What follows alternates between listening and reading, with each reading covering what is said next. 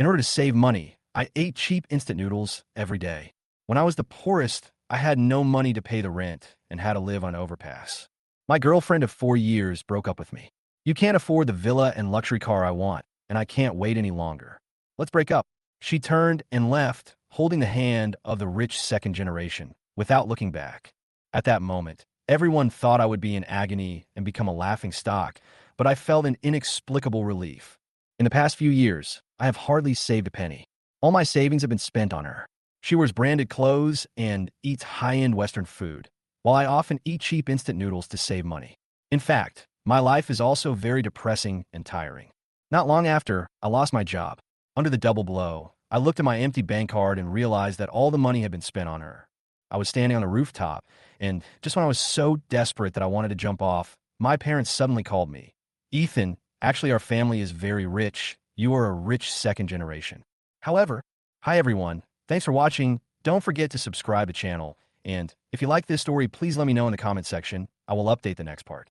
Chapter 1 Ethan, I don't think we are suitable. Let's break up.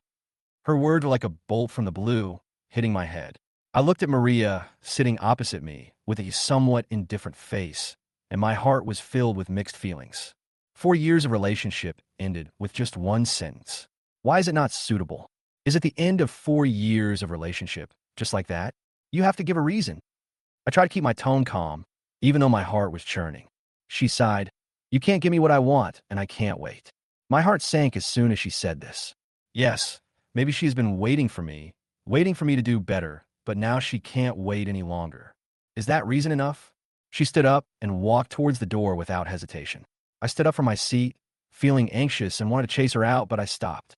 Through the glass window, I saw her holding the arm of a young man who looked handsome and very proud. They got into a BMW, and Maria kissed the man, her expression full of dependence. I stood there feeling inexplicably angry, but I couldn't do anything. I couldn't help but smile bitterly, thinking that I didn't have the ability to keep her. Maybe women don't really worship money, but I just don't have enough ability. Just as I was drowning in self-blame and anger, my cell phone suddenly rang. Ethan, you haven't paid your rent for 2 months. When will you pay it? The female voice on the other end of the phone was shrill and piercing, with obvious impatience. I was furious, remembering my previous tolerance towards her, and I became a little impatient. I've tolerated you for a long time. Just throw you out. Whoever doesn't throw you out is a grandson. The moment I hung up the phone, anger filled my heart. At this moment, I truly felt the so-called sense of failure. As the sky gradually darkened, I walked aimlessly on the street, watching the hurried pedestrians around me, feeling a deep sense of powerlessness in my heart. 3 years after graduation, I worked very hard, but in the end, I got nothing and could not even maintain the most basic life. I walked to a bridge, leaned on the railing, took out a can of beer, and drank it without hesitation. Now, I'm probably a complete loser. I drank and looked at the river flowing under the bridge. Suddenly, an idea came to my mind. I want to end it all. But I immediately dismissed the thought. I couldn't do that since my parents were at home. Mom and Dad, are you doing well?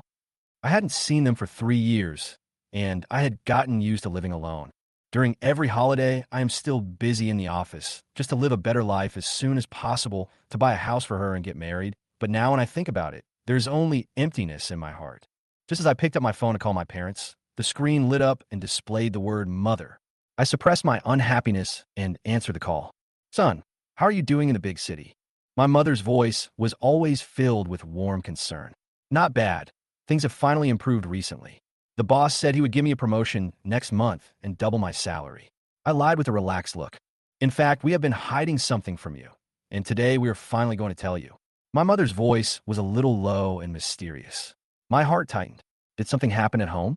Your family is very rich. You are a super rich second generation. You don't need to work so hard outside. Her words stunned me instantly. Don't be funny, Mom. Hang up.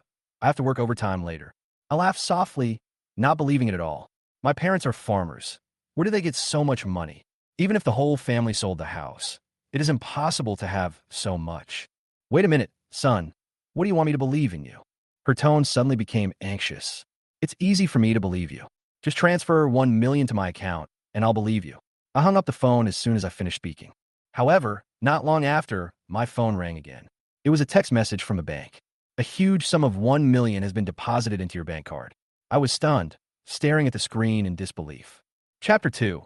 I looked at the 1 million deposit reminder on my phone screen and couldn't believe my eyes. Is what my mom said true? My heart was beating faster and I was very excited, but I didn't lose my mind completely. I'd better go to the bank to confirm it. I decided to find an ATM machine to verify this amazing news directly. I ran to the nearest bank, inserted my bank card, and checked the balance. 1,531.18 yuan. Is this really an extra million? I couldn't believe it, so I started to withdraw small amounts. I first withdrew 5,000 yuan, and when I saw that 5,000 yuan coming out of the ATM, I felt a little relieved. Then I continued to withdraw a few more times, and a total of 20,000 yuan was withdrawn. Holding this real money in my hand, I finally believed what my mother said. It's true, it's true. I immediately took out my phone and called my mother, feeling very excited. After the call was connected, I couldn't wait to ask, Mom, when did our family become so rich? Did you sell the house and land? Silly child, our family is very rich. Your grandfather is the head of the world's top financial group, and the group run by your father is also among the top 50 in the world. I couldn't believe what he said, and my heart stopped for a moment. My grandfather was the head of the world's top financial group. My father was the boss of one of the top 50 companies in the world, and I was just a poor boy who couldn't pay the rent. Mom, are you sure this is the truth? Grandpa, Dad, is this really the case? It's true. Your grandpa and dad have always been afraid of spoiling you, so they have been raising you in poverty since you were a child. Now that you've grown up and know that making money is not easy, it's time to tell you the truth. My mother's words made me ecstatic and speechless.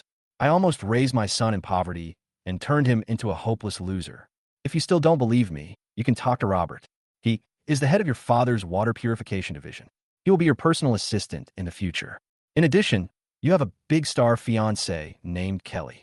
These two sentences bombarded my ears like a bomb. Robert, the head of the water clearing branch, would be my personal assistant, and my fiancé would be Kelly? Oh my God, I'm so awesome.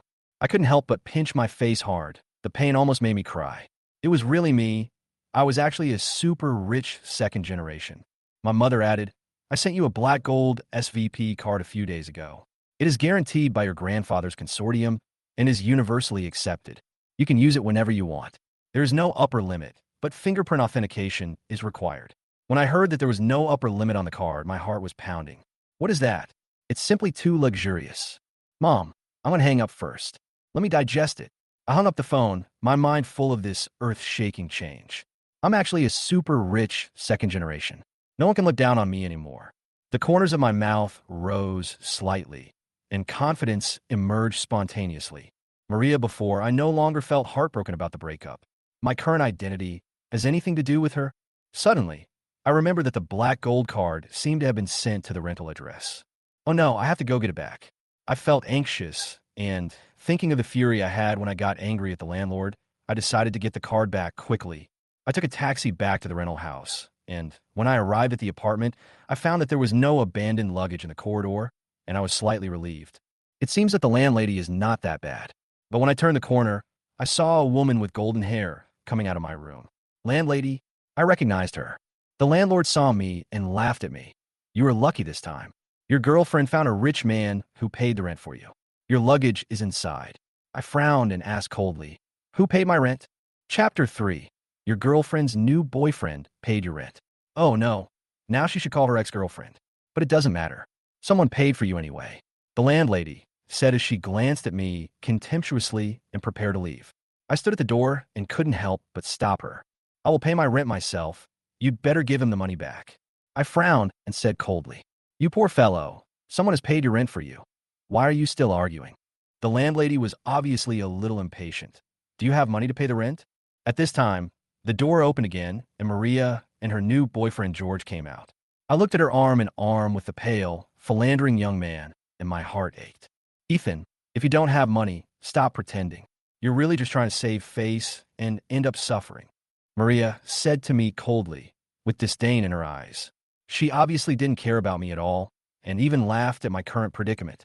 I just sneered, took out 10,000 yuan from my pocket, and threw it into the landlord's hand. This 10,000 yuan is the rent I owe you. I said I don't need anyone else to pay the rent for me. This 10,000 yuan is nothing to me. Although I am penniless now, at that moment I suddenly decided to show a little dignity. The landlady was stunned for a moment, holding the stack of bills in her hand and counting them. After confirming that they were real, she finally smiled and said, "Yes, yes, I know what to do." She immediately returned the $3,000 George had just paid. George's face changed slightly, and he was obviously a little unhappy, but he didn't say anything else. He turned his head and said to Maria proudly, "Baby, I'm going to buy you a house in Oak Bay tomorrow." People like this will never achieve anything if they rent a house for the rest of their lives. Really? George, you're so nice to me. Maria's eyes sparkled with excitement, and when she looked at me, her eyes were full of contempt. I sneered and said disdainfully, "The house in Oak Bay costs at least $1.8 million. Do you really think I can't afford it?" Maria also taunted him. "You've lost your job now. What can you do? I think you borrowed the $10,000. I can't imagine it." Her words hurt my heart, but I didn't care. In fact, I didn't have much attachment to her. Instead, I suddenly remembered that the house in Oak Bay was the real estate project of my father, Dingha Group. Robert, the general manager of Dingha, was also my assistant. The corners of my mouth slightly raised, and I smiled. "Maria, I hope you don't regret your choice today." She sneered. "I regret it? Leaving you is the wisest decision I have ever made." As she said that, she took George's arm and walked out of the corridor without mercy. I watched her go without much emotion. Her choice was no longer my problem. I only cared about what would happen next, especially about Kelly. Chapter 4. I hurried back to the rental house, my heart full of excitement, and immediately began to search through the boxes and cabinets to find the express delivery sent by my parents. Why can't I find it? I anxiously searched the shoe cabinet, but couldn't find it for a while. However, a few seconds later, I finally found a thin file bag in the corner of the shoe cabinet. I opened it and took out the black gold card inside. My heart beat faster. It's really the black gold SVP card. I held the card, feeling a strong sense of confidence and excitement. The future seemed to be unfolding before my eyes at this moment.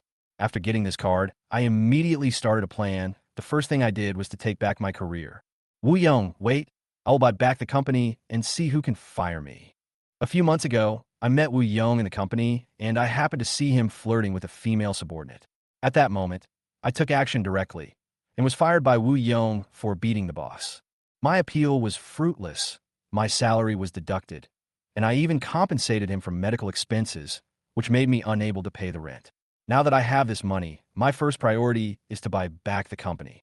I have always been interested in the cultural and entertainment industry, especially now that my fiancée, Kelly, is also a top figure in this industry. Also, I have to find a new place to live. After all, this rental house doesn't give me a sense of belonging. How about the luxurious Purple Crown Villa in Oak Bay community?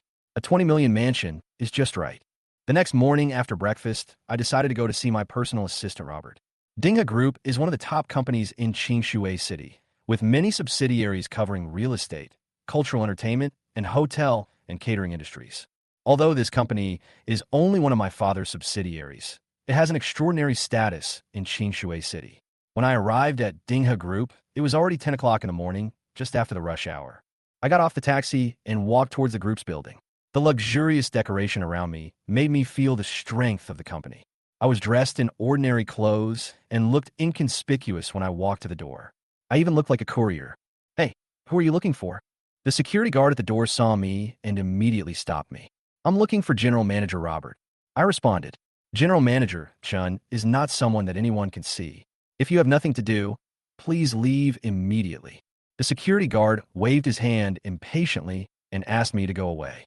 I frowned. Could it be that I couldn't even enter my own company? "I'm Mr. Chen's distinguished guest, Ethan. Please make a phone call to confirm." The security guard looked me up and down with a gleam of disdain in his eyes. "Just you? I think you've come to the wrong place." I sensed that something was wrong with the atmosphere, and I stopped arguing with him patiently. I said in a cold tone, "I suggest that you let me in so that Mr. Chen won't blame me." At this time, a young security guard stood up and seemed to want to confront me. "Who do you think you are? I won't let you in, so what do you want?" He stared at me provocatively. Just when the atmosphere was about to become tense, a beautifully dressed lady came over with a stern look in her eyes. "What happened?" Her voice was as loud as a spring, causing the security guard to instantly restrain his attitude. "Director Liu, this guy said he was delivering a package. We stopped him, but he refused to leave and started making a scene." The young security guard explained hastily. Delivering a package? Director Liu glanced at me, a hint of doubt flashing in his eyes. You are the courier, I replied unhappily, looking coldly at the young security guard. I am Mr. Chin's distinguished guest. Please let me in. I have something to talk to him about. I turned to Director Liu with an unquestionable firmness in my tone. Director Liu glanced at me and frowned slightly. Who are you? Do you have an appointment? My name is Ethan. You don't need an appointment to see him. Just say my name, I said bluntly. She was silent for a while, then picked up the phone and dialed. After the call was connected, Director Liu's expression suddenly became shocked. On the other end of the phone, Robert's voice was clearly audible. Director Liu? Yes, it's Ethan. He really came? Director Liu repeated in surprise, and then cast a complicated look at me. Chapter 5. Robert was standing in the conference room, with his usual indifference and seriousness on his face, discussing an important project with several company executives. At this moment, his cell phone suddenly rang. Seeing the caller ID, he frowned and picked up the phone. Arrange a reception of the highest standard. I'll come down to greet you in person right away. His tone was firm, almost commanding. After hanging up the phone, he looked up at the executives present and said in an unquestionable tone, the meeting is postponed. I have more important things to deal with. After saying that, he stood up and hurried out of the meeting room, even forgetting to take his notebook with him. A group of subordinates looked at his back as he left, all of them with shocked expressions. Usually, Mr. Chun was as cold as ice, and he had never been seen so flustered and nervous. Who is Mr. Chin going to meet? Someone whispered. At the same time, at the entrance of Dingha building, Annie hung up the phone with a look of shock. Mr. Chin actually received me personally? She whispered to herself, becoming more and more confused. What exactly is the identity of this, Ethan? Your identity has been exposed. The young security guard looked at me smugly, with a mocking smile on his face. I knew that someone like you couldn't be a distinguished guest. You can't even deliver a package properly. Stop embarrassing yourself. I was too lazy to pay attention to him. Get out. You are fired. Annie suddenly shouted. Why am I fired? The young security guard was stunned and couldn't react for a while. Annie sneered. You don't recognize the great man. Keeping you here will only cause trouble. The young security guard was completely dumbfounded and looked at me blankly, as if he realized the seriousness of the situation. Ethan, who is he? Master Ethan, please come in. Mr. Chin will greet you in person. The smile on Annie's face almost froze, and even her voice was a little respectful. Mr. Chen came to greet us personally? The older security guard widened his eyes in surprise. I've worked here for 5 years, and I've seen Mr. Chun come downstairs to greet people no more than 3 times. Today, I didn't bother to pay attention to them and followed Annie into the building. Annie led me into the VIP lounge, which was luxuriously decorated and was designed to receive top VIP guests. As soon as they sat down, the receptionist came over with tea. But Annie stopped her directly. I'll do it. The receptionist was obviously stunned for a moment, and she was even more shocked when she saw Annie pouring tea herself. At this time, there was a sound of hurried footsteps in the corridor outside the meeting room. Robert ran in breathlessly. When he saw me, he immediately showed an excited smile, walked up quickly, and held my hand.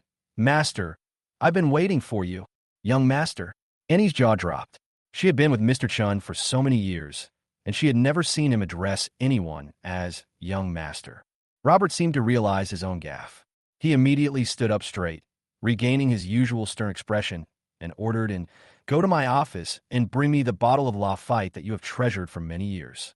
Yes, and walked out immediately, but her heart was filled with turmoil. That bottle of Lafite was Robert's favorite, and he was reluctant to open it even when the mayor came to inspect the company. Ethan, today, I picked up the tea, took a sip, and said with a smile, Mr. Chun is so anxious. Is there something important? Master, don't joke with me. Robert's face was full of smiles, and his tone was cautious. Dingha Group is your family's business. You said you were here. How dare I neglect you? I raised my eyebrows. So, the land in Oak Bay is also mine? Of course, young master. You know that, right? I raised a playful smile. Oak Bay. George is going to buy a house there tomorrow. It seems that he is really going to send money to my family. Master, do you want me to arrange dinner next? Robert asked cautiously.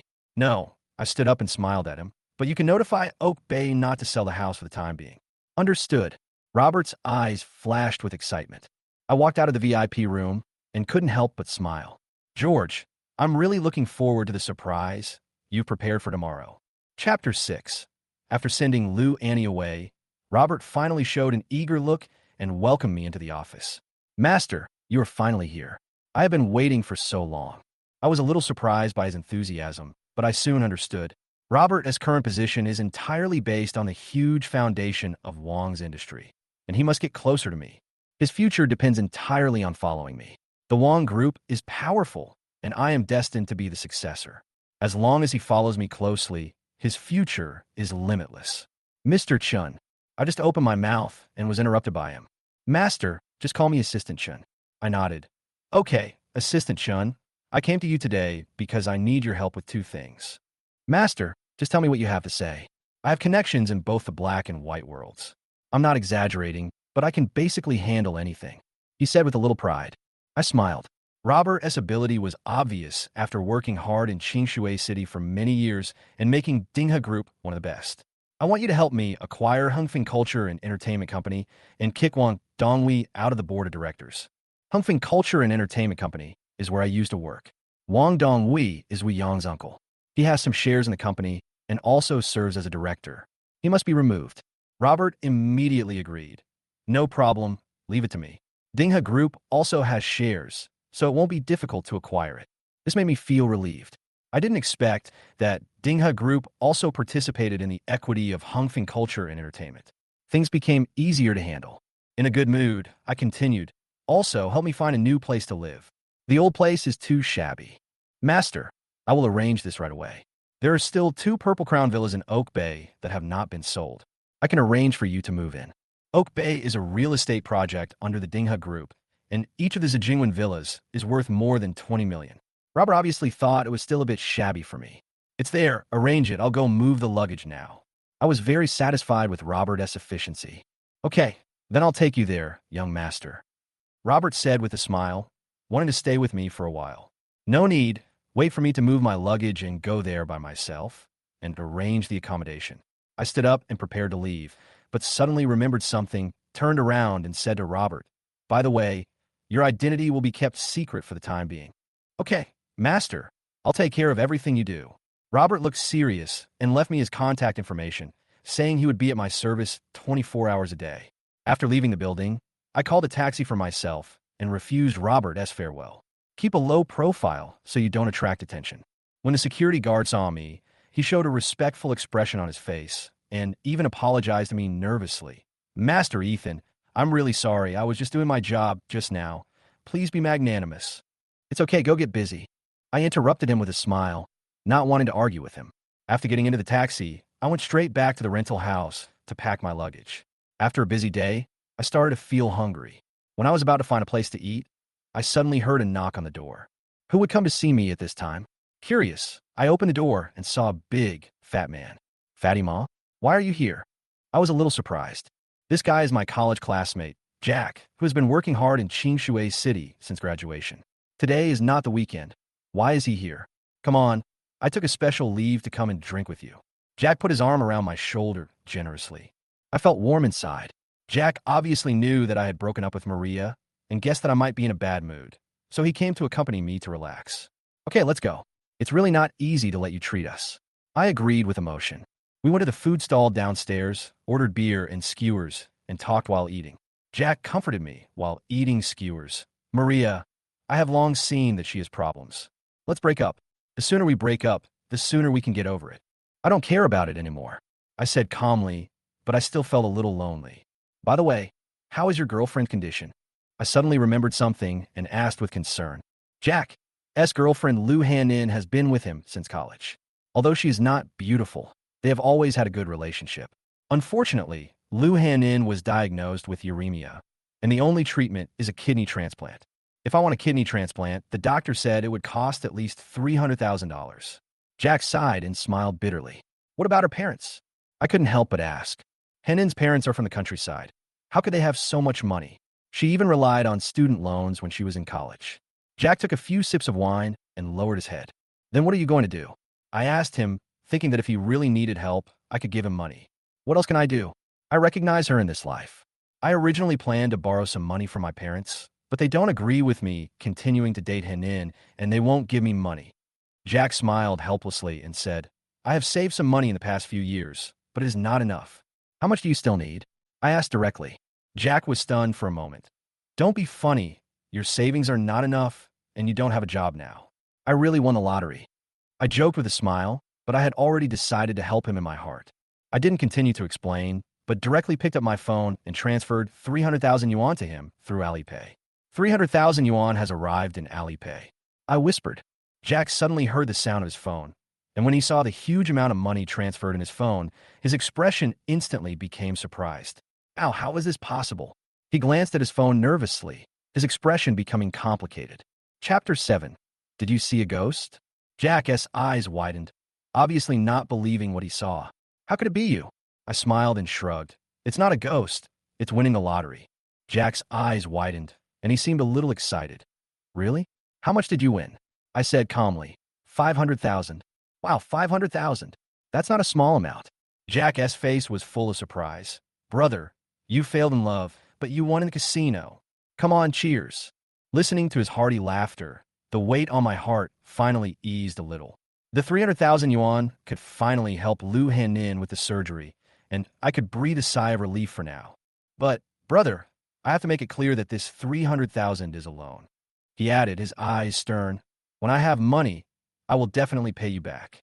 I smiled and thought to myself, 300,000 is nothing to me. There's no rush now. After chatting for a while, Jack suddenly remembered something. By the way, there's a class reunion this weekend. Maria will also go. Are you going? Yes, why not? I answered calmly, but I couldn't help feeling complicated. After all, that party had many memories of the past. Have they decided on a meeting place? I asked, my thoughts drifting back to my college days. Shintai Hotel.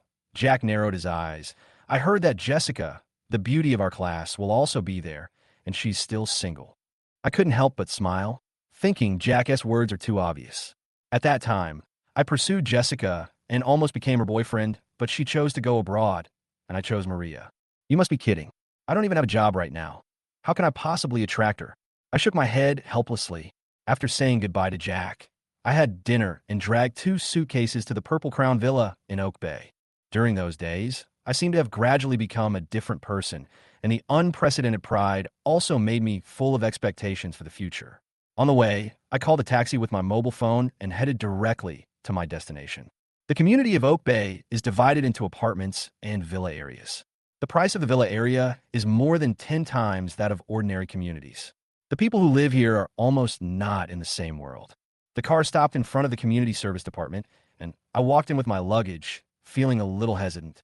I had to ask whether I was admitted to Zijingwen. After all, I was not sure everything was ready. However, after walking in, I unexpectedly met 2 people. Ethan. Maria was stunned.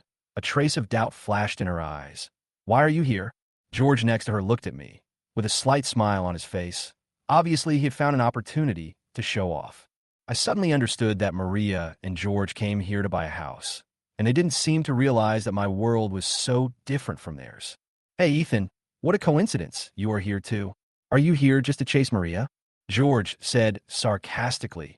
The contempt in his words was irritating. I sneered. You think too much. I'm here to move. Only then did Maria notice that I was carrying luggage. You moved here. Maria showed a disdainful expression. Let me tell you, the rent in Oak Bay is not cheap. You don't have a job now, so you can't afford it. I couldn't help but ask back. What does it have to do with you? It's none of my business anyway. Maria held up her LV bag and the house purchase agreement. Did you see that? A 28,000 yuan bag and a 180,000 yuan house. You will never give me these. George sneered with gloating. Poor bastard, stop pretending in front of others. Just as they were about to leave triumphantly, Lin Yang, the manager of the community service department, saw me and seemed relieved. He quickly stepped forward and said to me respectfully, Master Ethan, I am a manager of Oak Bay. Your Purple Crown Villa has been arranged. Please follow me. Yes. I nodded gently, as if all this was just a natural outcome. Maria and George stood there. Their eyes almost popped out of their heads. Their mouths opened unconsciously. They had originally been full of ridicule and contempt for me, but now they couldn't believe what they saw. Purple Crown Villa. That's a mansion worth tens of millions. George swallowed his saliva, his eyes flashing with disbelief. I ignored their astonishment, but turned around and said to Maria lightly, By the way, Maria, you are right about one thing. She was stunned. What sentence? You and I are really not from the same world. I smiled slightly and returned the words she had said to her. Chapter 8. I stood in front of the Zhejiang Garden Villa, my heart filled with disbelief and shock. How is this possible? Maria's tone was full of disbelief. Her eyes narrowed into slits. Can Ethan afford to live here? A villa worth 20 million. Even if he rents it, it's impossible. George clenched his fists and muttered unwillingly. Impossible. He must be pretending to show off in front of us. His words made me feel heavy in my heart, but I also vaguely felt that he had some truth. Where does he get so much money? Impossible, absolutely impossible. I figured it out. He must have paid someone to act. George's tone was full of confidence. This is the most reasonable explanation. Yes, definitely. Maria nodded, as if trying to convince herself. Her tightly clenched fingers had loosened, but her eyes flashed with a certain confidence. But I'd like to see how he pretends in front of us, she added, with a sly smile on her face. Aren't you having a college reunion? Let me go too, so he can expose himself in that kind of situation. George looked at Maria and smiled meaningfully. I don't believe this poor boy can keep pretending. Maria nodded. Okay, I'll take you with me. I haven't introduced you to my classmates yet. When she thought of George's enviable identity, a hint of pride flashed in her eyes. I followed Lin Yang into the villa area of Zhejiang Garden. To be honest, standing here, I felt like I was in a dream. The luxury here is self-evident. The single-family villas are equipped with private gardens and swimming pools. The whole area seems like another world. Each of those luxurious villas looked like a work of art that was randomly displayed. Life here is so luxurious, I whispered, sighing in my heart. In the past, I would never have thought that one day I would be able to walk into such a place, but at this moment I was actually standing here. Lin Yang smiled and took me to one of the luxuriously decorated villas. Master Ethan, this is your new home. He pointed to the garden villa in front of him, speaking with respect.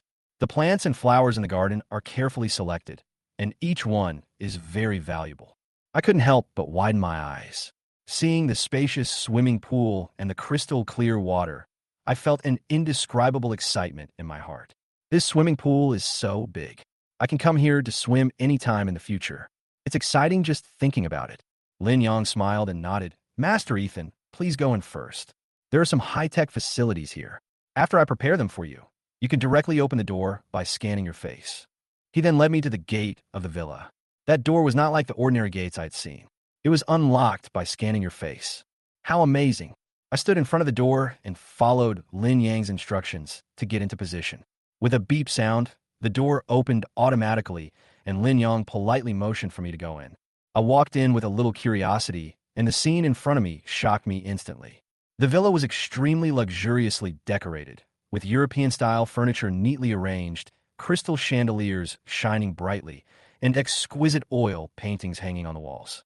All the decorations revealed unparalleled luxury. Is this really where I live? I couldn't help but whisper to myself. The shock in my heart far exceeded my imagination. Master Ethan, Mr. Chun has also arranged an all-round maid for you to help you with the chores of life.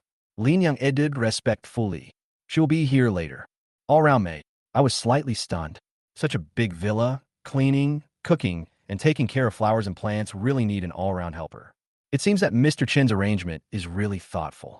Lin Yang said goodbye and left, and I began to look around. The facilities inside the villa are dazzling, and there's a ping-pong table in the entertainment room, and VR game equipment is available. Feeling all this, the desire and satisfaction in my heart became stronger. It's really great to be a rich man. After playing virtual games for half an hour, I felt a little tired, so I walked into the largest bedroom and lay on the soft big bed. I was so comfortable that I almost forgot who I was. However, just as I was about to close my eyes and take a nap, the doorbell suddenly rang. I was stunned for a moment and instantly remembered the maid that Lin Yang had mentioned. I hurried to open the door. After opening the door, I was stunned. Standing in front of the door was a beautiful girl in a neat maid outfit. She had a fresh and pleasant smile and a playful look in her eyes. Are you a maid? I was a little stunned, and an inexplicable expectation surged in my heart. Chapter 9. Hello, young master. My name is Elena. I will be responsible for your daily life from now on. Elena was wearing a maid outfit. She bowed slightly and showed a kawaii smile, like a girl from an anime. Seeing her like this, I secretly thought that having such a lovely and beautiful maid to take care of me would make my future life full of expectations. Come in. I'm hungry. Please cook something for me first. I said to her with a smile, thinking of trying her cooking skills first. Okay, master. Elena quickly put down her luggage and walked into the kitchen happily. I sat on the sofa, boredly browsing my phone, and suddenly thought of my fiancée, Kelly. How has she been doing recently? Has she released any new songs? With such curiosity, I opened Weibo. I was surprised to see her more than 10 million fans. Although I already knew she was very popular, such a huge number of fans still shocked me. If I marry her in the future, what will her fans think? I couldn't help but think of this. I looked through her Weibo, and most of the content was food and selfies, with occasional videos of her recording songs or singing. Although she is the daughter of the Shao group, she relies on her talent and beauty to make her way in the entertainment industry, and she has no scandals at all, making her a clear figure in the entertainment industry. Looking at her perfect photos, I gradually developed more love for her. She could have relied on her family background, but she became famous with her own strength. I couldn't help but sigh inwardly. She is really a very special person. Suddenly, a Weibo post about her upcoming concert in Qingshui City caught my attention. This news made me think, holding a concert in Qingshui City next month? Maybe I can take this opportunity to meet her. Although my parents told me that I was engaged to her, I should at least get to know each other before getting married. Elena quickly prepared the meal. I turned off Weibo and walked into the kitchen, ready to taste the maid's cooking. Master, the food is ready. Please enjoy. She gently placed the plate with an expectant smile on her face. I glanced at the dishes on the table: sweet and sour pork ribs, braised carp, dry pot cabbage, and tomato egg soup. The colors were bright and looked very tempting, and I couldn't help but drooling. It looks good, let's try it. I picked up a piece of sweet and sour pork ribs, which was sweet and sour, very delicious, and the meat was very tender, better than the sweet and sour pork ribs in most restaurants. This dish is well cooked. Come sit down and eat together. I nodded with satisfaction and invited her to eat with me. However, Elena shook her head and said solemnly, Master, maids cannot eat with their masters. Okay, I had no choice but to nod, although I felt a little helpless, but her attitude made it difficult for me to say anything more. Just as I was enjoying my meal, I suddenly remembered what Manager Lin mentioned just now. By the way, Elena, I heard that you know everything, right? Well, I've been trained as a professional maid and was selected from 1,000 maids. Elena answered seriously, her eyes full of confidence. I can meet all the needs of the young master in life. I was a little surprised to hear this. I didn't expect that she would stand out from 1,000 maids. Mr. Chen really took good care of me. So what can you do specifically? I was a little curious. After all, a maid who could get such a high evaluation must be extraordinary. In addition to cooking, I can do housework, grow flowers, maintain antiques, give massages, play the piano and zither, and even speak 3 foreign languages and play various roles. She listed many skills in one breath, paused, and then said softly, As long as the young master has a need, I can satisfy it, but I still need some experience in some aspects. Listening to her words, I was stunned. It turned out that Elena could not only do housework, but also do so many things. She was truly a maid chosen from thousands. Then help me get the tickets for Kelly's concert next month. It doesn't matter how much it costs, I have to get them. I came up with a plan to ask her to help me get the tickets. No problem, master. She nodded firmly, her tone full of confidence. Chapter 10. The next morning, I finished the breakfast prepared by Elena and was very excited. Today I decided to buy a car. In the past, I couldn't even afford an ordinary car, but now that I have money, of course I have to buy a luxury car, at least more expensive than a BMW. I remember that George S. BMW X Series was only about 500,000 or 600,000 yuan, which was just a mid-level car. I don't want to be so low-key. I want to buy a car that is 10 times more expensive than his, like a Ferrari, to match my current status. Now that I have money, I must buy a fancy car. I thought to myself, I must drive a fancy car to the class reunion tomorrow to show my face. Thinking of this, I hailed a taxi and headed straight to the 4S store in Qingshui City. However, I was dressed casually that day, wearing cheap clothes and street shoes, and I didn't look like a rich person at all. I knew that this kind of dress might be ignored. But it doesn't matter. Today, I came to pick the most expensive car. Who dares not look at me? When I first arrived at the store, I found that no one came to greet me. The salesmen in the store were sitting and chatting, and they seemed to treat me as air when they saw me, and they didn't even look at me. I couldn't help but feel a little angry. Did I really look like a poor boy who couldn't afford a car? I frowned and couldn't help but raise my voice. Where are you? I'm here to buy a car, the most expensive one. Finally, a young man in a suit came over, glanced at me, and sneered. The most expensive car in our store costs more than 6 million. Can you afford it? Whether I can afford it or not is none of your business. I responded bluntly.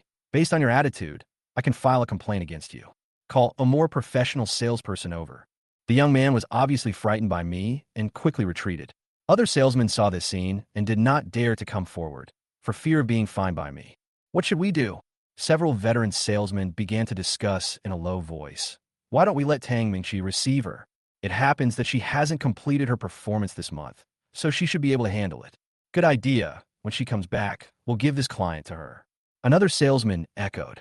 Tang Mingqi just came out of the bathroom. She obviously didn't hear their conversation and was assigned the task without knowing it. Mingqi, this client is handed over to you. They smiled with evil intentions. Really?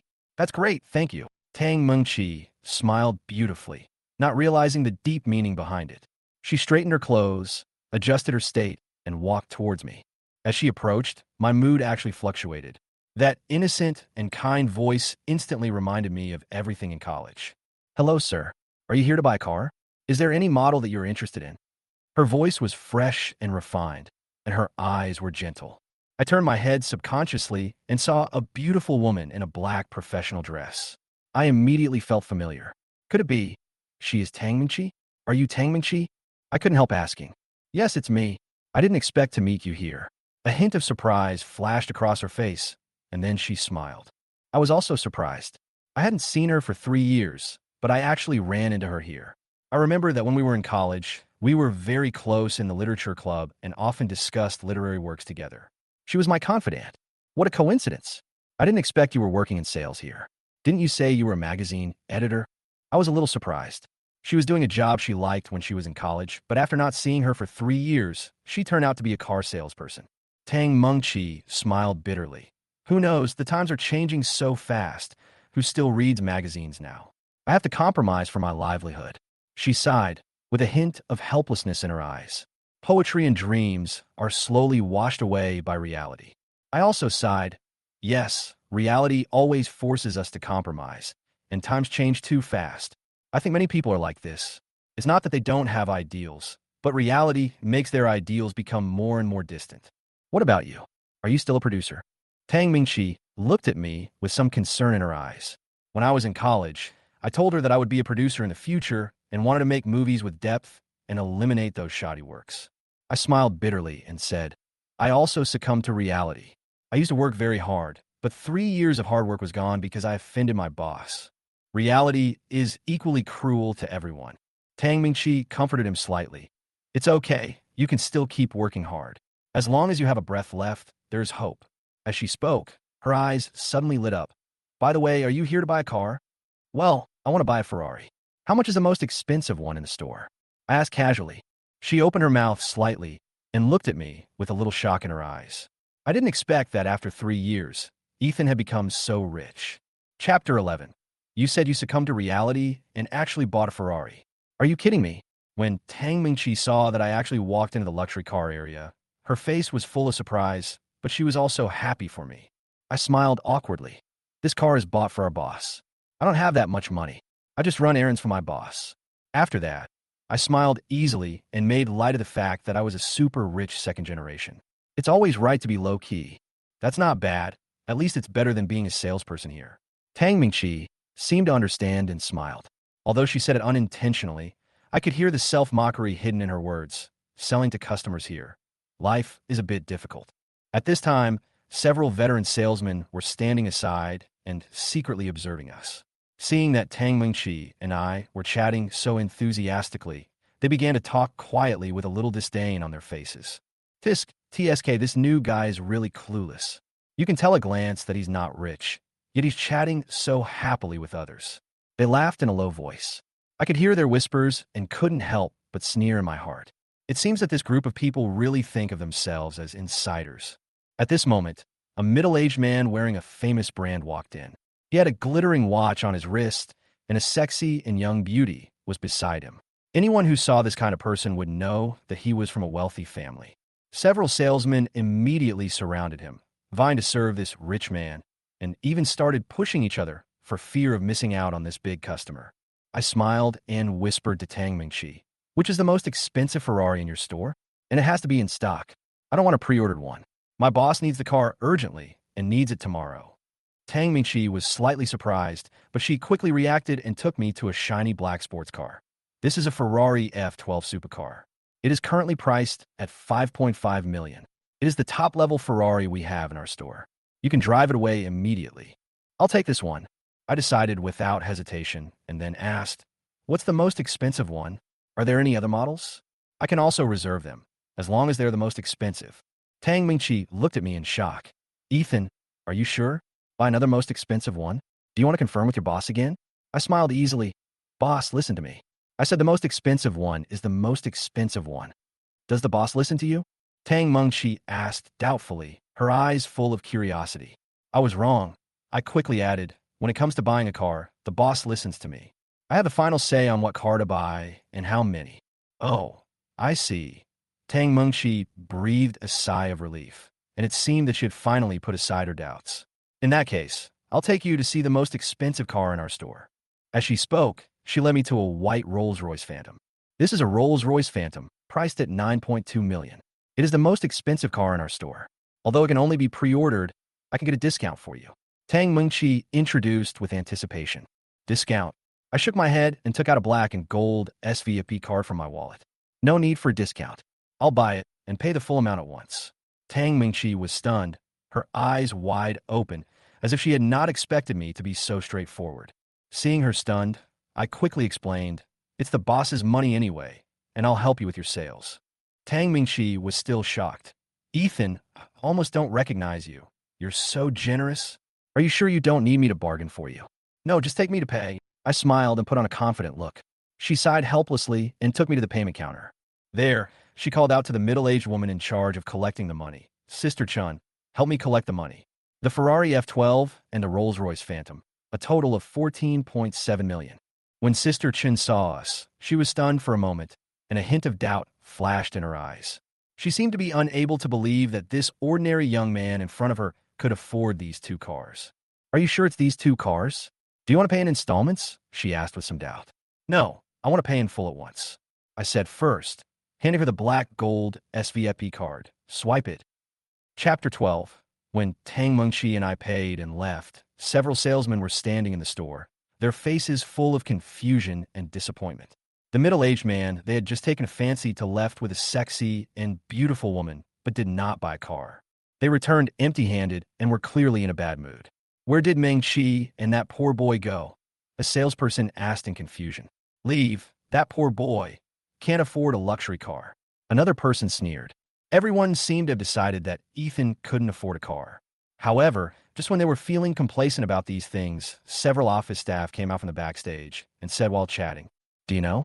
The young man just now actually bought the two most expensive cars in our store at one time. Mingqi is so lucky today. The commission alone is more than 100,000. Another office staff member said enviously. These words happened to be heard by the salesman, and their expressions instantly changed from contempt to shock. What? The guy actually bought two top luxury cars. One of the salesmen widened his eyes, totally unable to believe his ears. This is impossible. Are we seeing things? How could that poor boy have so much money? They hurried to Sister Chun to verify, wanted to find out about this big news. As a result, as soon as they walked to the payment counter, they ran into Tang Mingqi and Ethan coming out of there. Mingqi, how is it? Does the customer need any help? The salesman asked with pretended enthusiasm. You guys are here so soon? Master Ethan has already bought the two most expensive cars in our store. Thank you for bringing me such a good customer. Tang Mingqi responded lightly, with unconscious pride in her tone. The salesmen were completely confused, with a hint of regret in their eyes. You said he paid for both cars directly? One of the salesmen asked in a low voice. Well, if you don't believe me, you can go ask Sister Chen to confirm. Tang Mingqi replied with a smile on her face, then turned and walked towards Ethan. I have to take Master Ethan to test drive the car, so I may not be back today. The manager has approved my leave. I couldn't help but smile as I listened to her words. Are all those salespeople who looked down on me regretting it now? If they knew I bought two luxury cars, they would probably be pissed to death. Let's go, Mingqi. Let's go test drive the car. I said to Tang Mingqi. Tang Mingqi smiled and nodded. Do you remember when we went to Xiangjiang Hotel for a party together in college? Of course I remember. It was so good back then. Let's go there. I agreed, and I miss my college days. To be honest, this chance encounter really made me feel emotional. I drove the black Ferrari I had just picked up, and the roar of the engine instantly made me excited. The car speed gradually increased, and passers-by cast envious glances at me. I felt like I was the protagonist in a movie, and I was completely integrated into this new life. Ethan, when are you and Maria getting married? Tang Mingqi suddenly asked, a little hesitant. We broke up a long time ago. She followed a richer man and thought I was poor. I no longer felt pain, but smiled with a little relief. Oh, it's really her loss. After hearing this, Tang Mingqi seemed relieved, with a hint of joy on her face. What about you? Have you found the right person? I asked. I remember that when she was in college, she rejected many boys who pursued her, and even some tall, rich, and handsome guys couldn't impress her. Tang Mingqi sighed. In today's society, who still really likes literature, I always feel that those days in college were carefree. We discussed literature and novels together. Those were the happiest times. I nodded. It was indeed a beautiful time. I paused, and suddenly an idea came to my mind. Moonchi, how about being a screenwriter? I can recommend a job for you. She was stunned for a moment. Screenwriter? Can I do it? Of course. I smiled. You have such a good writing foundation. You can definitely do well. The imagination and writing style of the novels you wrote before are no worse than those of professional screenwriters. Really? I've always wanted to try it. Tang Mengqi's eyes sparkled, and she was obviously excited. Well, I believe you can do well, don't worry. We will be colleagues in the future, and you can ask me any questions you encounter. I comforted her. Tang Mingqi nodded happily. Thank you, Ethan. I'm really looking forward to working with you. Her smile was as warm as the spring breeze, and the warmth in her heart made me feel that this was the truest satisfaction. Chapter 13. During the day, when Tang Mingqi and I had a small gathering at Xiangjiang Hotel, we had a pleasant chat. When it was almost evening, I drove my Ferrari to take her downstairs to her rental apartment. Ethan, do you want to go upstairs for a cup of coffee? Tang Mengqi invited me shyly, with a hint of reluctance in her expression. No, I'm going back first. You should also go to bed early. I replied with a smile, knowing that it was so late, and it might not be good for a man and a woman to be in the same room together. Okay, be careful on the road. Her tone was filled with a little disappointment, but she soon regained her smile and waved reluctantly. I nodded. You should also go to bed early. After that, I got into the Ferrari and quickly drove out of her sight. Tang Mingqi stared at my departing Ferrari, unwilling to turn around for a long time, until it completely disappeared into the night. She lowered her head and walked back to her rented apartment. The next morning, I drove my Ferrari to the front door of Union Hospital in Qingshui City. Today was a class reunion day, but I planned to visit my good brother Jack's girlfriend Lu Hanin first, and then go to the reunion together. I wonder what happened to this ill-fated couple. I thought to myself as I carried a bouquet of flowers and a basket of fruit. I confirmed her hospital room number with Jack in advance and headed straight to the inpatient department. Soon, I found Lu Hanin's ward, and when I entered the room, I saw Jack carefully feeding her porridge. Although she looked weak, her eyes were full of affection for Jack. Seeing this scene, I couldn't help but feel warm, thinking of my fiancée and believing in the existence of love. I saw you guys showing off your affection so early in the morning. I walked in jokingly and put the flowers and fruit basket next to the bed. Hey, you're here, brother. Jack saw me coming, smiled, and stood up and gave me his seat. I sat down without hesitation, turned around, and asked Lu Hanin with concern, Sister-in-law, how are you? Is the surgery scheduled? I'm feeling much better now, but the surgery may have to be postponed because we can't find a suitable kidney source. Lu Hanin's face was pale, but her eyes were full of gratitude towards me. Ethan, thank you so much. When everyone was pessimistic about us, you were the only one who extended a helping hand. It should be. Seeing you, I also believe that there is still true love in the world. I answered with a smile, while silently keeping her illness in my heart. After chatting with them for a while, I went to the bathroom on the pretext of going to a place with few people and called Robert. The call was quickly connected, and Robert's tone was a little excited. Master, what do you want to talk to me about? I have a friend who suffers from uremia and needs emergency surgery. Please help me find a suitable kidney and arrange the best doctor. Money is not a problem. I stated my request directly. No problem, Master. I'll arrange it right away, don't worry. Robert agreed without hesitation. Well, Don't let them know that it was my help. I reminded him again and again. Okay, absolutely confidential. Robert agreed very confidently. After hanging up the phone, I sent Liu Hanin's condition and information to Robert, adjusted my mood, and returned to the ward to continue chatting with them. At noon, Liu Hanin's mother also arrived. Seeing them, I felt warm in my heart and decided to take Jack to the class reunion. Go ahead, Jack. We haven't seen each other for 3 years. We should get together, Liu Hanin said with a smile. After getting her consent, Jack and I walked out of the ward together.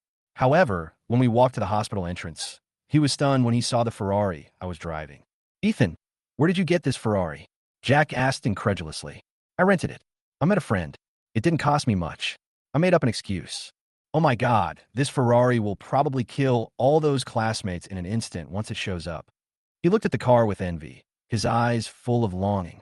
Let's go, it's time to go to the class reunion. They are waiting anxiously.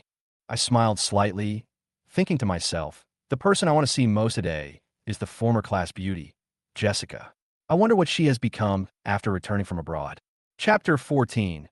Shintai Hotel. The atmosphere tonight is particularly lively.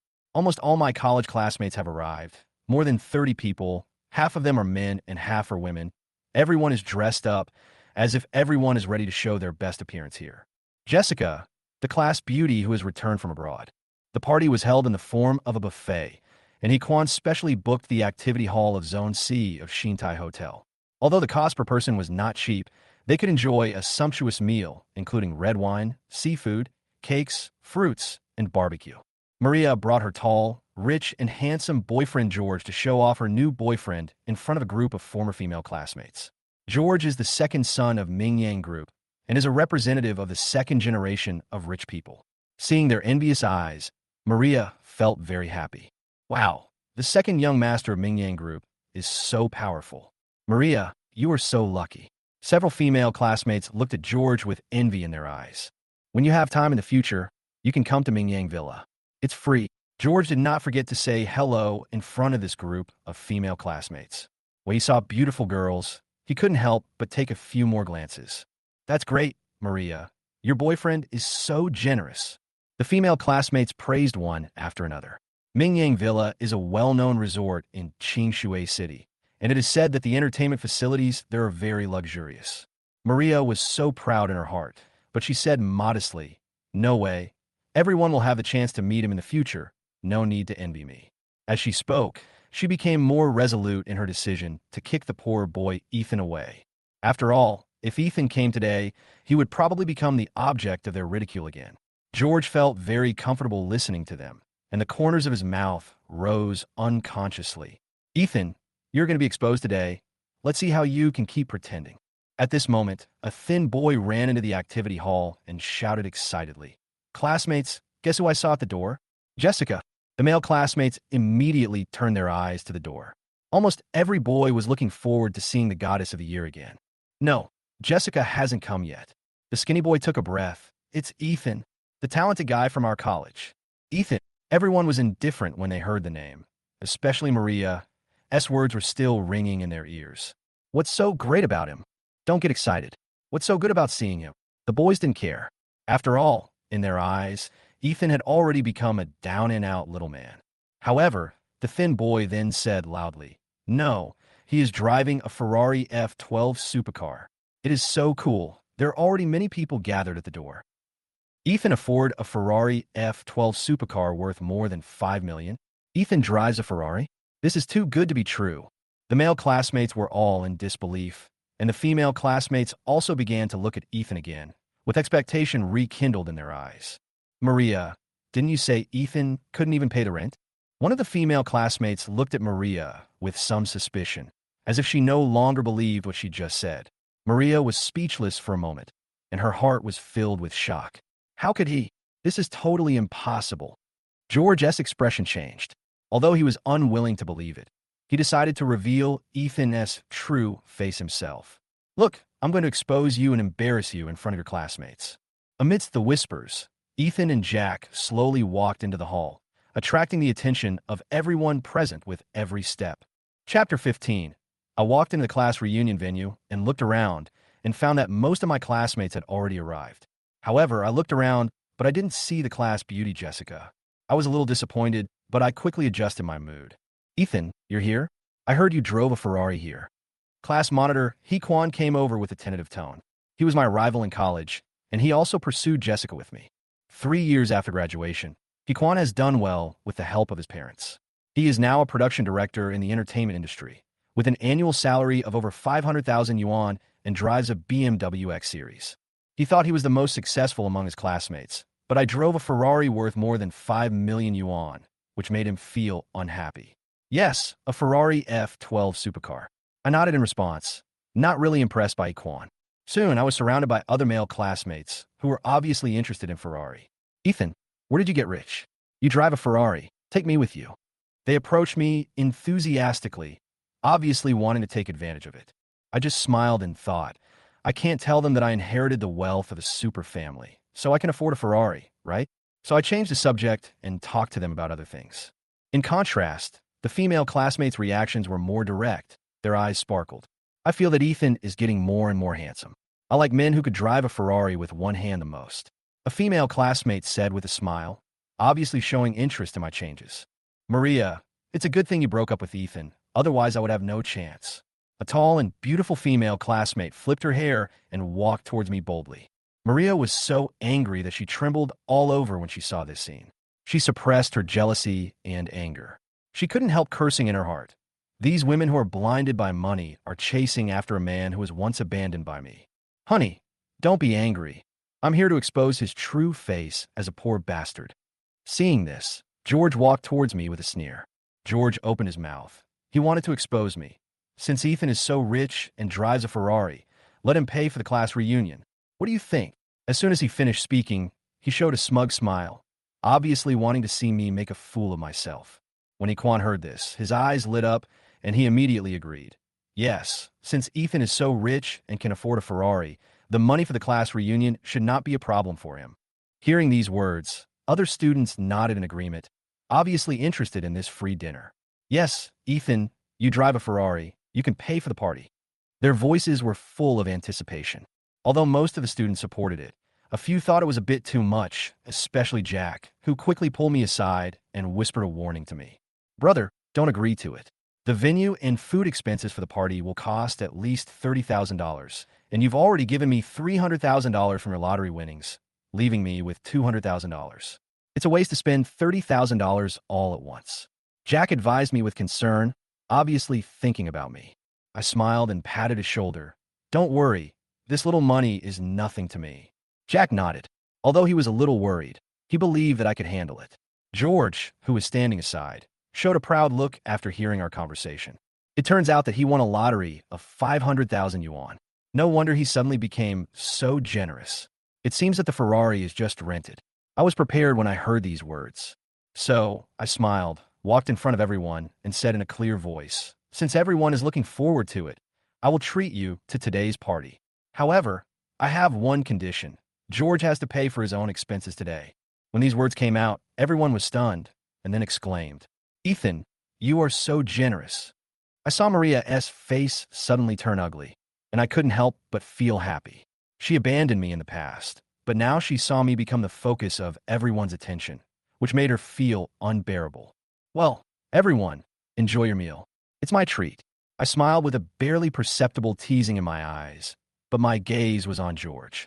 Chapter 16. George obviously didn't expect that Ethan could be so pretentious. The party cost was originally 500 yuan per person, but Ethan raised the share to 1,000 yuan per person, which means he spent 30,000 yuan in one go, and he didn't even blink, as if the money was nothing. How confident is this kid? George felt a little surprised. He thought Ethan would at least feel a little pain, but he didn't expect him to be so generous. But Ethan didn't stop. Instead, he turned the topic to himself and kicked George out in front of everyone. This scene stunned everyone. He actually dared to do this. This was really a slap in George's face. I'll pay for my own expenses. George said this almost through gritted teeth, trying to save face. However, Ethan showed a faint smile on his face. Sorry, I just changed my mind. You are an outsider who has intruded into our media college reunion. Please leave. The whole place was silent. Everyone was shocked by Ethan's bold move, especially George, who obviously couldn't accept this insult. Ethan, Maria invited me here. How dare you do this to me? George's anger had already exploded, and his tone was full of threats. None of my business. If you want to stay, let everyone vote. If more than half of the students agree that you stay, then I'll accept it. Ethan responded with a sneer, not giving George any face at all. Do you think you are so great? How dare you offend Mingyang Group? Maria also began to stand up with a dissatisfied and threatening tone. George is the second young master of our Mingyang Group. You are not comparable to him. At this time, the other students were silent. After all, who would dare to stand up easily to offend George in the background of Mingyang Group? What is a Mingyang Group? Ethan said lightly. I don't take it seriously. In that case, don't blame me for being ruthless. George sneered, turned around, and said in a loud voice, Dear students, I have something I must tell you. What is it? The students present looked at him curiously. It's about Ethan. George's voice was a little teasing. He had secretly overheard the conversation between Ethan and Jack before, and he had accumulated enough chips in his heart. Now, it was finally time to reveal Ethan's true face. What's the matter, Ethan? The classmates began to discuss in low voices.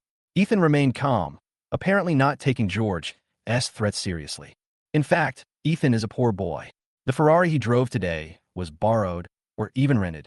He has lost his job and can't even pay the rent. The reason he dared to be so generous today is because he won a lottery of 500,000. But this idiot has already spent 300,000, so he is just a complete pauper. George looked smug, with a hint of provocation in his eyes. As soon as the words fell, the whole audience was shocked. Everyone's expression changed from curiosity to shock. Ethan was driving a borrowed Ferrari? This completely shattered their fantasy of Ethan. If you don't have a job, then you don't have a job. You borrowed a Ferrari to show off. You have no mentality. Some people sneered. So the Ferrari is rented. How dare you show off? It's ridiculous.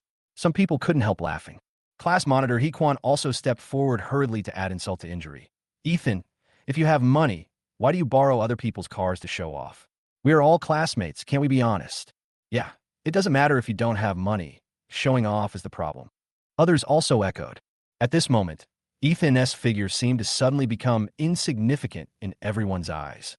Everyone avoided his gaze, and sarcastic and contemptuous looks filled the air. Maria smiled triumphantly. Finally, the truth was revealed. She completely got rid of the shadow of the past from Ethan. Ethan, you are still a poor bastard. Now that you are exposed, let's see how you can still pretend. Jack was anxious when he saw all this. He knew that Ethan's Ferrari was rented, but now that it was exposed and everyone laughed at him, he couldn't bear it. We're all classmates. Isn't this too much? Who do you think you are? Get out of here! Hequan shouted rudely. Say it again. I'll beat you up. Jack was furious and rolled up his sleeve to fight. The scene was tense for a while, and everyone retreated, not daring to approach Jack. This fat man was famous for his great strength. Who would dare to fight him? Ethan stretched out his hand to block Jack, still keeping a calm smile. If the Ferrari is rented, just call the sales store and you will know. It's the one that sells luxury cars in Clearwater. You should know it. George sneered. Okay, today I'll make you give up completely. He took out his cell phone and skillfully dialed the number of the luxury car dealership, turning on the speakerphone. Chapter 17. The call was quickly connected, and the customer service lady of the luxury car dealership answered the phone. After a few simple greetings, George got straight to the point.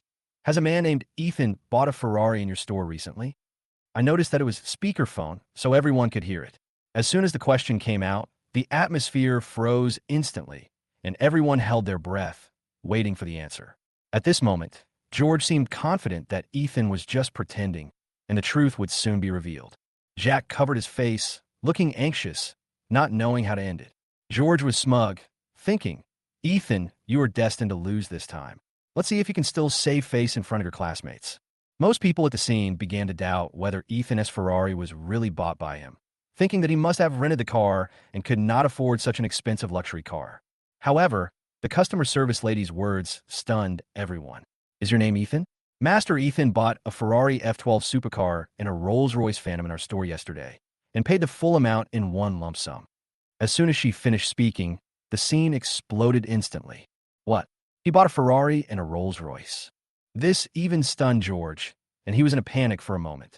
Everyone thought they had to expose Ethan's pretentious behavior, but they didn't expect his identity to be more terrifying than they imagined. The Ferrari F12 supercar is worth more than $5 million, and the Rolls-Royce Phantom is nearly $10 million. All of this is completely unbelievable to them. Unprecedented shock swept the whole audience. They began to regret their previous contempt for Ethan, especially those classmates who had taken advantage of him. Hee-kwan's face turned pale instantly. His annual salary of 500,000 yuan was nothing compared to Ethan's status. He thought he was the most successful, but now he realized that Ethan was not at the level they could understand. Maria thought she could expose Ethan's poor identity, but she didn't expect the situation to be reversed in an instant. She couldn't accept that Ethan could actually afford 2 luxury cars, and she was full of disbelief. How is this possible? There's no way he can afford these cars. This must be a scam.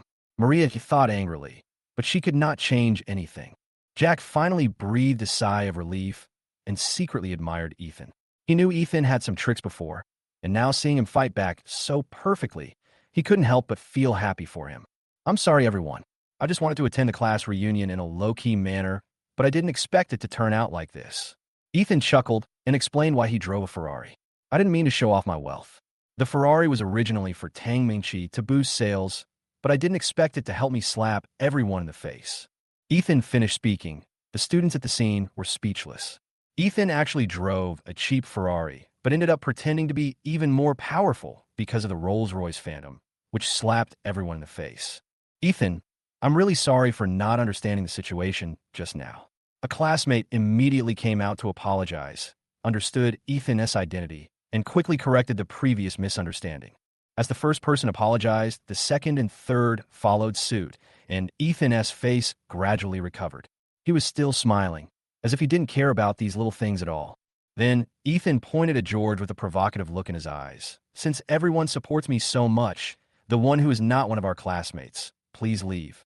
The classmates seemed to understand what Ethan meant and stood up to support him.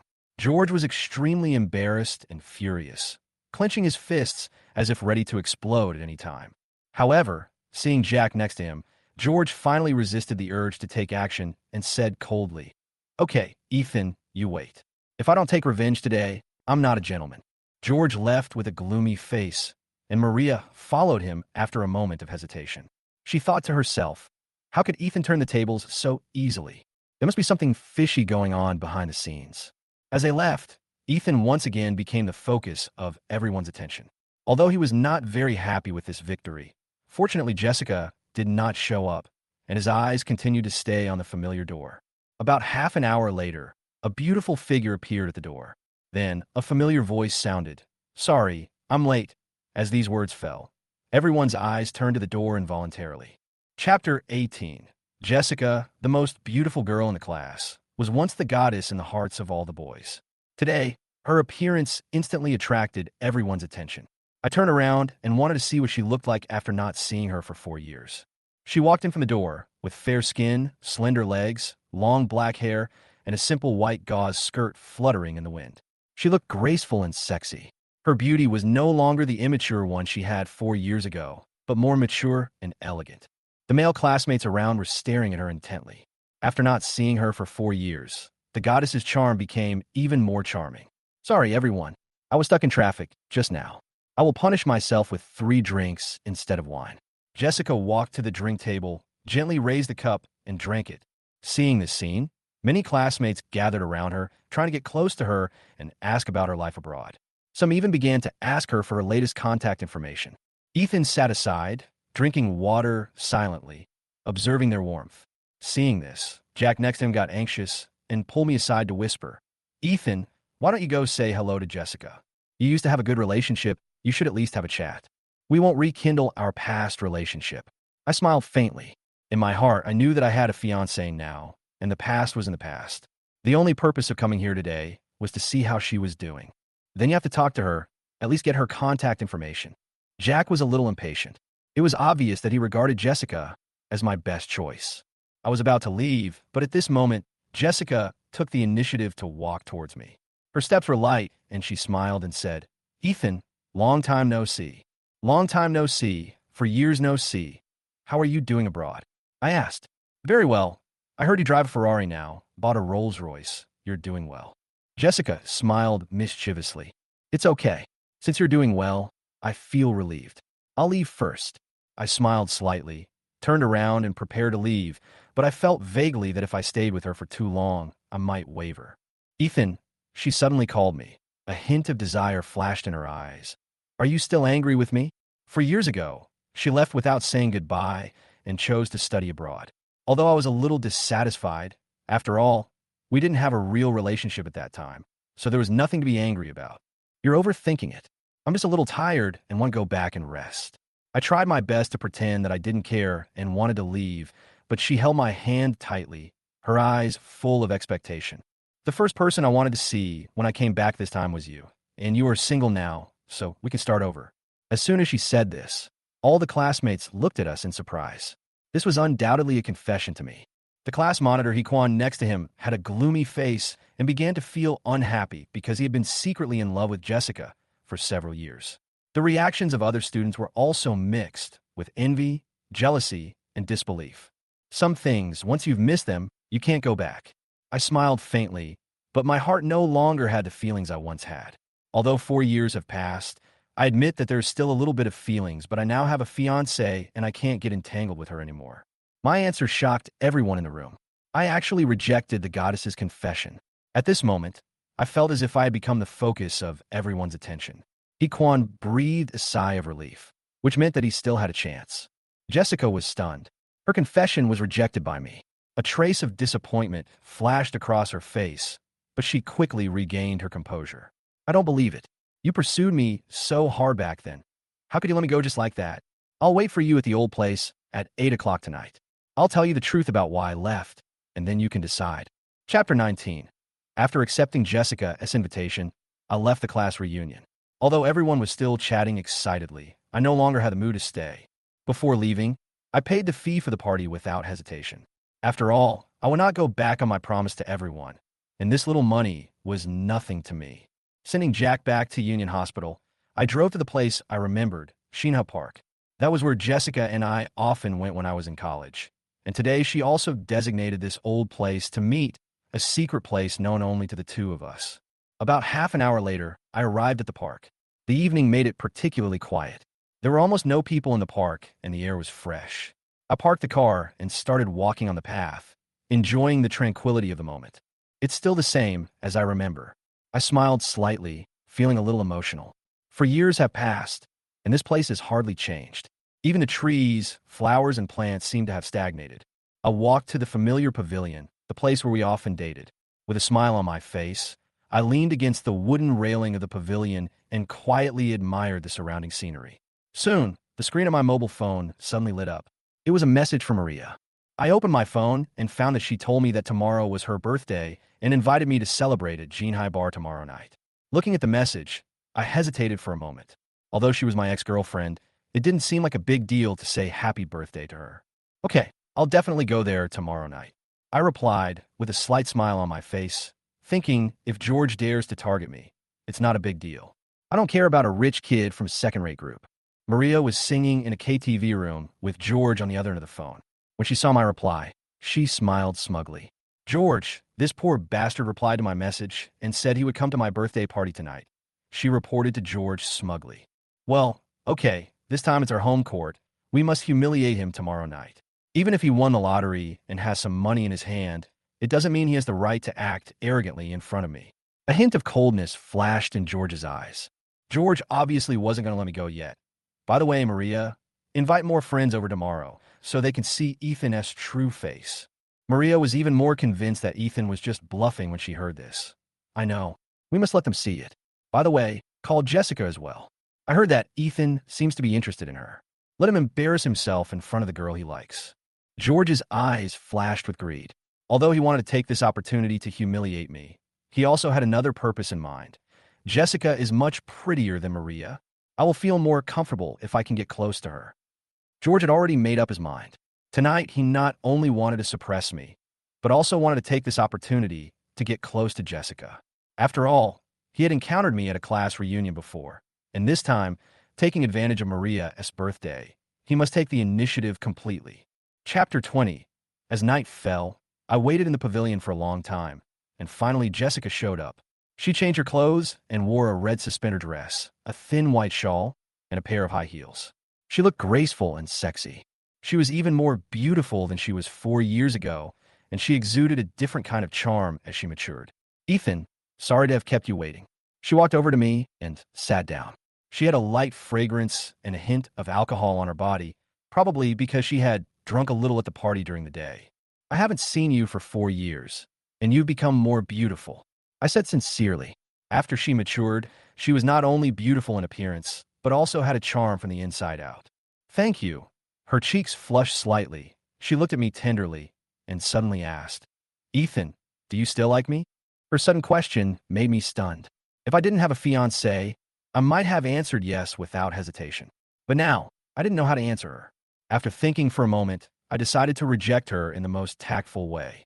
Actually, I borrowed the Ferrari and Rolls-Royce from a car dealership. The customer service lady at that car dealership is called Tang Mingqi, whom you know. She works in sales there, and I asked her to help arrange it. I changed the subject. Besides, George is right. I really don't have a job and can't even pay the rent. I'm completely useless. Do you still like me like this? I turned my head to look at her, not wanting her to have any more illusions.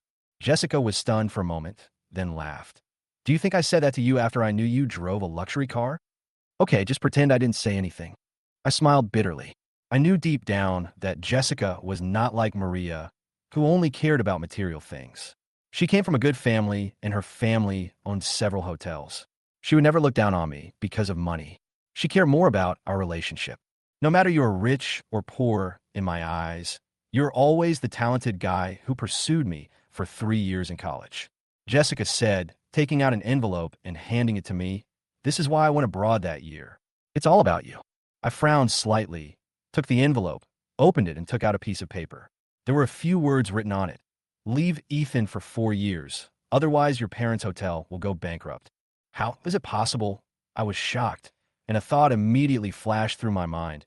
Could it be that my parents did something behind my back? I heard from my mother that she had been deliberately raising me in poverty, and Jessica's family was well off, and marrying her undoubtedly meant that I could potentially jump into her family's company and live a high-paying life. That letter was the reason my parents arranged for me to go abroad.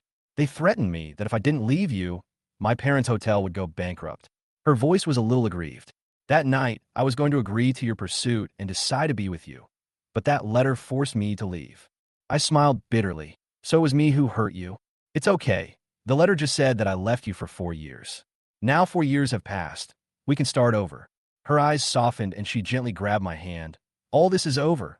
We can start over again. I didn't respond immediately, but a feeling of irritation surged in my heart. Although I really wanted to accept her, my current situation did not allow us to be together again.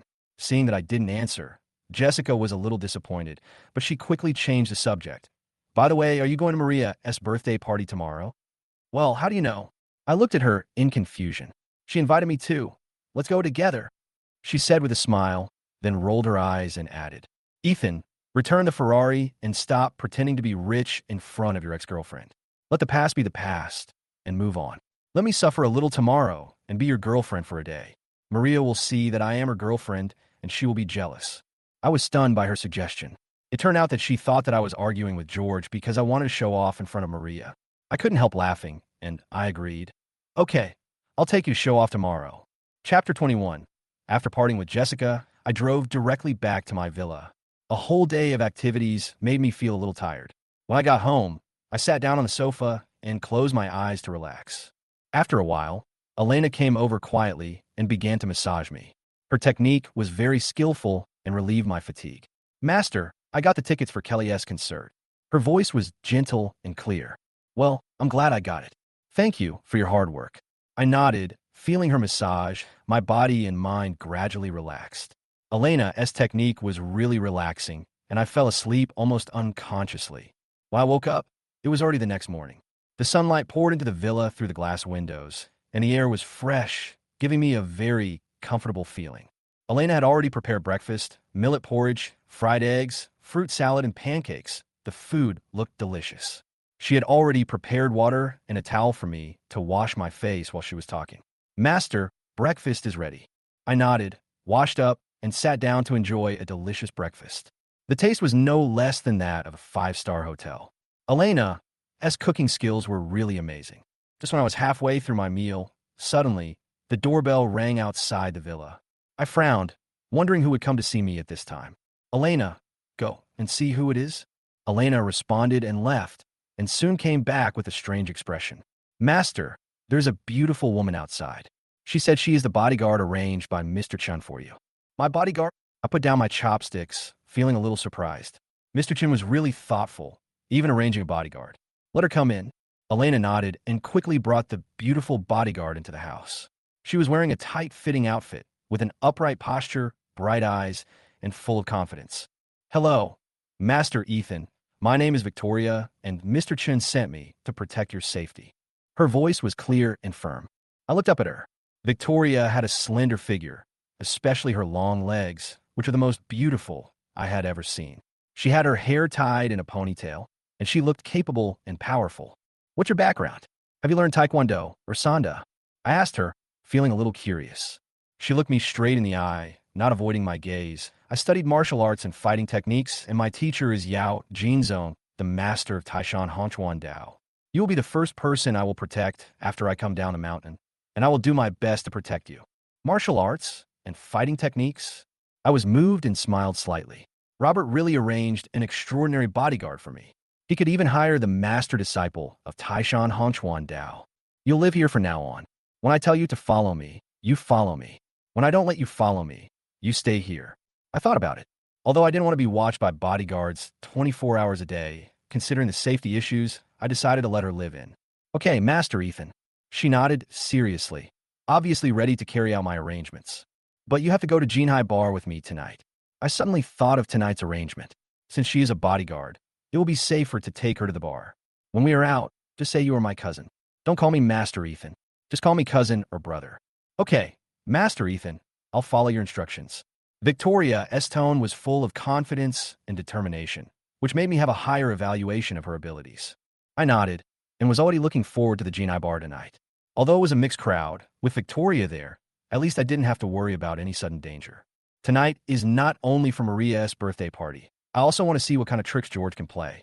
Since he is so restless, I don't mind teaching him a lesson. Chapter 22. In the evening, I took Victoria and drove the Ferrari straight to the high-end apartment where Jessica lived. Huatianjiuan is the top residential area in Qingshui City, with a superior location and pleasant environment, so Jessica chose to live here. When I arrived, she was already waiting for me.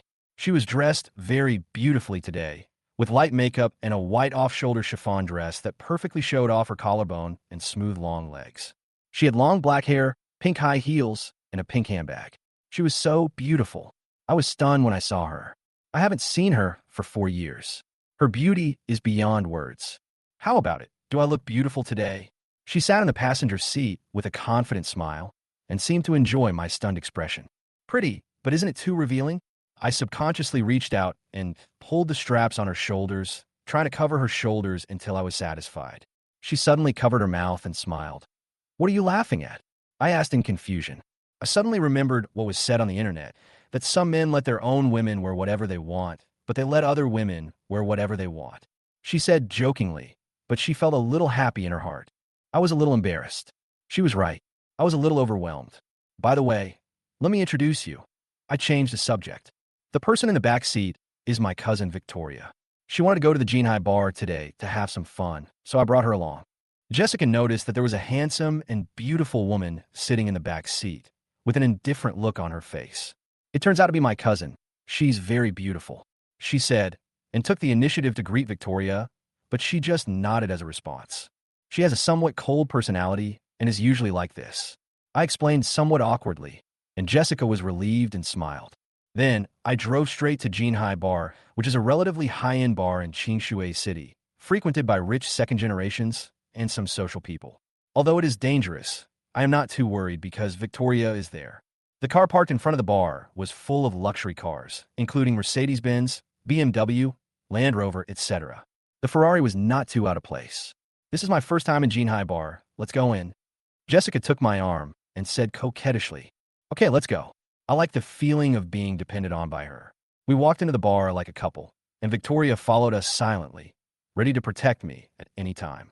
There were not many people in the bar, only groups of people chatting, drinking, or dancing on a dance floor. Jessica and I quickly walked to the box. Ethan, let's go to the box. It's too noisy here.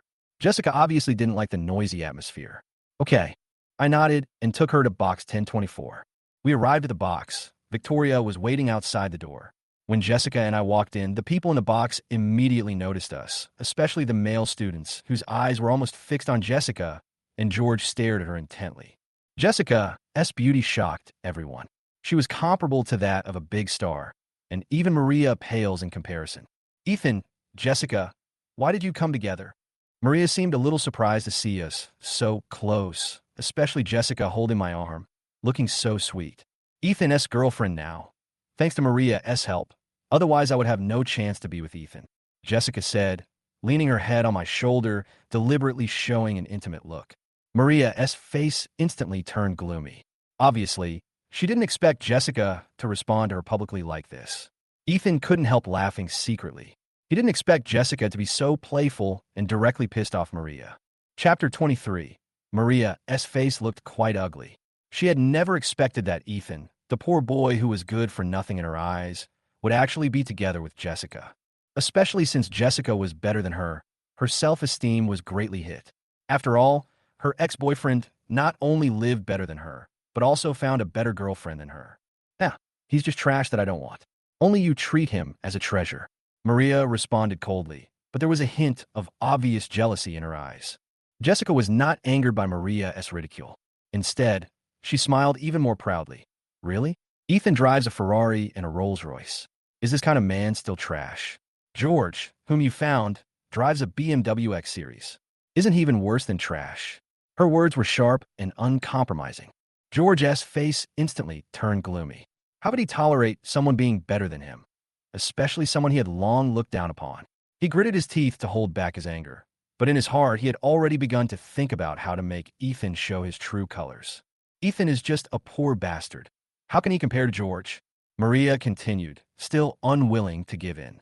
You are the only one who treats such a rubbish man as a treasure. Jessica hit back without any hesitation, making Maria even angrier. I secretly sighed at the side. Jessica's mouth is really powerful. Not only did she retort Maria's words, but she also insulted George. She blinked her eyes and showed me a hint of mischievous provocation, and I couldn't help but admire her a little more. George obviously couldn't stand it anymore and decided to take it out on me. He smiled and said, "Since you drive a Ferrari, Ethan, let's play a game. Come on, try your luck." I knew he was deliberately provoking me and wanted to embarrass me through the game, so I responded calmly. Games? Okay, come on, any game will do. George took out a few dice, placed them on the table, and shook them.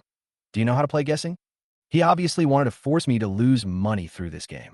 I know how to play the game of rolling the dice and guessing the size, but George must have played it often, and his skills are definitely better than mine. Jessica immediately sensed George's plot and whispered to me, Ethan, stop playing. He must be cheating in this game. However, I didn't respond immediately. Instead, I thought about it and decided that it would be better to try another approach instead of letting him play with me. So I said, what's the point of rolling the dice? Don't you just want the money on me? Come on, drink a bottle of foreign wine, and I'll give you 10,000 yuan. If you can make me bankrupt, I'll consider you the winner. I smiled slightly, secretly looking forward to his response. As soon as I said this, the atmosphere in the box suddenly became solemn, and everyone was stunned. Even Maria and George didn't expect me to make such a challenge. Jessica seemed a little anxious and quietly advised me, Ethan, don't make it so big. $10,000 for a bottle of wine is too much. George sneered. He thought that he could easily get Ethan drunk by forcing him to drink and then expose his poor identity. So he continued, Ethan, since you were so generous, why can't you let me drink alone? How about inviting a few more people to drink with me? He was thinking that if he could get Ethan to drink 10 bottles of wine, he could bankrupt him completely. I looked at him and said calmly, okay, as long as they are willing, I will reward them with 10,000 if each of them drinks one bottle of wine. My words were calm and firm. Even though this little money was nothing to me, I wanted to teach George a lesson and let him know that not every rich second generation can be bullied by him. George was secretly delighted when he heard my answer. He felt that he had already won.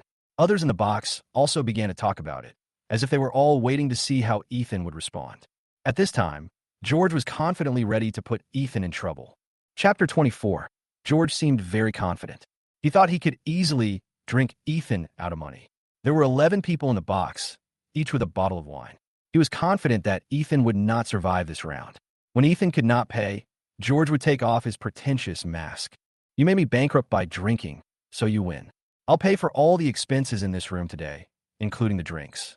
Ethan said with a smile, but if you can't make me bankrupt by drinking, then I win. My cousin and her friends are drinking outside. You could just go and pay for them. George thought this game was too easy, so he agreed with a smile, thinking that Ethan only had a few bottles of wine at most, so there was no way he could hold on. Okay, let's bear witness today.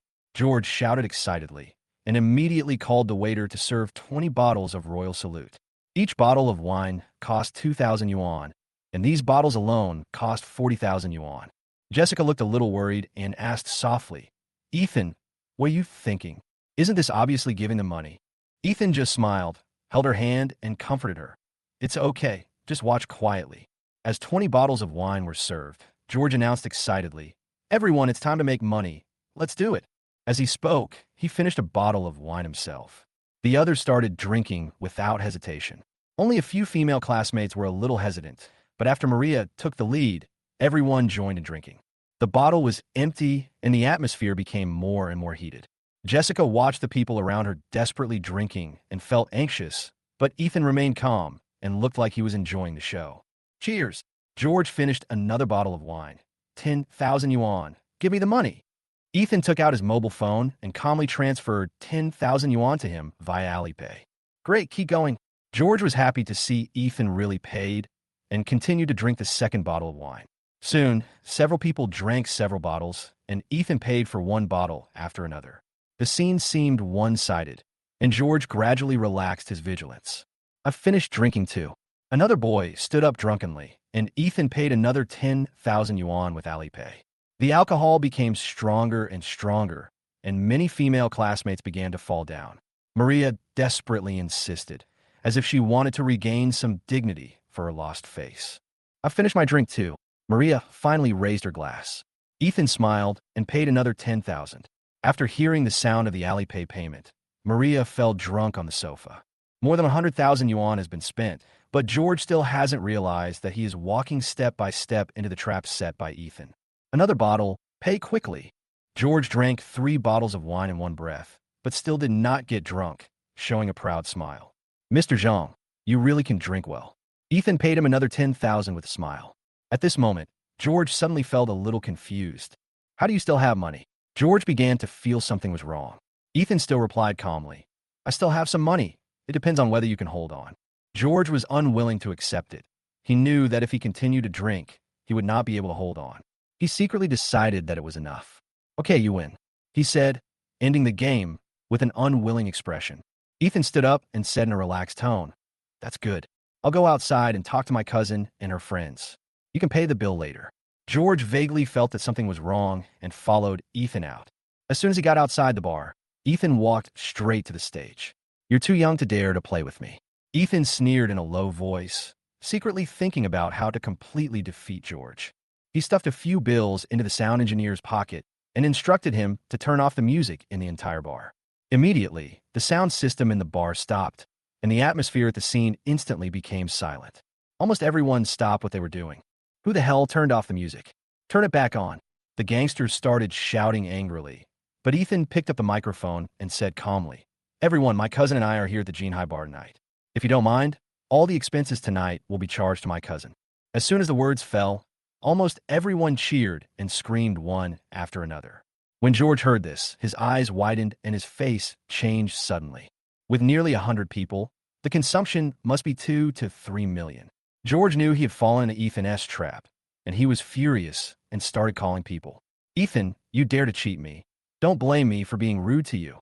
Chapter 25. George obviously didn't expect Ethan to fight back here, and the anger on his face gradually rose. When he thought that he might have been fooled by this poor boy, the anger in his heart was almost unbearable. If I don't deal with you today, I'm not Zhang. He took out his phone and was about to call someone over. When I came down from the center stage, Jessica came up to me quickly with a worried look on her face. Ethan, let's go quickly. George will definitely not let you go. It's okay. I still have to explain it to the bar owner. Otherwise, they will think I ran away with the bill. I walked towards the bar slowly, already having a plan in mind. The young manager of the bar came over with a polite smile on his face. Sir, will you pay for the entire bill tonight? Yes, that's right. I nodded calmly, but I made a bet with a gentleman named George.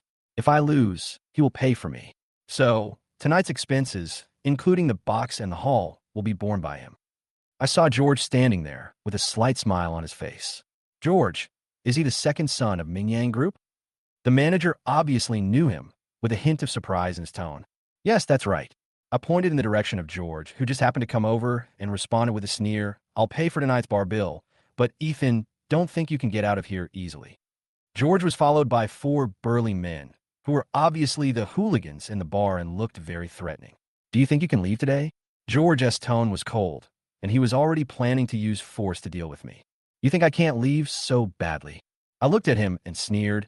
It's not certain who I will ruin today. Jessica looked at me nervously and approached quickly. Ethan, don't be impulsive. Things are a bit complicated here today. Don't worry. I smiled. Victoria is here. It's okay. George continued to mock. Jessica, why don't you follow a poor boy? Why don't you follow me? He looked at her with eyes full of desire. If you dare to touch me, Hyun will not let you go. Jessica couldn't help but threaten, and her body subconsciously leaned towards me. George smiled disdainfully. Hyun, I want to see how your father deals with me. He thought to himself that he must take Jessica away tonight, otherwise all his plans would go down the drain. Just as George was about to continue provoking me, I smiled calmly. George, it's still unclear who will be defeated today. Victoria stood quietly beside me at this time, her cold eyes locked on George. Her aura was enough to make anyone dare not act rashly, especially a scoundrel like George. George's face turned pale when he saw this.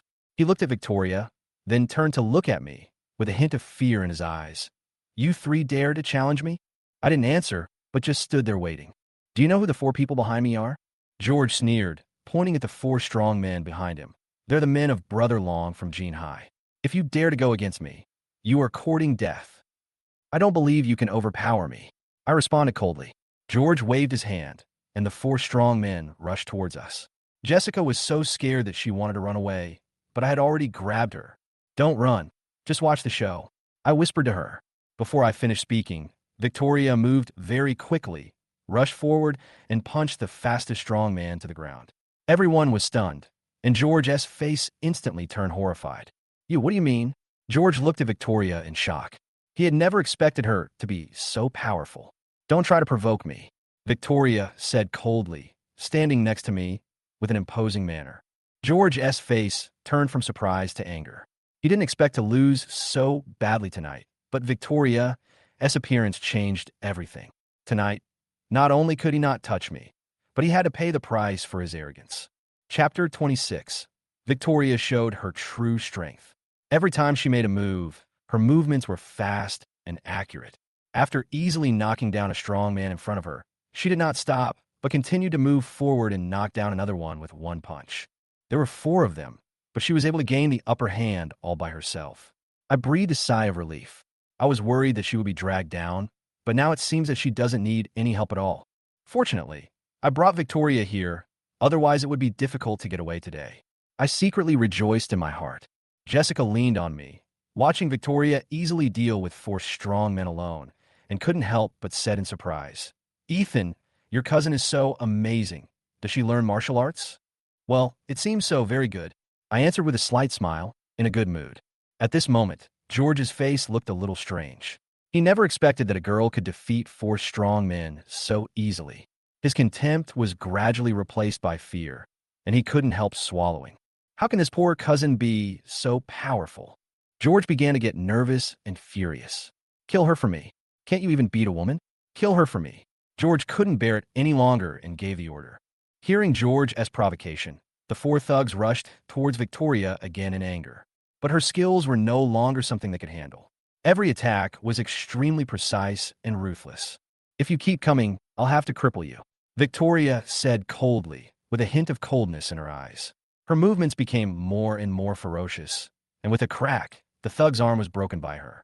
The strong man fell to the ground wailing in pain. The other 3 tried to attack together, but Victoria remained calm and flexibly swept them with her long legs, forcing them back a few steps.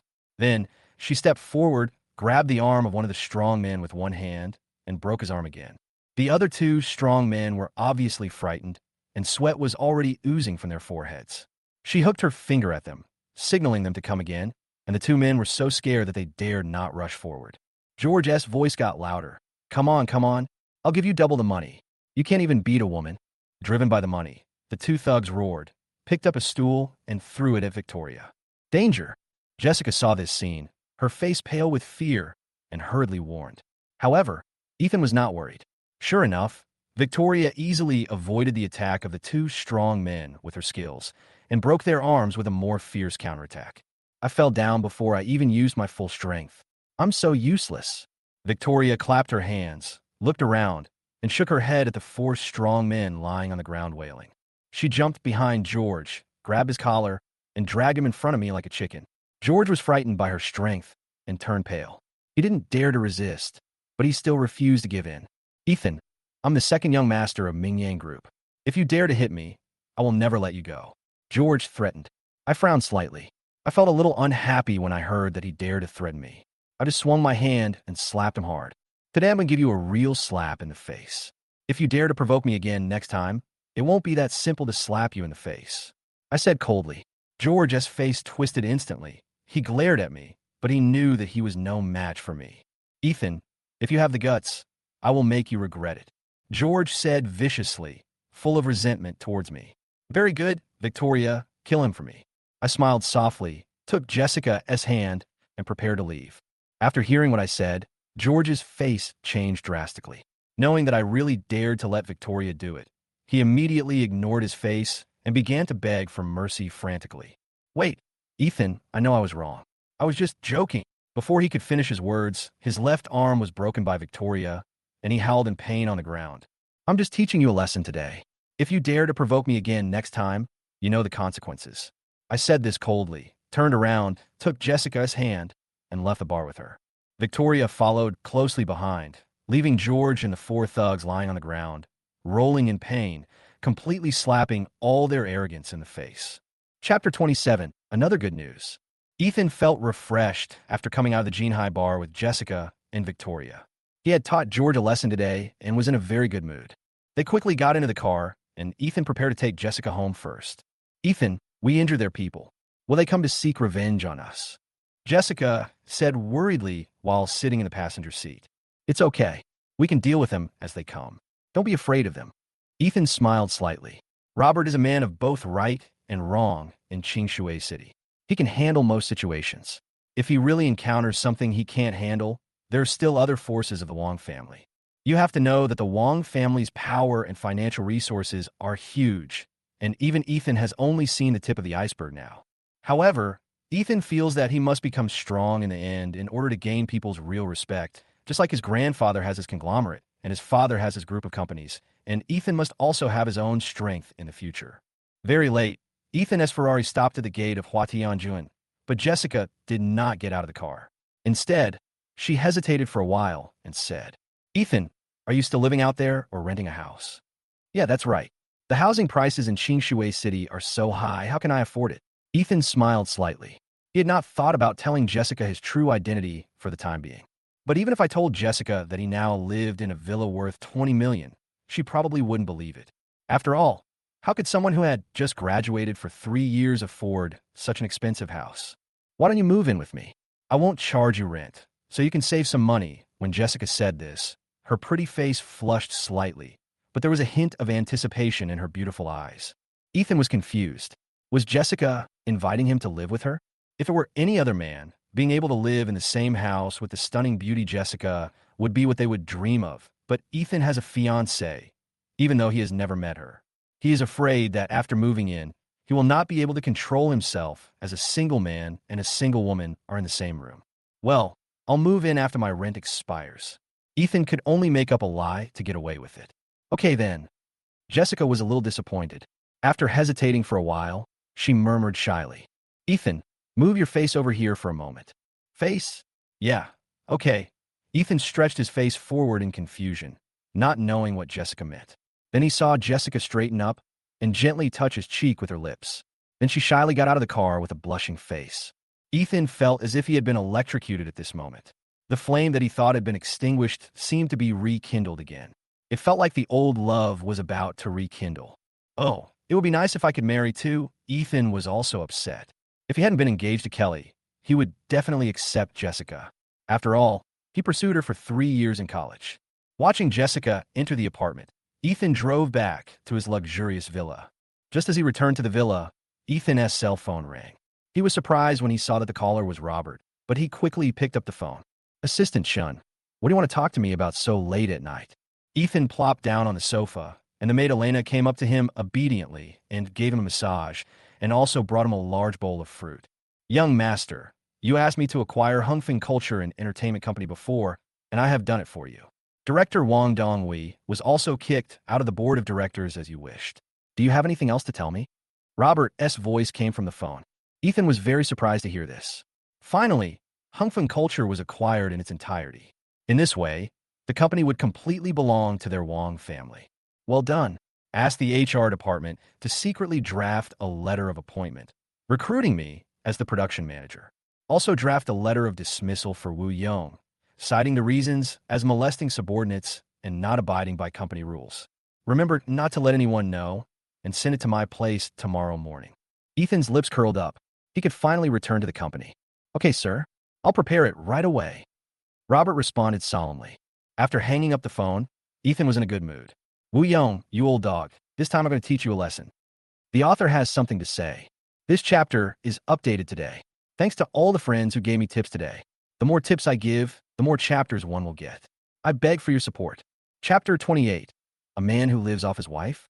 Yulong Club is Zhang Tianlong's private club, which is usually used to entertain big shots from both the black and white worlds. However, today is very unusual. In a T-shaped room in the club, Zhang Tianlong was sitting on a throne with a stern expression. His fat body filled the entire armchair. He had a thick gold chain around his neck and was twirling 2 jade balls in his hands. His face was full of flesh, and he looked fierce. There were 5 people standing below him. Their arms were all in plaster. Obviously, they had suffered serious injuries. One of them was George. His arm was also in plaster, but at this time he seemed a little uneasy when facing the so-called Brother Long. George below, with a hint of coldness in his eyes. "Brother Long, I know that woman. She's Ethan's cousin. She seems to have practiced it before." George replied, tremblingly. "Ethan's cousin? Who is this guy?" Zhang Tianlong suddenly became interested in Ethan. He even dared to fight the second young master of Mingyang Group.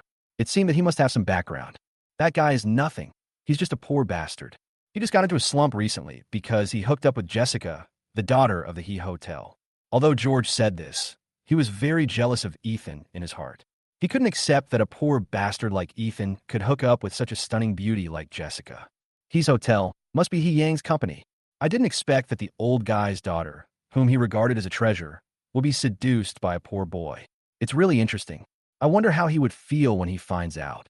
Zhang Tianlong naturally knew He Yang, who was in hotel business.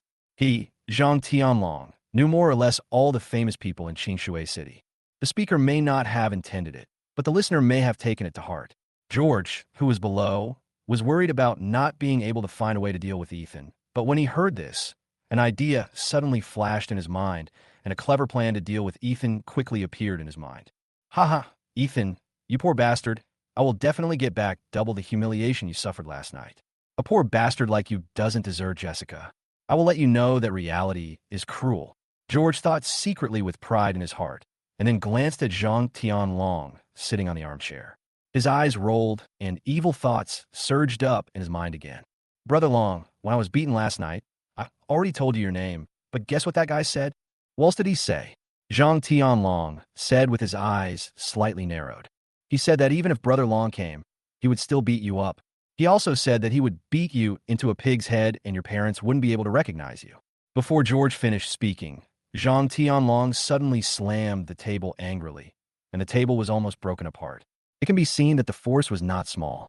"A poor boy actually doesn't even take me, Zhang Tianlong, seriously. He thinks he's so awesome just because he's with the daughter of the He family. A man who lives off 2 women and eats them dares to challenge me. Zhang Tianlong despises men who live off others the most in his life. And judging from the current situation, it's obvious that this poor boy Ethan is a gigolo. By Jessica and his cousin means he is just a gigolo.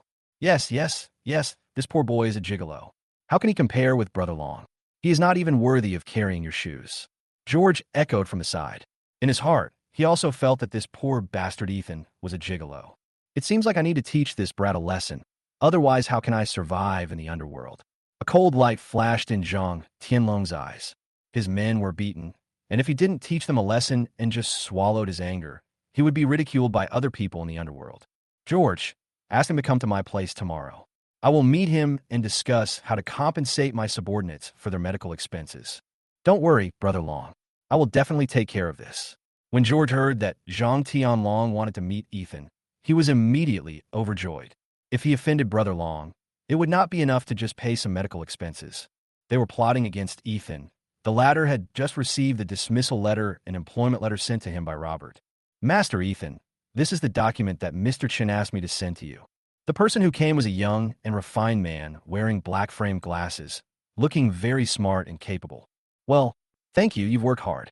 You can go back first. After Ethan sent him away, he glanced at the documents in the file bag. When he saw that it was exactly what he wanted, he couldn't help but smile slightly. Wu Yong, this time I'll let you have a taste of what it feels like to be fired. With that, Ethan drove directly to Hongfeng Entertainment Company. This time he was going to make a strong comeback and shock those people in the company who looked down on him before. Chapter 29, Return with Power. Hongfeng Entertainment Company. Ethan arrived. It was almost 10 o'clock in the morning. It was already working hours, and there were not many people at the gate. Returning to the company again, Ethan still felt very emotional. Not long ago, the department manager Wu Yong molested a female colleague in the company in a restroom. When Ethan saw it, he was so angry that he beat him. Unconvinced, Wu Yong reported Ethan to the company's board of directors. Because his uncle protected him on the board of directors, Ethan was fired instead, and his last month's salary was deducted as compensation for medical expenses. This incident made Ethan feel powerless for a while, but fortunately he came back today. Several young security guards at the door were trying to stop Ethan from entering the company, but were stopped by the older security team leader, who seemed to have received orders from his superiors and allowed Ethan to enter the company unimpeded. Following his memory, Ethan quickly entered the company. Isn't this Ethan? The receptionist quickly recognized him and was surprised. Wasn't he fired a few days ago? Why'd he come here again? And the company knew Ethan, and the incident in which he beat up the department manager Wu Yong and was slandered and fired caused a stir in the company at the time. However, everyone was surprised to see him return to the company today. Especially in the elevator, I met several colleagues who knew Ethan. Isn't this Ethan? Why is he back? Several people whispered in the elevator. Soon the news that Ethan had returned to the company reached the ears of Wu Yong, the production manager. At that moment, he was sitting in his office leisurely, watching the short video. Wu Yong is a man of little ability, but he is a lecher. Many female employees in the company have been harassed by him, but they dare not speak out. However, there are also a few lackeys who cater to Wu Yong's preferences and are promoted vigorously by Wu Yong. Therefore, the entire production department is now lifeless, and the ratings of the programs produced are at the bottom. Fortunately, he has his uncle on the board of directors to protect him, so Wu Yong cannot bear any responsibility. When the higher-ups blame him, the worst that can happen is that he can just punish a few disobedient employees. Manager Wu, Ethan is back. Chun Haoren, a lackey of Wu Yong, pushed open the door and ran in hurriedly. His current position is the leader of Group A, which is also the supervisor. Wu Yong promoted him after Ethan was fired a few days ago. Wu Yong quickly turned off the video on the computer and couldn't help frowning. Ethan? What is that guy doing in the company? Wasn't he fired? I don't know. He just walked in excitedly, and many colleagues saw it. Chun Haoren answered anxiously. Then call security quickly and kick him out. Wu Yong still felt a little scared when he thought of Ethan. He was scared by the beating he received back then, and his scalp tingled when he thought of him now. Okay. After receiving Wu Yong's instructions, Chun Haoren hurried to call the security guard. At this time, Ethan had already rushed into the production department. Many colleagues couldn't help but follow him out of curiosity. Looking at Ethan's posture, it seemed that he was here for revenge. Ethan walked quickly to Wu Yong's office. Without knocking, he pushed the door open and walked in. Wu Yong, long time no see. Ethan, why are you here? Wu Yong stood up from his seat in shock. His face slightly changed. The beating by Ethan before was still fresh in his mind. You are no longer an employee of our company. Get out quickly, or I will call security. Okay, you call. Ethan smiled slightly and responded calmly. Ethan, don't be so arrogant. Just wait for me if you have the guts. Wu Yong pointed at Ethan with a sinister look on his face. Many colleagues from other departments gathered at the office door. Most of them knew Ethan. When they saw Ethan rushing into Wu Yong's office, they knew something interesting was going to happen. They immediately stopped their work and gathered around him. "What are you looking at? Get out of here." Chen Haoren, the lackey, came over with a few security guards and yelled at them. When colleagues saw the security guards coming, they stepped back a few steps and made way for them to exit. "Security boss, it's this guy. He's not our employee anymore, but he broke in. Please ask him to leave." Chen Haoren pointed at Ethan and said to several security guards. He looked at Ethan with a very proud look in his eyes. It was as if he was saying, "Come and hit me." When Wu Yong saw the security guard coming, he instantly became braver. "Security, security, hurry up and get this rubbish away, or I'll have my uncle deduct your salary."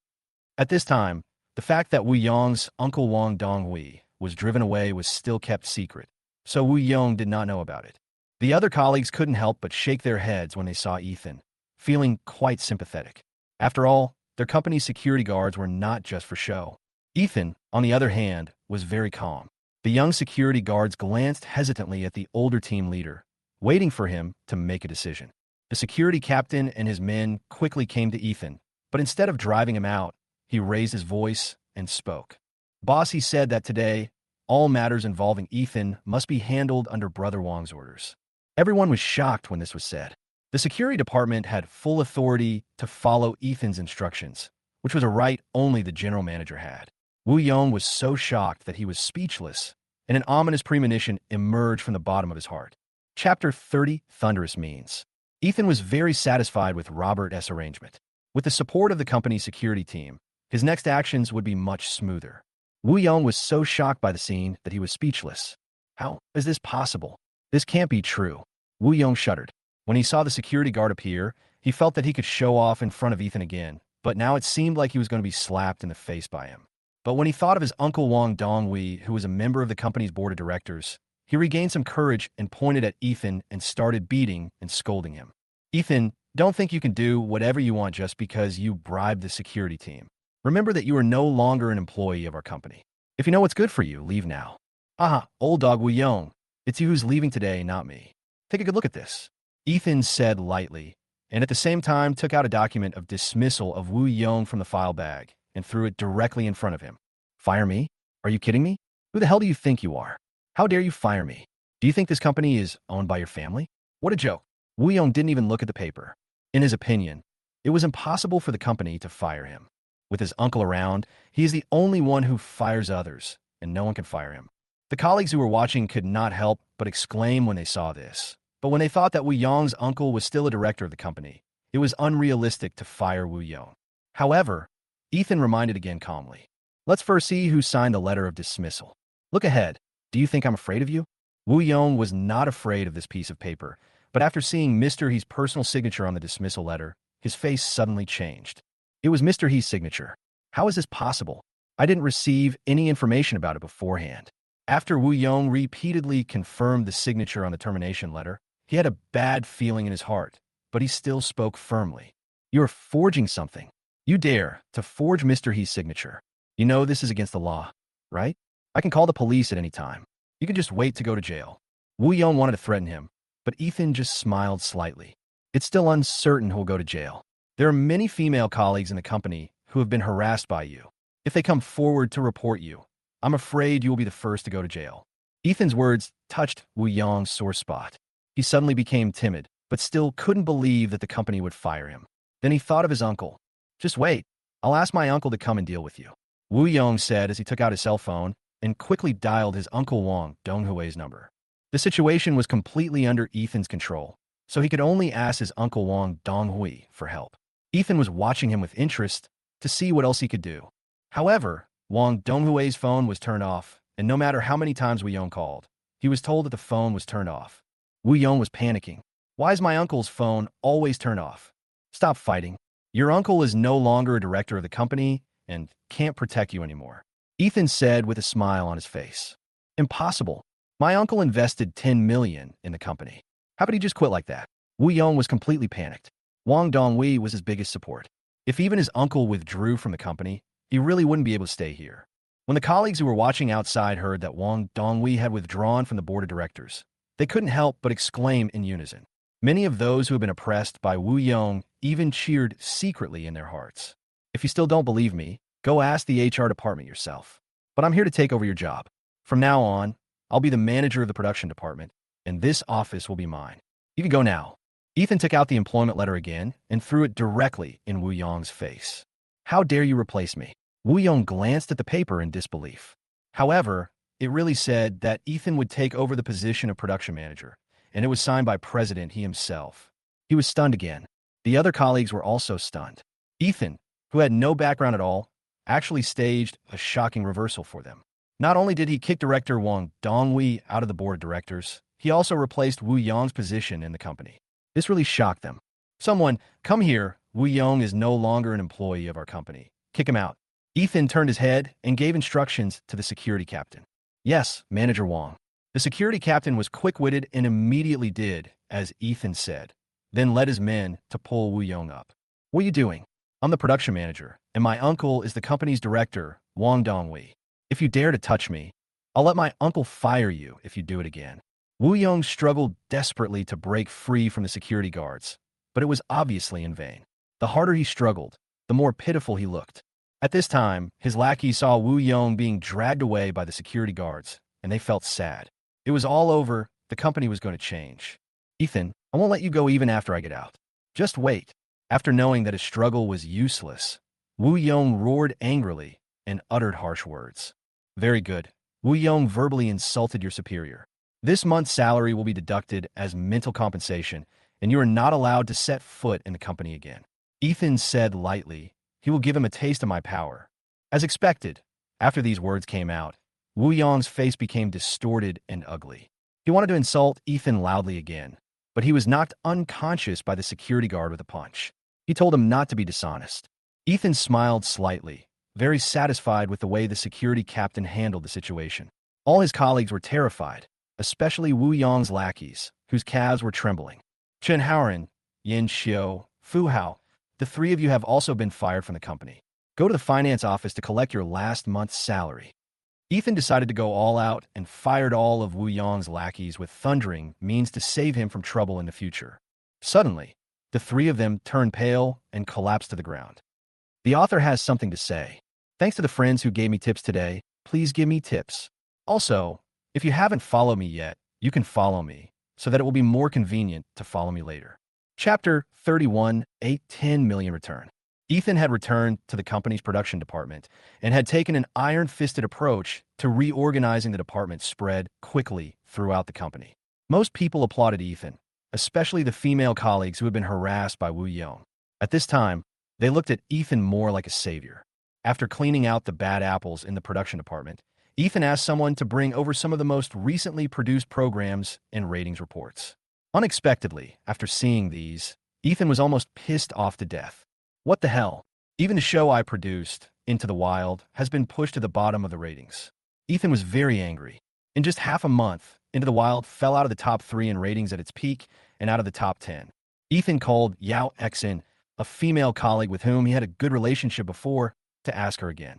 Only then did he know that after he left, the program was taken over by Chen Haoren.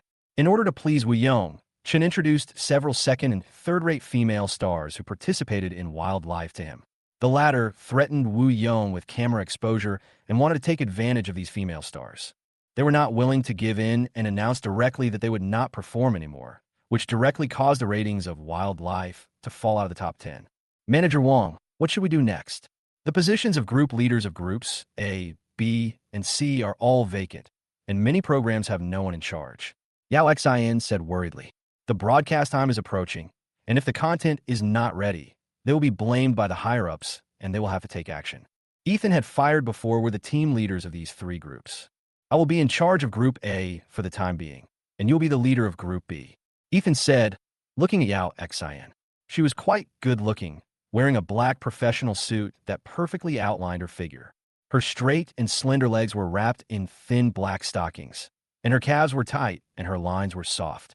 She has the ability, but because she refuses to be bound by Wu Yongqian's rules, she has been suppressed in the department. Ethan, no. Manager Wang really wants me to be the leader of Group B? I'm afraid I can't do it well. Yao Xion's pretty face showed some excitement. but more of it was disbelief. Well, you have to believe in yourself. Also called Lunang In. Ethan arranged things one by one in an orderly manner. As for the position of team leader of Group C, Ethan let Lu Nong, an old colleague in the production department, who had been working there for 6 or 7 years but had never been successful. When he heard that Ethan was going to promote him to be the team leader of Group C, he was excited for a long time and thanked Ethan repeatedly. After a busy day, Ethan came home very late. Although his current net worth is unlimited, he also wants to make some achievements of his own. His grandfather has his multinational consortium, and his father also has his multinational group. So Ethan also wants to build an empire of his own. Of course, all this has to be done slowly. Start by practicing as a department manager, and then move up step by step. Otherwise, if you take too big a step at once, you may get hurt easily. After work, Ethan did not go back to the villa, but called Jessica to ask her out for dinner in the evening. He wanted to tell her the good news. After all, she had always been worried that Ethan would not be able to support himself without a job. She even wanted to transfer money to him when they were chatting on the phone, but was rejected by Ethan. What a joke. How could he, a super rich second generation with unlimited wealth, ask for a woman's money? When he drove to Huatianjin, Jessica was already waiting at the door, but next to her there was a middle-aged man wearing a Zhongshan suit. He looked very energetic, but there was some anger on his face. Dad, I'm just going out to have dinner with him. Why do you have to follow me? Jessica didn't know what happened today. Her father, who never came to see her when he returned to China, suddenly came to her house today and asked her indirectly if she had a boyfriend. If you don't come out with me, you will be seduced by the 3 infinite boys with their sweet words. Dion was very angry. He was usually busy with work and had no time to take care of his daughter. But today, someone brought him a letter which only explained one thing. That is, his daughter Jessica had a poor boyfriend. Not only did he have no background, he didn't even have a job. He was good at lying and talking, and he used luxury cars to pick up girls. How could Yang agree to have this kind of person as his daughter's boyfriend? Most parents would never agree to this, as he is obviously a gigolo. He had secretly made up his mind that he would never allow this kind of gigolo to be his daughter's boyfriend, nor would he allow him to be just an ordinary friend. Ethan parked the car. He quickly arrived at the gate of Huatianjin. When Jessica saw Ethan coming, her pretty face showed a little joy. She was about to go up to him to say hello, but was stopped by her father, Hyang. Go back to the room. You have nothing to do here. I'm here to talk to him. After confirming that the person who came was Ethan mentioned in the letter, Hyang grabbed Jessica's hand and pulled her back, then scolded her in a serious tone. Dad, I'm just going out to have a meal with him. Ethan is a very good person and he won't do anything to me. Jessica was very angry. Her father was very abnormal today. She didn't know where he heard the news from, but he thought Ethan was a scumbag who relied on sweet words to deceive beautiful and wealthy women and lived off them. I've been too permissive with you. I guess I need to ask your mother to discipline you. Hyang became angry when he saw that his daughter seemed to be possessed by a demon. At this time, Ethan had already walked in front of them. Before he could say hello, Hyang spoke unhappily. Ethan, huh? I'm Jessica's father. I want to talk to you alone. Okay, uncle. Ethan nodded, but he didn't know what he wanted to talk to him about. At the same time, he was also surprised that Jessica's father would look for him. Hyang took Ethan to a nearby coffee shop, and Jessica wanted to follow, but was stopped by her father. Ethan seemed to have figured out something, so he asked Jessica to go back to the house and wait for his news. In the coffee shop, after Hyang and Ethan sat down one after another, the former impatiently took out a check for 100,000 and handed it to Ethan. Here is 100,000 yuan. Please leave my daughter and don't harass her again. Ethan was confused. What was going on? Countless possibilities flashed through his mind. Why do you think the money is too little? Hyang thought Ethan complained that the money was too little, so he looked at him with disdain, then took out a note with 1 million yuan from his pocket and threw it in front of him. I'll give you another million. You approached my daughter just for the money, didn't you? Fine, I'll give it to you. As long as you leave my daughter, the 1.1 million will be yours. Isn't that refreshing enough? Ethan finally understood. It turned out that Jessica's father treated him as a gigolo. He smiled unhappily, took out a checkbook from his pocket, wrote a check for 10 million on it, tore it off, and gave it back to Hyang. Uncle, this is 10 million. It's a gift for you. Chapter 32, what I said is true. Hyang was stunned. He never expected that the poor boy in front of him would not play by the rules. He neither refused indignantly nor took the money and left. Instead, he took out a check for 10 million and slapped him in the face, which made him even more angry. What do you mean? 10 million? Can a poor boy like you come up with that? You dare to show off a blank check? You are showing off to me. Uncle, I'm not pretending. I'm telling the truth. And this check is real. If you don't believe me, you can go to various banks to verify it. All major banks around the world recognize this check. Ethan explained seriously. This check is guaranteed by my grandfather's foundation and is definitely recognized by all banks. Oh, all the major banks in the world support it. You're bragging so much. Why don't you just say that all the banks in the world are owned by your family? Dion took a sip of the coffee in front of him to calm himself. He had never seen a check that was supported by all the major banks in the world. It seemed that this poor boy was just like what was said in the letter. He wanted to show off wherever he went. I'm not bragging. Uncle, please believe me, this 10 million is real. You can just find a bank to verify it tomorrow. Ethan was a little anxious.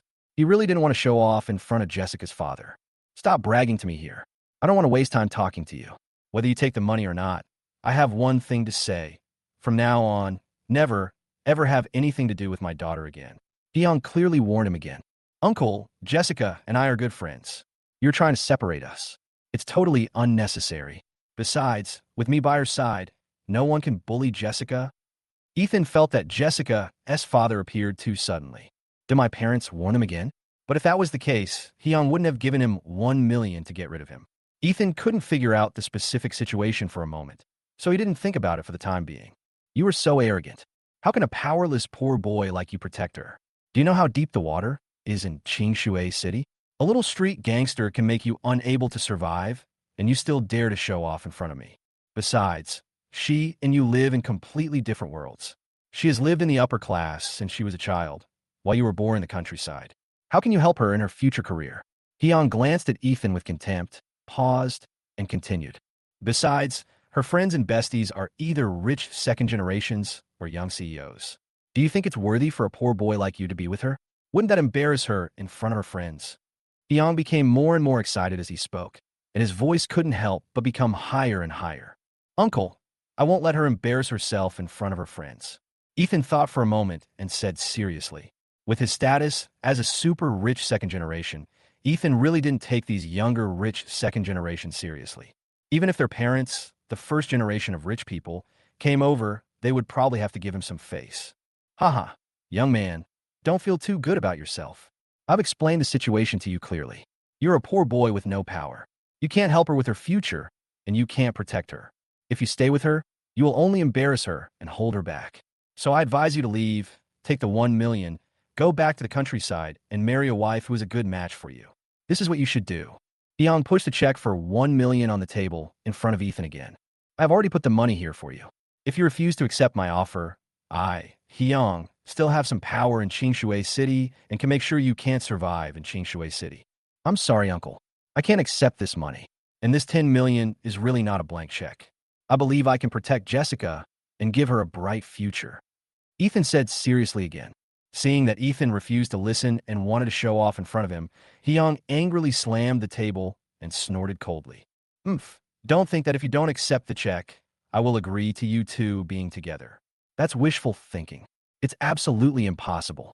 Hyung stood up and walked out angrily without taking the checks on the table, as if he left them there deliberately to humiliate Ethan, a gigolo. Uncle, your check. Ethan didn't hesitate. He immediately collected the 3 checks on the table, including a check for 1 million, a check for 100,000, and his check for 10 million. Then he chased after him and stuffed all 3 checks into Hyang's hands, saying firmly, Uncle, time will prove what I say. It's impossible to prove it even if you wait another 100 years. You can only dream on. Hyang snorted coldly and left in a hurry, holding the 3 checks without checking them carefully. Looking at Hyang's receding back, Ethan sighed slightly, fearing that he would not be able to have dinner with Jessica today. Chapter 33, Provocation Again.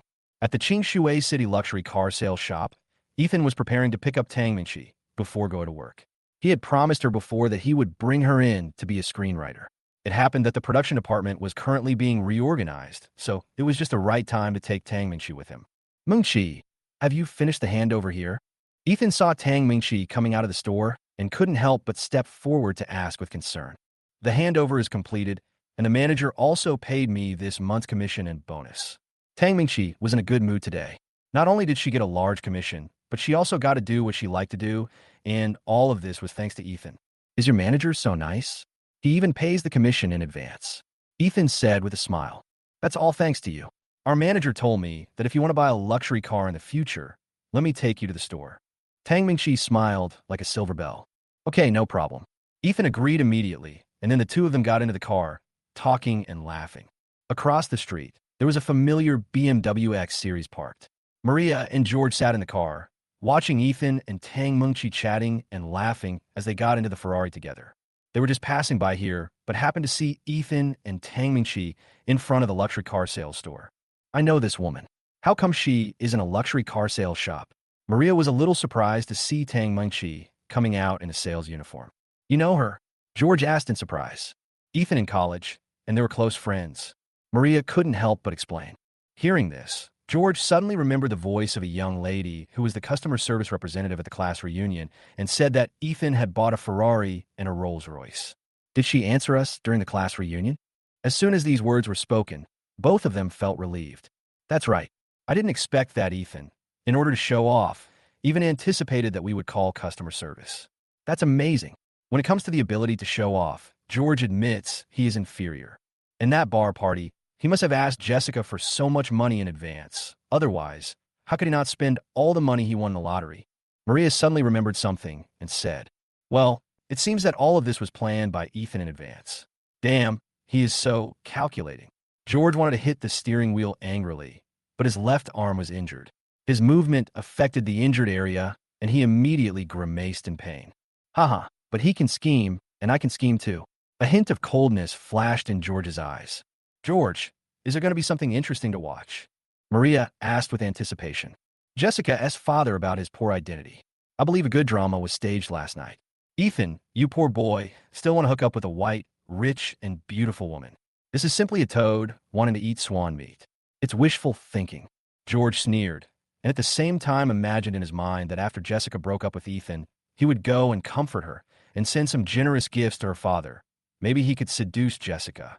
Thinking of the happy things, he couldn't help drooling, but when he thought of Maria next to him, he secretly wiped the saliva from the corner of his mouth. By the way, Brother Long is still looking for him recently. It seems that this poor guy has bad luck. They broke up, and Brother Long is asking him for medical expenses. I'm afraid he can't make it in Qingshui City.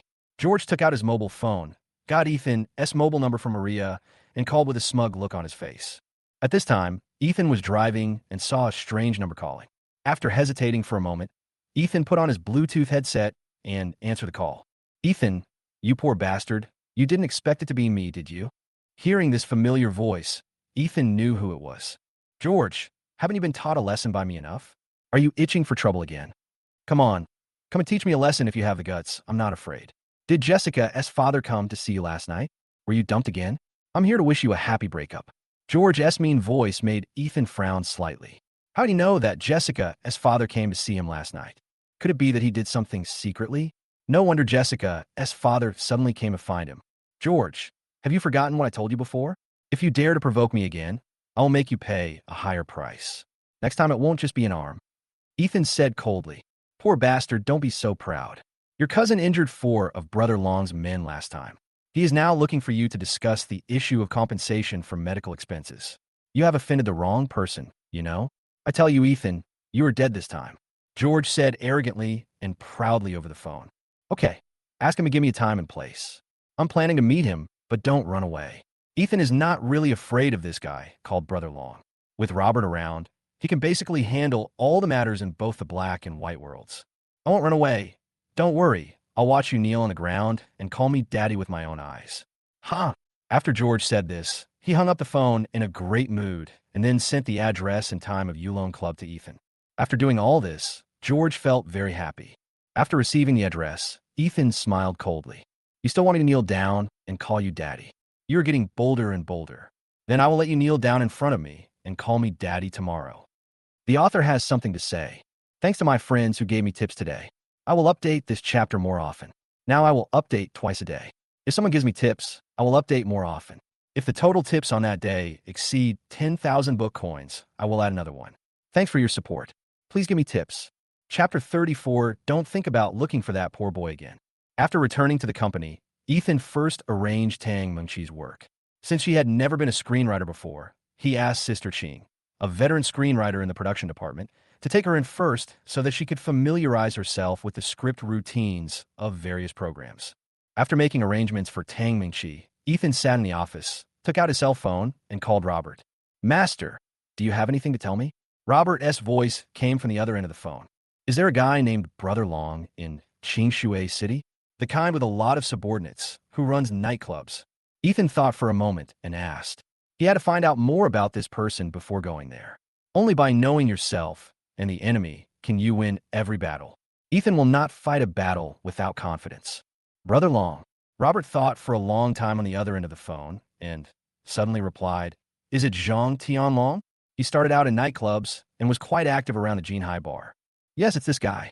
Victoria injured several of his men before, and she asked me to compensate for the medical expenses. Ethan said lightly, He is going to rebel. A mere street guard actually dares to ask the young master for medical expenses. Tell him to wait. I will arrange for someone to chop him up right away. Robert looked furious. Someone actually dared to ask the young master for medical expenses. He was really courting death. No need. Just find someone who has some influence in the underworld and ask him to follow me. I'm going to meet him tomorrow and teach someone a lesson. Ethan became a little angry when he thought of George. This guy had provoked him many times, and this time he must teach him a lesson. Robert on the phone was very angry. Anyone who dared to mess with the young master would definitely not be forgiven easily. After hanging up the phone, Ethan was in a good mood. It seemed that Zhang Tianlong should be renamed Zhang Tianchong tomorrow. While Ethan was arranging Zhang Tianlong's affairs, Hyang was disciplining his daughter Jessica at his villa.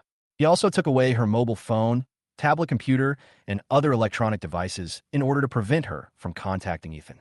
I'm telling you again, I won't let you go to that poor boy Ethan anymore. Do you hear me? Dad, I really have nothing to do with him. You misunderstood. Jessica tried her best to explain, but was still strongly opposed by Hyang. I don't care what kind of relationship you have. Being just ordinary friends won't do.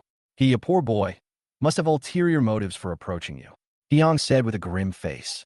He has no ulterior motives towards me, and he is very talented. The current difficulties are only temporary, and he has great potential. Jessica felt aggrieved and wanted to argue a few more words for Ethan, but was still blocked by her father. Let's not talk about whether he has the ability or not. Just the fact that he's showing off is disgusting. He has no ability, but still likes to show off everywhere. Just last night, I had coffee with him. I offered him 1.1 million to leave you, but he actually gave me 10 million as a gift. How good can a young man like him, who just talks nonsense, be? Hyang was furious when he thought of this. What kind of person is this? He has no money, but still writes a check to show off. What's the point if he has no strength? Dad, how could you insult him with money? He must be very hurt now. I have to go find him. Jessica didn't expect her father to use money to persuade Ethan to leave. This made her very worried about Ethan. She was afraid that he would be hit hard by this and completely don't want to see her anymore. Don't even think about going anywhere today. Old Lou, keep an eye on a young lady and don't let her run away. Hyang turned his head and glanced at Uncle Lou, the old servant in the family. This time he had to discipline Jessica well, otherwise his daughter would be too willful. Dad, you've gone too far. I don't want to see you anymore. Jessica had never felt so wronged, with tears welling up in her eyes. What are you arguing about? Can't you see your daughter is about to cry? Jessica's mother, Lynn, Ethan walked out of the room with a distressed look on her face and hugged her to comfort her. It's all because of you that I got spoiled. Sooner or later, I will be killed by you and your mother. Hyang looked very disappointed in his child. At this moment, his cell phone rang. After seeing the incoming call alert, Hyang took out his cell phone and walked aside and whispered, What is it? Chairman, the company has a loan of 10 million that is due and needs to be repaid today. However, there is no working capital in the account. Now the board of directors is very anxious and are waiting for you to come back to discuss this matter. The CFO's anxious voice came from the other end of the line. I understand. I'll be there right away. Hyang was a little upset. His family issues had not been resolved yet, and something big had happened at the company. If he couldn't pay back the 10 million yuan loan in time, it might ruin the company's credit. You stay at home obediently these few days and don't think about going anywhere, let alone looking for that poor boy. If you dare to go, I will destroy him and make it impossible for him to survive in Qingshui City. Before Yanglin left, he did not forget to solemnly warn his daughter again. Chapter 35. Is everything he said true? Hyang felt that things had not been going well in recent days. The company's development seemed to have hit a bottleneck. Not only was it not making money, but it was losing money every day. He saw that there was another loan to be repaid, but there was no money left in the account. His daughter at home also gave him a lot of worries. She could have chosen anyone else as her boyfriend, but she had to find a poor boy from the countryside, which really made him angry. After arriving at the company, Hyung went straight to the meeting room with a grim look on his face, where 6 board members were already waiting. "Mr. He, you are finally here," board member Ma Yuan said lightly when he saw Hyung appear, sitting on the chair, as if he was waiting for Hyung to show up and watch the show. There was no trace of nervousness or anxiety on his face, but rather an expression of gloating. "Mr. Ma, are you waiting to see my show?" Hyung glanced at Ma Yuan coldly. The company's capital chain was about to break, but he showed no sign of being in a hurry. It was obvious that he wanted to take advantage of the situation. "What good show can I expect to see? Are you all doing this for the company? If you can't even get a loan of 10 million, there's no point in you being the chairman. Don't you agree?" Ma Yuan said as he looked at Chun Yang, the other board members, who all nodded in agreement. "Humph. Can I solve the problem with this little money? You really underestimate me." After saying this, Hyung stood up from his seat coldly. It was probably impossible to rely on them to solve the problem of the 10 million loan, and it would be a waste of time to stay here any longer. "Then we'll just wait for good news from Mr. He." Ma Yuan smiled coldly.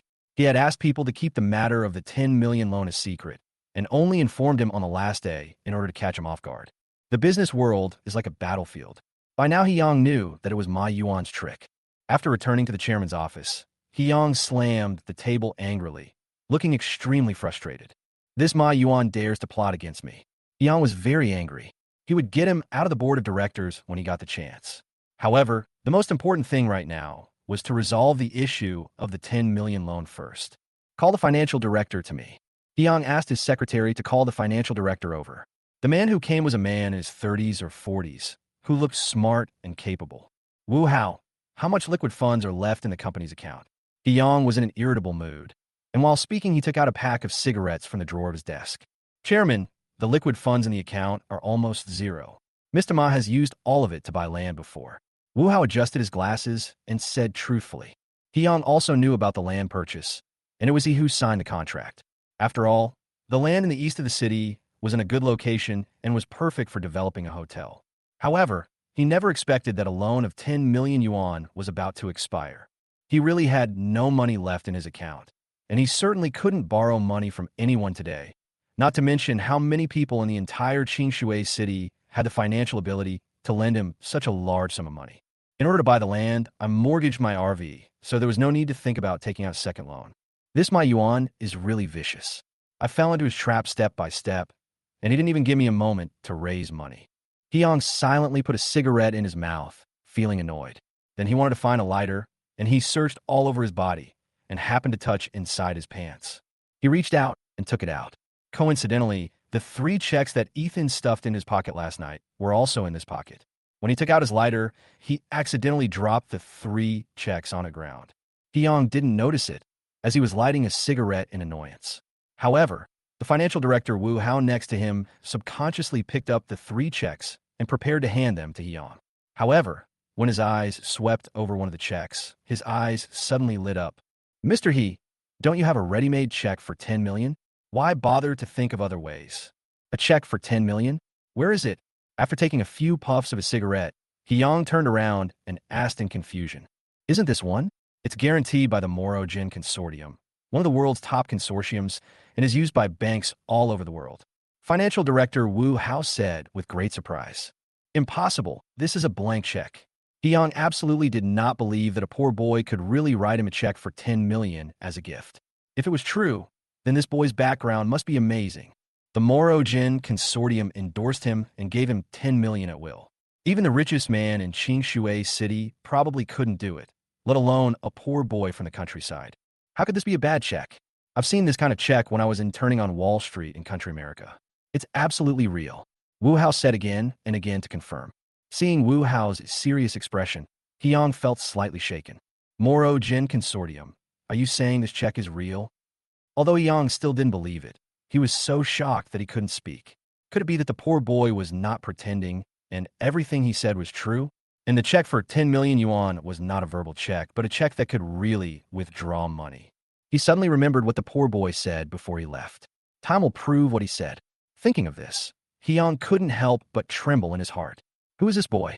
He could actually take out 10 million so casually. Chapter 36. He is my daughter's boyfriend.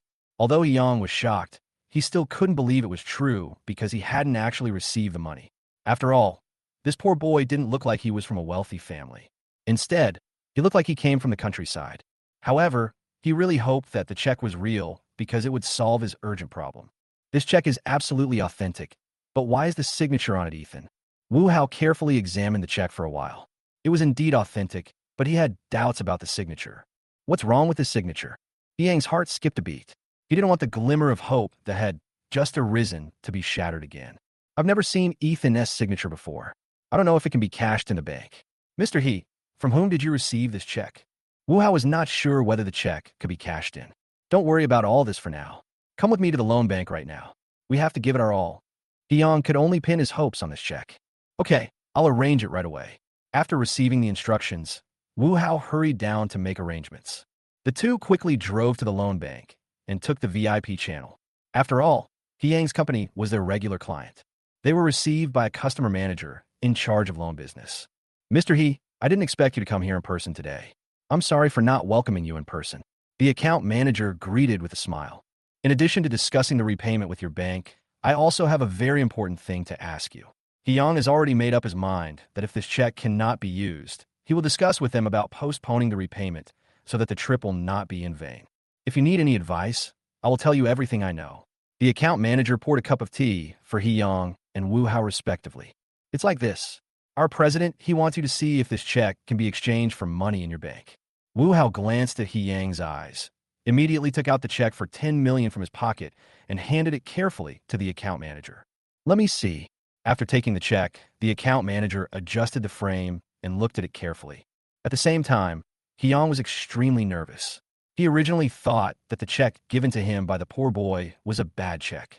If it was confirmed to be real now, it would be a slap in his face. But compared to being slapped in the face, being able to repay the loan was more important. This check is guaranteed by Moro Jin, the world's top financial group. But why is it signed by Ethan? The account manager was unsure for a moment, and after a pause, he continued, I have to ask my superiors for instructions. Mr. He, wait for me. Hyung was also very nervous at this time. Even his palms couldn't help sweating, but he pretended to be calm and drank a sip of tea. The two waited for almost an hour, and Hyung spent this hour in anxiety. Fortunately, the account manager came back, but there was one more person beside him, who was the president of this bank, Xiedejiang. Hyung was slightly surprised to see President Xiedejiang come out in person.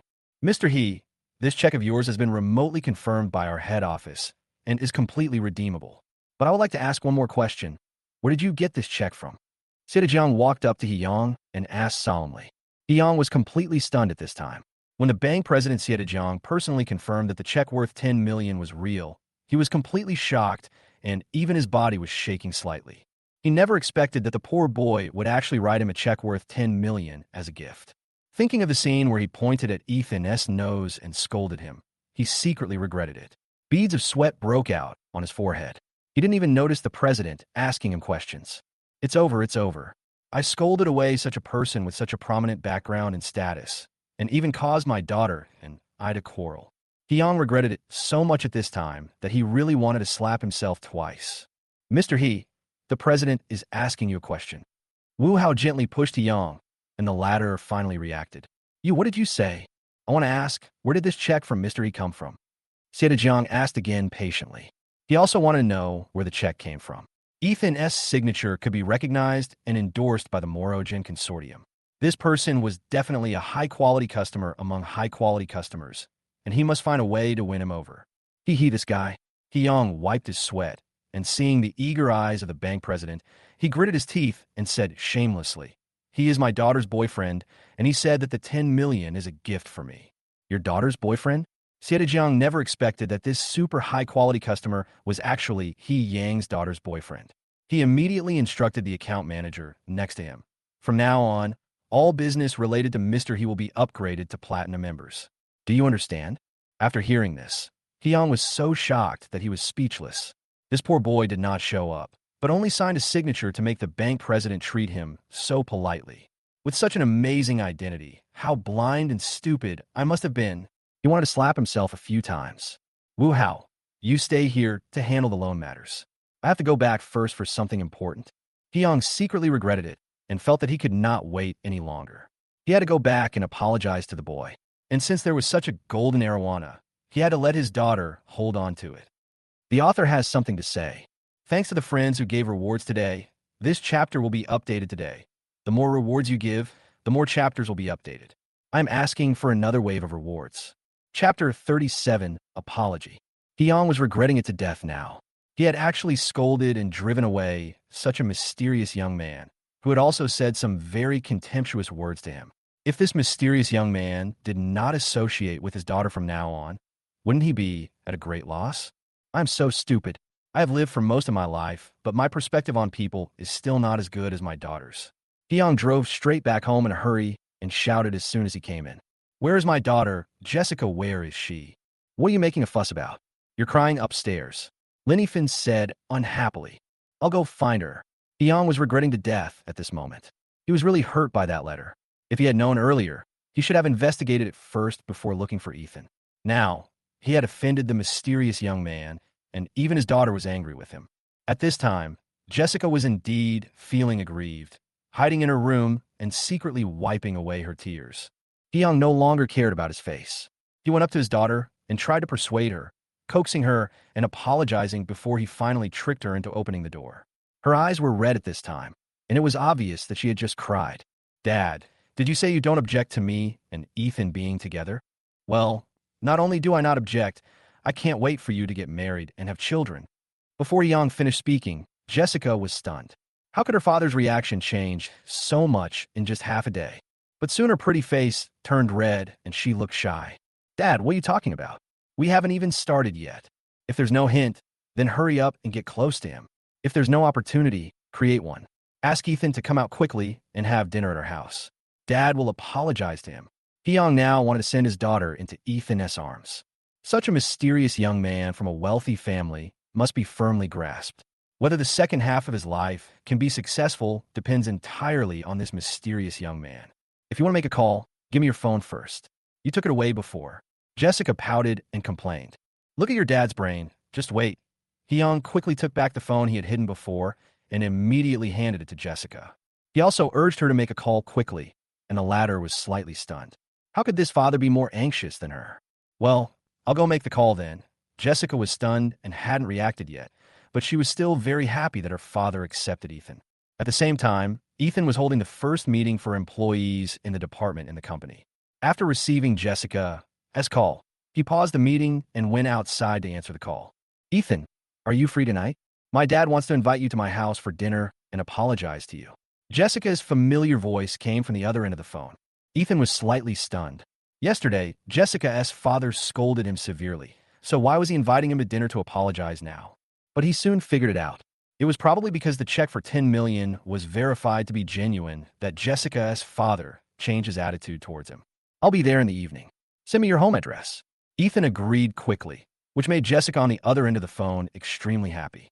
Ethan also told Jessica the news that he had returned to the company and was promoted to department manager, which made her even happier. In the evening, Ethan drove his Ferrari to the door of Jessica's villa on time. As soon as he got out of the car, Hyung came out to greet him in person, which surprised him. Ethan, you are finally here. Uncle was blind before and said things that I shouldn't have said. Please don't take it to heart. The first thing Hyung did when he saw Ethan was to apologize. His attitude was as sincere as that of a grandson. Jessica and Lin Yifan were stunned. They had never seen Hyung lick someone like this before, especially when the other person was a poor boy. It's okay. I've already forgotten what happened last night. Ethan would never bother with Jessica's father. It's just that Hyung was too enthusiastic towards him today, which made him a little uncomfortable. Uncle is old now. Young people's affairs should be handled by you young people. Why should an old man like me meddle in it? I will feel relieved that my daughter will be with you in the future. Hyung smiled and invited Ethan into the house. When he saw the steps at the door, he couldn't help but remind him. Be careful with the steps. Act like a bootlicker. Not only Jessica and Lin Yifan were stunned, even his servants were secretly frightened. Ethan was completely confused. Hyung's performance tonight was completely different from last night. He was as enthusiastic as when Robert first met him. While eating, Hyung kept toasting Ethan. However, Ethan couldn't drink alcohol because he had to drive, so Hyung tried his best to pick up some food for Ethan. Halfway through the meal, Hyung seemed to remember something very important and solemnly invited Ethan. By the way, the day after tomorrow is Jessica's grandfather's 80th birthday, and it's also our family gathering. I want to invite you to go. He's old, and he also wants to see Jessica's boyfriend and make him happy. It can be regarded as filial piety. At this point, Jessica also looked over with anticipation. She also wanted to take Ethan to attend her grandfather's 80th birthday. Other elders in the family had always wanted to introduce her to a partner. She also hated those spoiled, rich second generations. Now, if she let Ethan pretend to be her boyfriend, she could keep away those flies. Okay, I'll be there on time a day after tomorrow. Seeing Jessica's eager expression, Ethan couldn't bear to refuse, so he agreed. Chapter 38, Layout. Last night at Jessica's house, her father Hyung entertained Ethan until very late. But before leaving, Ethan specifically asked Hyung to keep the 10 million yuan gift a secret. Hyung nodded and swore that he would never let anyone else know, including his daughter and wife.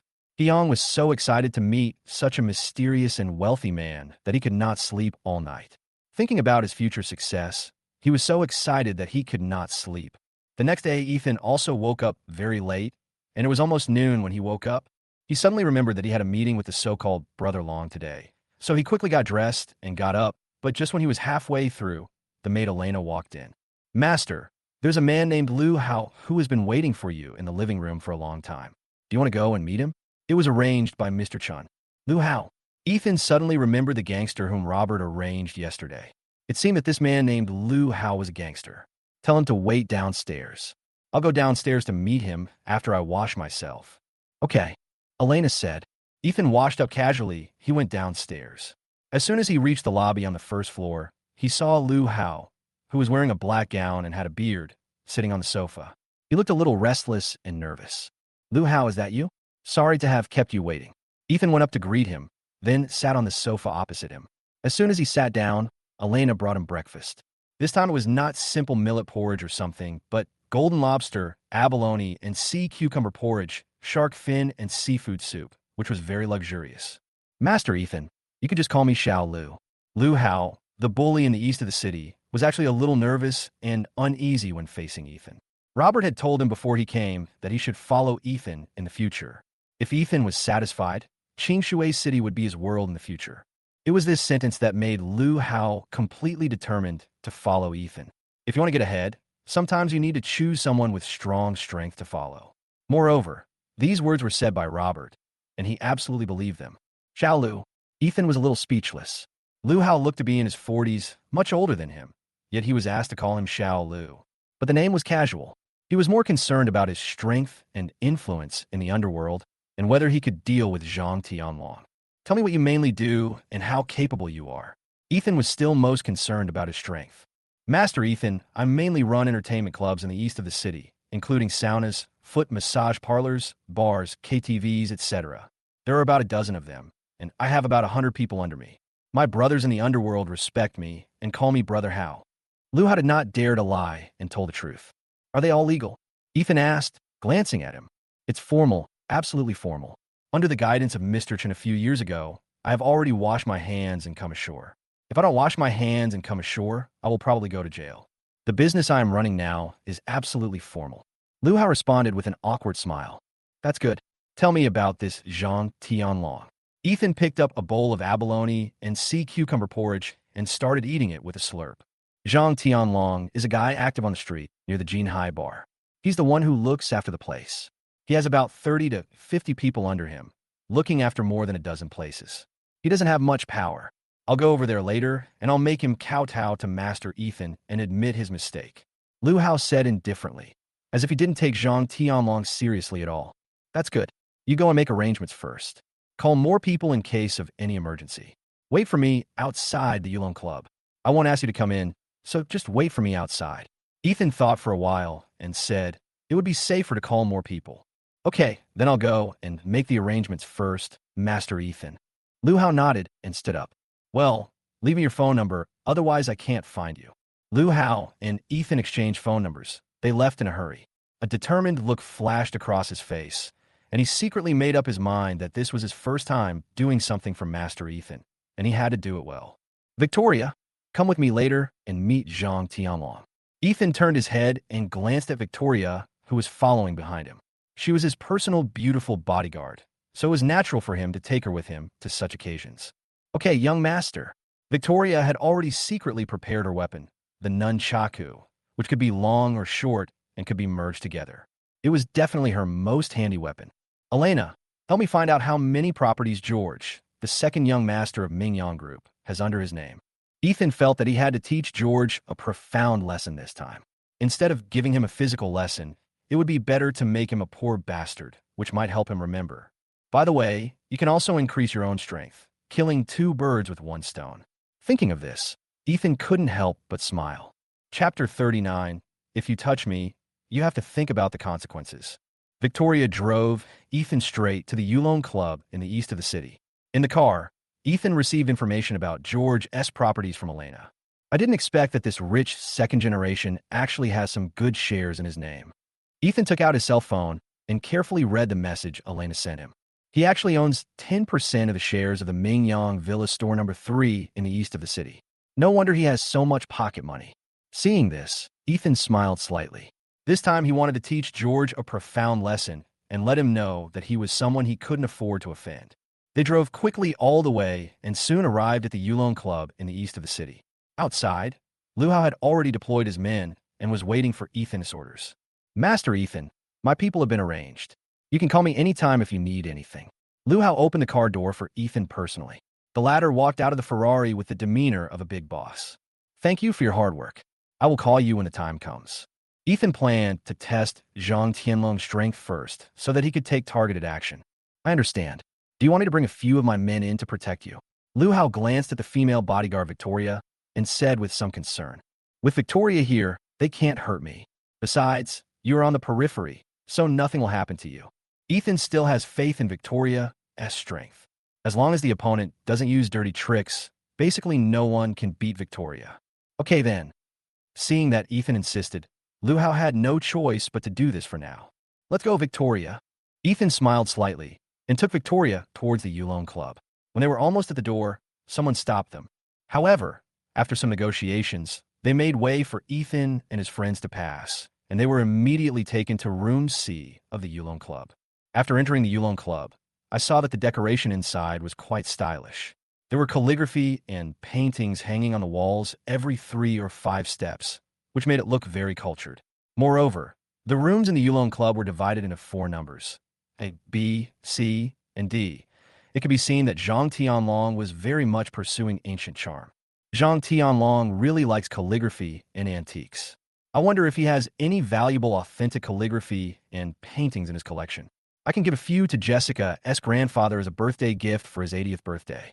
Before coming back last night, Ethan asked Jessica. Her grandfather liked to collect calligraphy and antiques and was planning to hold his own collection exhibition. If he brought a few more collections back this time, he might be able to win her grandfather's favor. While thinking about it, Ethan and Victoria had been taken to Room C. As soon as they entered, they saw the fat Zhang Tianlong sitting on the armchair, turning the stone ball in his hand with a calm expression. Below him, George was standing with a smug look on his face, and there were more than 20 strong young men surrounding them. Looking at their exposed muscles, you could tell that these people were all martial artists. When they saw Ethan and the others come in, they immediately closed the door. Ethan, you really come here to die. This time, you and your cousin can't run away anymore. George shouted excitedly when he saw that Ethan actually dared to come. If you enter Brother Long's Yulon Club, you will be skinned alive if you don't die. Why should we run? Is there a seat available? I'm tired. Ethan glanced at the thugs around him without a trace of fear. Instead, he turned his gaze to Zhang Tianlong, who was sitting on the armchair. Look, Zhang Tianlong saw that Ethan was surrounded by his people. Instead of being nervous or afraid, he looked calm, which made him feel a little curious about Ethan. Soon his men brought a chair to Ethan. After Ethan sat down, he said calmly, Okay, now you can tell me why you called me here, but I have to say this beforehand. If you ask me to come here, I will not go back empty-handed. Ethan, why are you still pretending to be so arrogant? Do you remember the last time at the Jinhai bar, when you ordered your cousin to beat me and 4 of Long Ji's men? George was furious when he saw Ethan's calm expression. He thought Ethan would be nervous and afraid and beg for mercy when surrounded by so many people, but he didn't expect this poor guy to still have a calm expression. Yeah, I remember. What's wrong? Ethan responded calmly. Just remember it. Brother Long said that those who injured him must pay medical expenses. 1 million per person. If there are 4 people, that's 4 million. George said arrogantly. Today, with Brother Long backing him up, his voice was much higher pitched when he spoke. 4 million? I don't have the money. Ethan shrugged. It's okay if you don't have money. I'll just let your cousin stay with me, and then I'll cut off one of your legs and one of your arms. Then you'll kneel down and call me daddy 3 times, and that'll make it even. How about that? Isn't this a good deal? George was very proud. With Brother Long's support, he would kill you today. This time he must get back the previous humiliation and drive Ethan out of Clearwater City, so that Jessica would be his. Come and get it if you can. Ethan stared at George coldly, with a hint of coldness in his eyes. Good boy. Zhang Tianlong finally spoke. He was surrounded by so many people and threatened to have his hands and feet cut off, but he didn't even blink. As long as you come up with these 4 million today, we will forgive you for injuring my 4 men. If you can't come up with it, I can only let your cousin stay to pay off the debt. Zhang Tianlong's cunning eyes were already sizing up Victoria. It has to be said that Victoria has a very hot body, with a curvy chest and a curvy back. Moreover, due to years of martial arts training, her limbs are very powerful, which makes Zhang Tianlong even more interested. I've told you all, come and get it if you can. Ethan suddenly changed the subject and said, but if you dare to come and get it, you will have to bear the corresponding consequences. I'm afraid the price will be a bit high. Ah, you are really good at pretending. Even at this time, you're still pretending. You're really not afraid of death. Today, I will let you see how powerful my brother Long is. Come on. After Zhang Tianlong roared, several people rushed towards Ethan. Victoria immediately took out the nunchaku from her arms and protected Ethan. The author has something to say. Thanks to all the friends who gave rewards today. I could see every name on the list. Thank you very much for your rewards. This chapter is for you. I hope you can support and reward me more. I will also add more chapters. Chapter 40. Reversal of the situation. Victoria had a nunchaku in her hand, so she was even more ruthless. Anyone who dared to approach her would be dealt with mercilessly, and she would often knock them to the ground with just one move. In just a blink of an eye, several people fell down. Seeing this, George secretly took a breath of cold air. He never expected that Ethan's cousin was so abnormal. A woman could fight so many people alone and not lose at all. This woman is really amazing. Zhang Tianlong was greatly surprised to see that Victoria was actually so amazing. Come on, capture that woman for me. Each of you will be rewarded 10,000 yuan later. Zhang Tianlong suddenly wanted to get Victoria. If he could subdue this woman, his strength would be much stronger. Therefore, he rewarded these brave men with a large sum of money. It is true that there will always be brave men when there is a big reward. When the thugs heard that Brother Long was offering a large sum of money, they stopped holding back. The men lying on the ground struggled to stand up, drew their wooden sticks, and attacked again. Victoria was very durable. She couldn't stand up to their large numbers. The round-the-clock fighting consumed too much of her physical strength. Fine beads of sweat began to appear on her forehead, and her breathing became a little disordered. The most important thing was that she was hit in several places. Ethan frowned when he saw this and couldn't wait any longer. He immediately sent a message to Lu Hao, who was waiting outside, telling him that he could bring people in. When George saw Victoria gradually losing strength, he suddenly shouted excitedly, she's almost dying, brothers, try harder. As he spoke, his venomous gaze shifted to Ethan again, and he secretly became fierce in his heart. Ethan, I'll beat your cousin down later, and then I'll see how you can still act so pretentiously. I'll make you kneel on the ground and call me daddy, otherwise I'll never be able to let go of the hatred in my heart. George was in such a good mood at this moment. It seemed as if he had already seen the scene where he was about to step on Ethan. But Victoria was still resisting tenaciously. At least 10 people fell to the ground. She fought against 20 people alone, and after a round-robin battle, she managed to knock down half of them. It was really amazing. Zhang Tianlong felt both distressed and excited when he saw this. He felt distressed because so many of his men were injured at once, but he was excited because Ethan's cousin seemed to be losing strength and had several injuries on her body. Well, this girl is quite good at fighting, but she will be defeated by me in the end. Zhang Tianlong found a comfortable position and continued to sit on the armchair, turning the stone ball in his hand, and began to relax and appreciate it. It was only a matter of time before Victoria lost. However, at this moment, shouting was heard outside the door, and then a younger brother who was in charge of patrolling outside ran in a hurry, rushed to Zhang Tianlong and reported anxiously. Brother Long, Brother Hao, and his men are breaking in. Brother Hao? Lu Hao? Zhang Tianlong had a look of surprise. The only person on the street who called him Brother Hao was Lu Hao. Yes, it's Lu Hao. The younger brother nodded in confirmation. Brother Hao and I have nothing to do with each other. What does it mean that he brought people here? How many people did he bring? Zhang Tianlong asked with a frown, looking puzzled.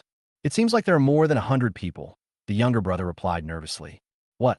More than 100 people? Zhang Tianlong was horrified. Brother Hao only had more than 100 men under his command, but he actually brought them all here.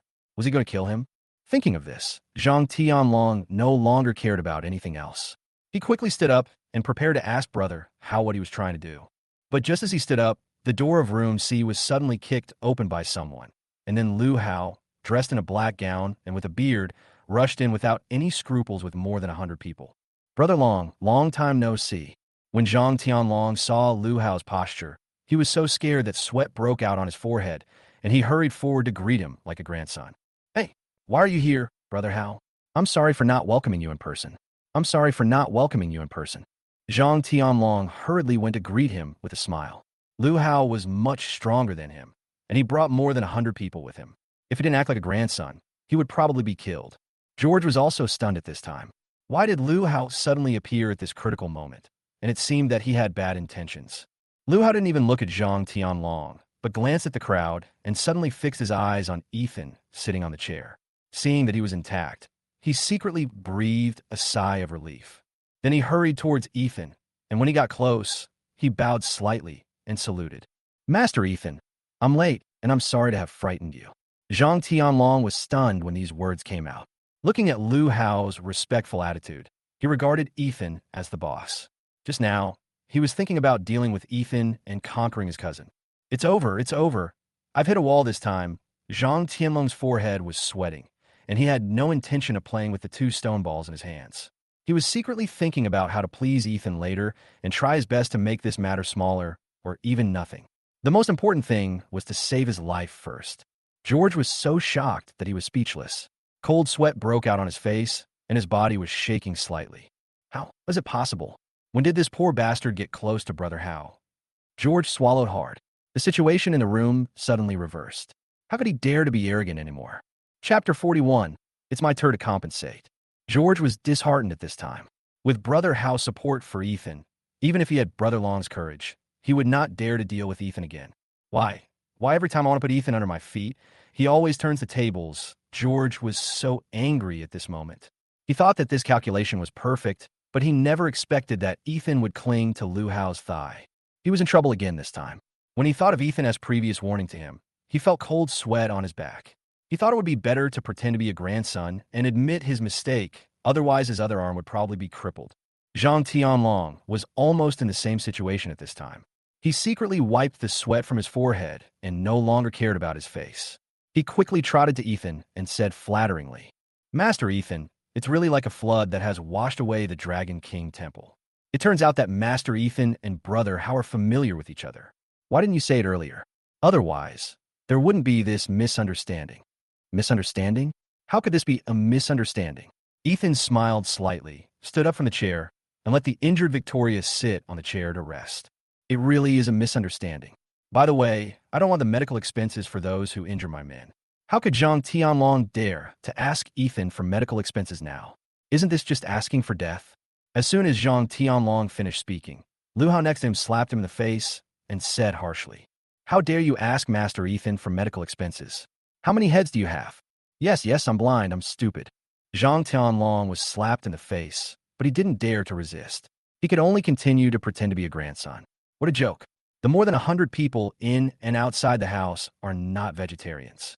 If he dared to move, he would probably be killed by Brother Hao here today. You know, Brother Hao is famous for his ruthlessness in the underworld. George, who was not far away, felt even more desperate when he saw that even Brother Long did not dare to resist. Medical expenses still need to be collected, but I'm the one who collects your medical expenses. My cousin was beaten by your people, so you have to pay some medical expenses. Ethan pointed at Victoria. She followed him to block the siege of so many people, and he had to give her an explanation. Of course, of course. I wonder how much young Master Ethan's medical expenses will cost. Zhang Tianlong wiped his sweat secretly. This time he was going to bleed heavily. 2 million. Ethan stretched out 2 fingers and said to Zhang Tianlong. 2 million. Zhang Tianlong felt a pain in his heart, but he still gritted his teeth and replied, No problem, it's my duty. Zhang Tianlong took out a checkbook from his arms, quickly wrote out a check for 2 million, and then handed it to Ethan with a slight tremor. Ethan took the check for 2 million with a smile, turned around and stuffed it into Victoria's hand, and whispered, Victoria, this is what you deserve. Take it, and let Elena give you medicine when you go back tonight. Young cousin, thank you. Victoria remembered that Ethan said to call him cousin in public, so she immediately changed her words, but she was slightly touched in her heart. She felt very lucky to have a master who cared about her so much, and, at the same time, her belief in following Ethan became more firm. Zhang Tianlong thought that after handing over the 2 million, everything would be fine, but he didn't expect Ethan to turn back and say, My cousin's medical expenses have been compensated, but I also need compensation for my mental damages. As soon as he finished speaking, Zhang Tianlong trembled all over and asked stutteringly, Master Ethan, how do you want compensation? I heard that you have collected a lot of calligraphy and antiques. Please give me a few pieces, but I want the authentic ones. If I take them back and ask someone to authenticate them and find out they are fake, I will deal with you. Ethan warned him with a smile. Tomorrow is Jessica's grandfather's 80th birthday. The old man is very interested in collecting antiques, so giving him calligraphy and antiques as birthday gifts is definitely the most appropriate. Of course, if what you bring out satisfies me, I won't treat you unfairly. Okay, I'll get it from Master Ethan myself right away. Zhang Tianlong secretly wiped the sweat off his forehead. There was no other way now. He could only take a few collections of insignificant value to deal with it. He hoped that Ethan would not be able to tell the value of them. Zhang Tianlong was not stupid. It was impossible for him to take the most valuable painting. But as soon as he turned around, Ethan said with a smile, I'd better go with you to get it.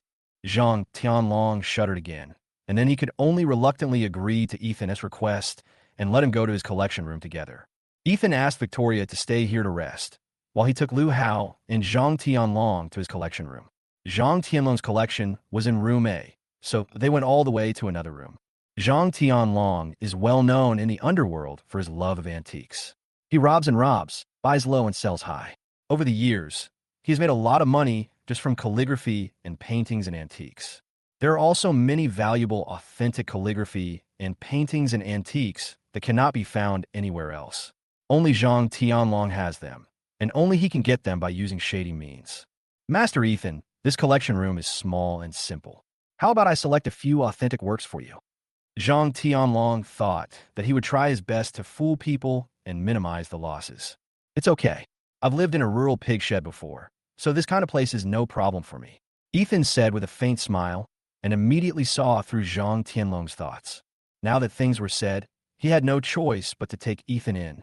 However, when Ethan stepped into Zhang Tianlong's collection room, he was still stunned by the various collections he had collected inside. The quantity and variety far exceeded Ethan's imagination, but then he smiled slightly, thinking, this is going to be rich. Chapter 42, Big Harvest. Zhang Tianlong's collection room is not very large, perhaps only about 30 square meters, but there are quite a lot of collections inside. There were many calligraphy and paintings hanging on the walls, various antique jades on the table, and even ancient bronzes, ironware, swords, and the like. Unfortunately, most of them were incomplete, which dazzled Ethan. He never expected that Zhang Tianlong actually collected so many antiques. Zhang Tianlong, you really have hidden a lot of treasures. While Ethan was speaking, his eyes were already looking around. His gaze swept across various antiques and was finally attracted by a purple and crystal-clear jade bracelet. They're all worthless stuff. Zhang Tianlong wiped the sweat from his forehead. He had spent a lot of effort to collect these.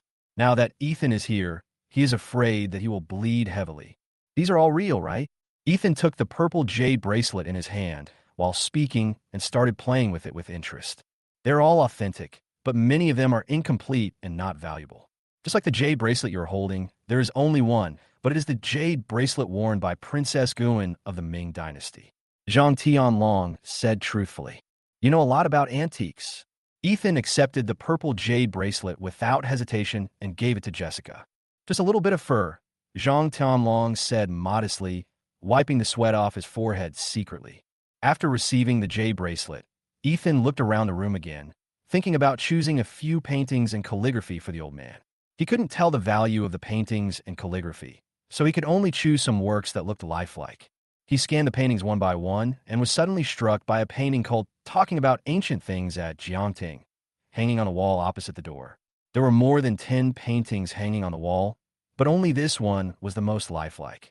Take this painting down from me, Ethan said, pointing at the painting. Zhang Tianlong was shocked when he saw Ethan wanted this painting. He was stunned and didn't want to take it, but Lu Hao next to him glared at him, so scared that he had to go up and take down the painting Jiangting Tengu 2 by Tang Bohu and gave it to Ethan reluctantly. The latter took the painting in his hand and admired it. Although he did not understand painting, this painting of Talking About Ancient Things at Jiangting was indeed very lifelike. It was not until he saw Tang Yin's name and seal that a look of joy instantly appeared on his face. This is a painting by Tang Bohu. Nice. I want it. Ethan's eyes lit up. This was a painting by a famous person. He quickly put it away. Tang Bohu's painting should be a worthy gift for the old man's 80th birthday. Seeing that Ethan was determined to get the painting, Zhang Tianlong felt extremely distressed. The painting was worth more than 30 million, but it was his most valued treasure. He had swapped it with a buyer at the auction, but now it was a bargain for Ethan. Zhang Tianlong, I will take this painting and jade bracelet away as compensation for my mental damage. Ethan was very satisfied with the two items. I'm glad that Master Ethan is satisfied. Thank you, Master Ethan, for letting me go. Zhang Tianlong felt secretly painful, but now he had to bow his head under someone's eaves. He had to say thank you after being slapped in the face. This was a most cowardly day for Zhang Tianlong. After getting the painting, Ethan planned to go back to find George. This kid had provoked him many times, so this time he had to teach him a lesson. When Ethan brought Lu Hao back to room C, George had already turned pale with fright. George, didn't you say that you wanted me to kneel down and call you daddy? Ethan came up to George and said jokingly, Ethan, I was wrong. I will never bother you again. Please let me go this time. George glanced at Lu Hao, who was following Ethan, and then at Zhang Tianlong, who was in danger himself. This time he admitted defeat. Let you go?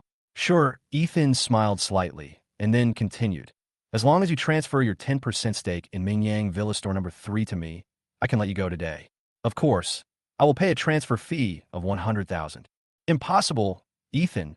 You poor bastard still want to turn the tables and become the boss, right? I tell you, you're dreaming. George was not willing to agree. The shares were given to him by his father, and the dividends alone were several million every year. What's more, the third store of Mingyang Villa was worth at least 100 million. Ethan actually wanted to buy 10% of the shares with only 100,000. How could he accept this? You haven't faced reality yet, have you? Ethan didn't waste any time and slapped him directly. This slap in the face woke him up completely. George then looked at the room full of Brother Hao's people, and then looked at Lu Hao's obedient expression towards Ethan. He felt so angry. Then he swallowed hard, knowing that he had completely failed this time. Although he was unwilling, he could only nod in agreement. Ethan was becoming increasingly unable to see through him, so he could only think of other ways to avenge today's humiliation afterwards. Ethan was very satisfied with his attitude, and soon asked Lu Hao to draft a share transfer contract, and then signed the agreement for 100,000 yuan. Not bad. Thank you, Mr. Zhang. Ethan held the agreement with a slight smile on his face. George collapsed to the ground like a puddle of mud. Let's go, Xiao Lu. Ethan waved to Lu Hao and left the Yulong Club. This trip was not in vain, and he gained a lot. Ethan was very satisfied. Chapter 43, Pretending to be Bankrupt. Ethan came back. He immediately asked Robert to find a top expert in antique appraisal in Qingshui City. He wanted to verify whether the two collections he got from Zhang Tianlong were authentic. If they were fake, it would be too embarrassing for him to give them away. Soon this person came to Ethan's purple gold crown villa. He was an old man wearing a green gown and with gray hair. He claimed to be the #1 antique appraiser in Qingshui City, and his name was Yuan Chong. Master Yuan, can you help me check if this painting is real? Ethan asked respectfully, with a look of anticipation on his face. Okay, Master Ethan. In front of Ethan, Yuan Chong did not dare to act arrogantly, let alone take advantage of his seniority. This was very rare. Then Yuan Chong took out the identification toolbox he had brought with him, which contained various identification tools of many kinds. Ethan didn't recognize any of them, so he could only stand aside and watch.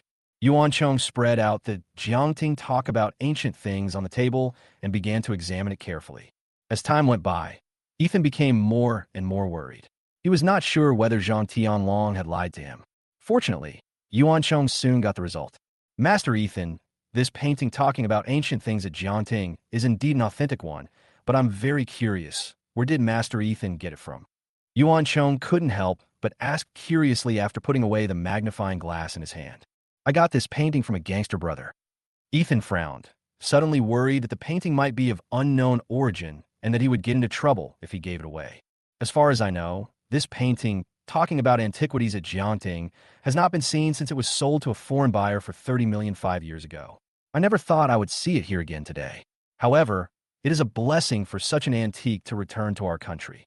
When Yuan Chong saw this, there was an obvious flash of relief in his eyes. In the antiques community, people were still very saddened that precious cultural relics were lost abroad. This painting costs 30 million. Ethan was a little surprised. Zhang Tianlong didn't have the ability to buy this painting. It seemed that he had used some tricks to get it from a foreign buyer. But since the other party was a foreigner, Ethan had to cheer for Zhang Tianlong. After identifying the Jiangting Tangu II, Ethan asked Yuan Chong to help identify the purple jade bracelet. It was also authentic. It was indeed the bracelet of Princess Guan of the Ming Dynasty, and the market price was worth 300,000. Ethan was very satisfied with these two antiques. Early the next morning at Hongtai Hotel. Today is the 80th birthday of He Sheng, the head of the He family in Qingshui City. Many guests came to the hotel to celebrate the old man's birthday, but most of them were members of the He family, and some were friends and students invited by his grandfather. In his early years, He Sheng was a professor in the Department of Economics and Management at a university, where he taught many students. Because he keenly captured the trend of the domestic economic boom, he voluntarily retired from his professorship. Since then, he has been very successful in Qingshui City with his extensive network of contacts, and has businesses in all walks of life. However, when he got older, he retired and divided the properties among his 3 sons and 1 daughter. He turned a deaf ear to the world outside and became obsessed with antiques. Therefore, He Sheng's sons and daughters are all well-known, wealthy people in Qingshui City. They all own second- and third-rate groups, and their children are all rich second generations. There were already more than 30 people in the VIP Superbox of Hongtai Hotel. It was not easy for relatives and friends to meet each other, so naturally, they would flatter each other. But today, Jessica and her family sat at a table in the corner, very low-key and quietly. Old He, you're usually keen on chatting with them. Why are you sitting here, smoking silently today?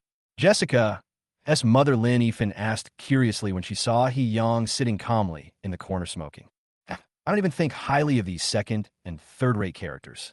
Why bother wasting energy bragging and chatting with them? Ever since He Yang hooked up with Ethan, the mysterious rich young man, he has been dreaming of becoming rich and powerful. Naturally, his vision has also risen, and he no longer thinks highly of these second- and third-rate characters in the family. Your own company is about to go bankrupt, and you're still pretending to be cool here. I think you read almost exactly like Jessica's poor boyfriend. You just like to pretend to be cool whenever you have nothing to do. Lin Yifan was furious when she saw him like this. He Yang had previously used car and house loans as well as all the company's working capital to buy the land in the east of the city, but the authorities did not allow the construction of a hotel, which meant that the money was wasted. The company was losing money every day, and board member Ma Yuan had been thinking about dethroning He Yang and making himself the chairman. In such a difficult situation, He Yang didn't think about building relationships with the upper management, nor did he think about taking this opportunity to attract some funds to fill the company's deficit. How could she not be angry when he sat here so calmly and pretended to be cool? Don't worry about the company. It won't fail. Our family won't go bankrupt either. He Yang said calmly. With Ethan as his future son-in-law, he has no reason to worry about money. However, He Yang did not tell his wife and daughter about Ethan's affairs, so this made Lin Yifan very anxious. It's really a waste of time telling you this. Seeing that she couldn't persuade He Yang, Lin Yifan wanted to persuade her daughter Jessica. Jessica, your father's company may go bankrupt. Our house and car are mortgaged. If it goes bankrupt, you won't be able to enjoy the luxurious life you have now. Mom, what do you want to say? Jessica said with a frown. Look, Sun Yao, the son of your grandfather's most proud student, was a genius in school. It's only been 5 years since he graduated, but now he has founded his own real estate company, which is ranked among the top 10 in Qingshui City. His net worth is over 10 billion. The key is that his family background is strong and he is a wealthy bachelor. Didn't he pursue you in the early years? Go over and say hello now. Lin Ethan suggested. Mom, what are you talking about? I only like Ethan. Jessica is getting more and more confused about her mother. She keeps asking her to find a richer boyfriend. Ethan, you all have been charmed by a poor boy who comes from the countryside. How can he help us? I'm really mad at you. We can only wait to go bankrupt, live on the streets, and be laughed at by our relatives. Lin Ethan was so angry that she almost died. Just at this moment, a handsome, white-faced young man walked over. Jessica, long time no see. The tall, rich, and handsome man who spoke was none other than Sun Yao, mentioned by Lin Ethan, a rising star in Qingshui City. Chapter 44. Dog Eyes Look Down on People.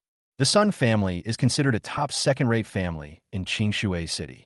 They are involved in various industries, such as hotels, real estate, internet, and catering. They are the most promising family in Qingshui City to become a first-rate family. In addition to being a rich second generation, Sun Yao also opened his own real estate company and has a considerable fortune. Compared to a playboy like George, Sun Yao is miles ahead of him. He has been pursuing Jessica over the years, but was rejected by her every time. However, he had no intention of giving up. When he saw Jessica at the party, he approached her the first time. Long time no see, Jessica greeted him politely and then ignored him. The scene was a bit awkward, but Lin Ethan seemed to like Sun Yao very much. Sun Yao, our Jessica has this temper. Please don't be surprised. It's okay, Annie. I'm used to it. I heard that my uncle's company's capital chain is stuck in the land in the east of the city. If you need anything, you can tell me. I still have 100 million in liquid funds in the family that I can use. Sun Yao said confidently. Before coming, he had carefully investigated the situation of He Yang's company and wanted to get Jessica from her father. Really? That's great. Lin Ethan was immediately delighted. Come, sit next to Annie. Sun Yao did not sit down, but took out an exquisite gift box from his arms and handed it to Jessica. Jessica, this is the Cartier 18K rose gold bracelet I brought back from Country M. I'm giving it to you. Jessica didn't answer it and didn't even look at it, but her mother was surprised first. Cartier 18K rose gold bracelet. This one must be worth at least 100,000. I'm sorry, Sun Yao. I already have a boyfriend, so don't bother with me. Jessica refused directly. You have a boyfriend? Sun Yao thought Jessica was rejecting him, as usual. Coincidentally, Ethan came into the super box and was looking for Jessica and the others at the door. Hey, Ethan is here. Although He Yang was smoking silently, his eyes were always fixed on the door. When he saw Ethan appear, he immediately put out the cigarette butt and then greeted him like a grandson. When Jessica saw Ethan coming, she smiled brightly. After pushing Sun Yao aside, she followed He Yang to greet Ethan. Sun Yao was left standing there awkwardly, his jealous eyes falling on Ethan. He then saw Jessica holding Ethan's arm affectionately and smiling happily. His eyes were almost spitting fire, and he couldn't help but clench his hands into fists. You're courting death if you dare snatch Jessica from me. Sun Yao's eyes were vicious. Seeing this, Lin Ethan wanted to go forward to comfort him, but was pushed away by Sun Yao. Lin Ethan, who had made herself unhappy, looked very embarrassed. Ethan's first time at the Hongtai Hotel, but he remembered that the hotel was owned by the Dinghe Group, which was his father's business. Ethan, why did you come just now? I almost finished a pack of cigarettes. He Yang smiled ingratiatingly. He must have his own purpose for being so anxious to see Ethan. Ethan, let's go sit over there. Jessica took Ethan's arm affectionately, with a happy look on her face, wanting him to sit over there. Jessica, Dad has something to discuss with Ethan. You go and accompany your mother first. I will return Ethan to you later. He Yang eagerly pulled Ethan to an empty corner. He had his own purpose. Okay. Jessica had no choice but to go back to her seat obediently. Uncle, do you want to talk to me about something? Ethan was confused and didn't know what He Yang wanted to talk to him about. It's like this. My uncle bought a piece of land in the east of the city, and they said they could build a hotel on it, but now they've changed their mind. The company's capital chain is stuck there, so they want to raise some money from you. He Yang said, rather embarrassedly. How much more do you need? Ethan thought about it and decided that he should help him. First, he was Jessica's father, and Ethan couldn't just watch her family go bankrupt. Second, he could take this opportunity to own some shares in the He's Hotel to strengthen his own strength. 100 million, and I'll give you 8% of his shares, Hyang said after thinking for a while. I'll give you 200 million, but you have to take 20% of the shares. In addition, I'll help you solve the problem of land for building a hotel. Ethan felt that 8% was too little, so he directly increased his shares to 20%. 200 million, Hyang took a breath. Ethan was really generous. He spent 200 million without blinking an eye. Compared with Sun Yao, who had to use 100 million and had to go through his family, there was simply no comparison between the two. In addition, Ethan could actually solve the problem of building a hotel on the land, which was great. He immediately agreed excitedly. Okay, we will be a family from now on. Uncle only has one daughter, Jessica, and in the end, it will all be left to you. After solving the company's problems, Hyang felt very happy. When he looked at Ethan, he liked him more and more. Hyang and Ethan were discussing something in the corner. Suddenly, a middle-aged man, seeing Hyang's flattering expression, guessed that the young man might be a mysterious rich man, so he couldn't help but come over and talk to him out of curiosity. Second brother, who are you, young man? Why don't you introduce yourself to me? This man is He Sheng's third son, named He Ingsheng. He is a famous department store tycoon in Qingshui City. The department stores under his name occupy 1/3 of the department store industry in Qingshui City. He is a second-rate rich man with very strong power. This is my daughter's boyfriend. His name is Ethan. Hyang couldn't stand this third brother the most. He was the most snobbish, but they were brothers after all, so he still had to pretend to be friendly on the surface. While speaking, he also introduced Ethan to his third brother, He Ingsheng. Hello, third uncle, Ethan responded politely. Ethan, He Ingsheng looked up and down at Ethan's simple outfit and said with a little contempt, What do you do? What do your parents do? I'm at Hongfeng Entertainment. I've just been promoted to manager. My parents are both in the countryside. Before Ethan could finish his words, He Ingsheng interrupted him impatiently. Okay, I got it. I just happen to have something to do over there, so I'll leave for now. He Ingsheng shook his head with a look of disgust. He never expected that the person Hyang was trying to please was actually a poor country boy. This made him very disappointed. He thought he was some rich and noble young man. After knowing that Ethan was a poor boy, he was unwilling to say a word to Ethan, and before leaving, he did not forget to mock Hyang. Second brother, I didn't expect your daughter to have such bad taste that she found a poor country boy as her boyfriend, and you are still acting like a lickspittle. Tut-tut. Get lost, you guys that look down on others. Sooner or later I will make you kneel down and lick my ass. Hyang was very angry, but when he thought about how he climbed up the big tree of Ethan, he secretly pretended to be cool. Ethan also noticed his disgust and contempt for him, but he just smiled and didn't care. Why should he be angry with such a nobody? Chapter 45. The next second, you are out of my reach. Ethan sat down. He took out a simple yet exquisite box from his arms and handed it to Jessica. Jessica, this is for you. What is this? Jessica was a little excited. This was the first time she received a gift from Ethan since they met again. You'll know once you open it. Ethan smiled slightly. Jessica nodded and opened the wooden box. Inside was a purple and simple jade bracelet. The purple jade bracelet is so beautiful. Jessica liked it very much. Her eyes were full of happiness, and she picked it up and put on herself, playing with it in her hands. Her love for it was beyond words. Ethan was happy to see that Jessica liked it very much, but Linnyfin next to him couldn't help but ridicule her. Look how happy you are with a broken bracelet. You don't want a Cartier rose gold bracelet worth more than 100,000 yuan, but you are so happy with a bracelet sold at a street stall. I really admire you. She didn't know that this purple jade bracelet belonged to Princess Guan of the Ming Dynasty and was worth 300,000.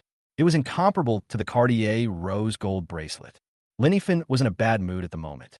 Ever since Ethan sat with them, many relatives couldn't resist coming over to chat with him out of curiosity. After learning that Ethan was Jessica's boyfriend, they all showed curious looks. Then, when they learned that Ethan was a poor boy from the countryside, they instantly lost interest and even looked at them with disgust and contempt. Moreover, the rumors from some relatives and friends made Linnyfin very unhappy.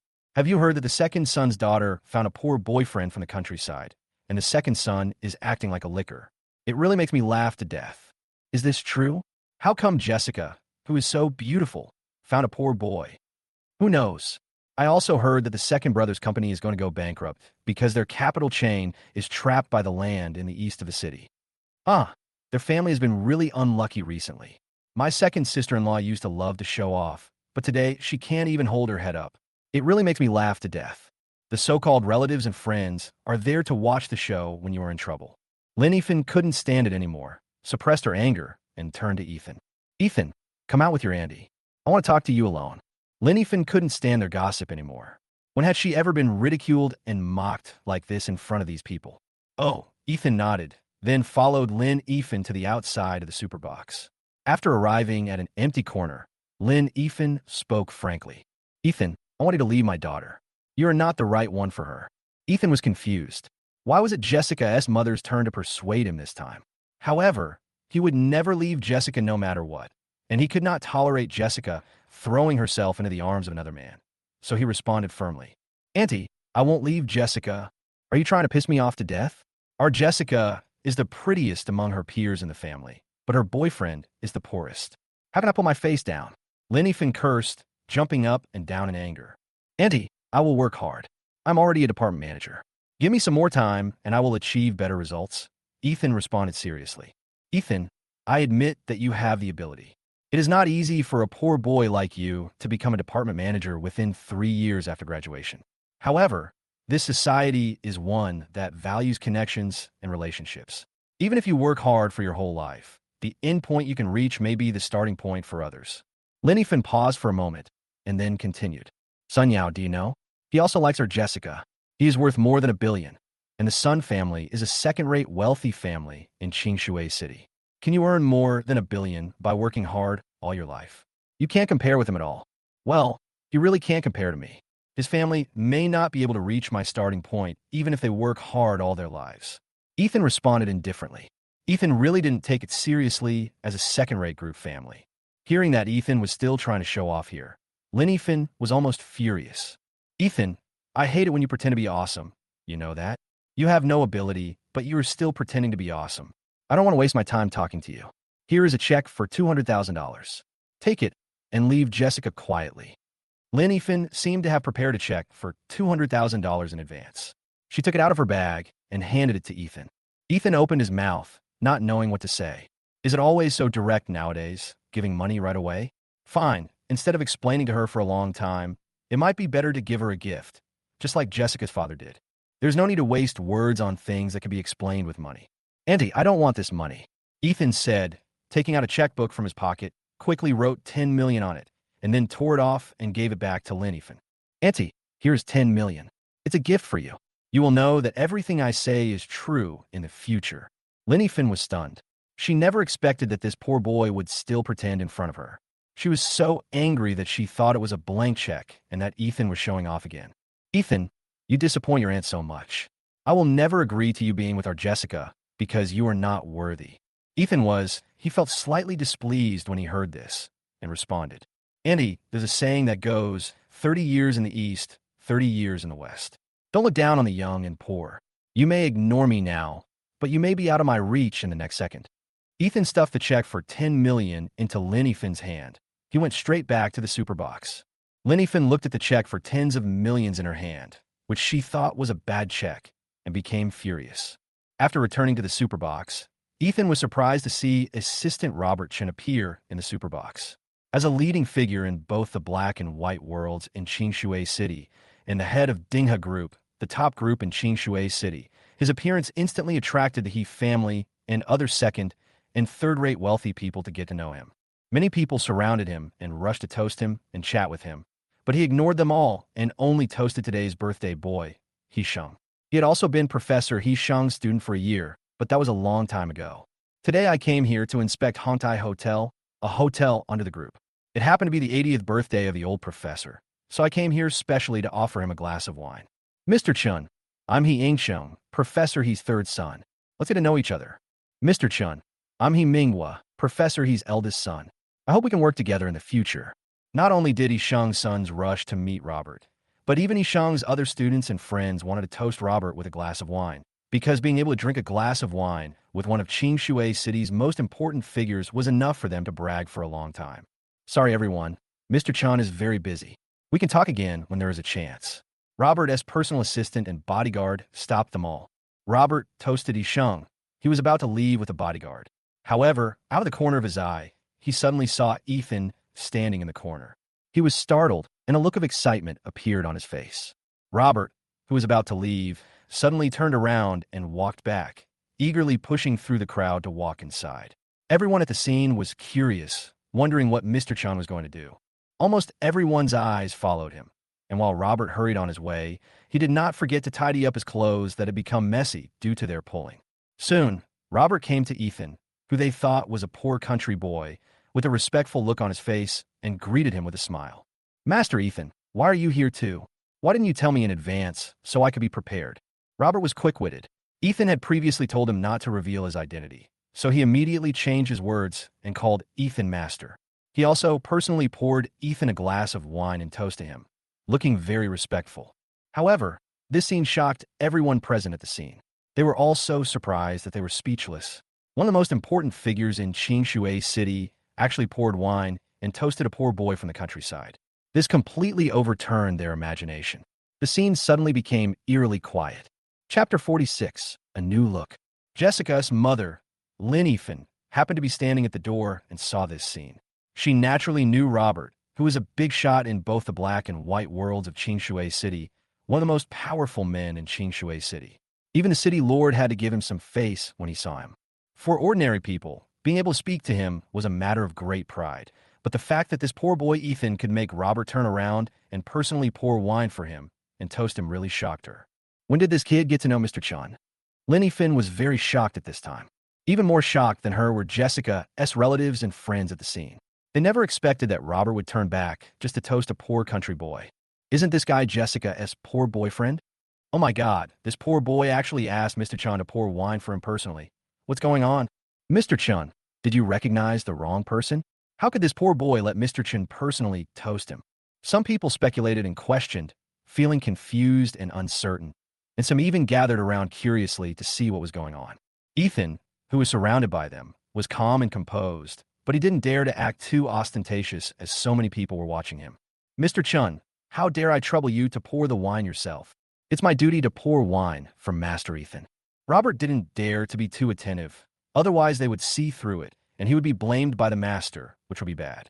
After the two toasted each other with a glass of wine, Robert suddenly saw Jessica holding Ethan's arm intimately and asked with bright eyes, "Master Ethan, is this your girlfriend?" Ethan could reply. Hyung beside him expressed his opinion anxiously. Yes, she is Ethan's girlfriend. Her name is Jessica, and I am her father, Hyung." Hyung was finally able to say a word. It was really an honor to be able to speak to Mr. Chun, one of the most famous people in Qingshui City. Yeah, Ethan also nodded, tacitly agreeing to this matter. Although he only agreed to be Jessica's boyfriend for one day, it was still within the one-day deadline. "So that's how it is, brother you have a good daughter." Robert didn't dare to neglect the prince's girlfriend and her father. He took out a golden tripod and a super membership card and handed them to Jessica. "This is our Dingha membership gold card. With this gold card, you can enjoy a 50% discount on any consumption in any industry under our Dingha group." As soon as he finished speaking, all the female friends at the scene couldn't help but exclaimed and cast envious and jealous looks at him.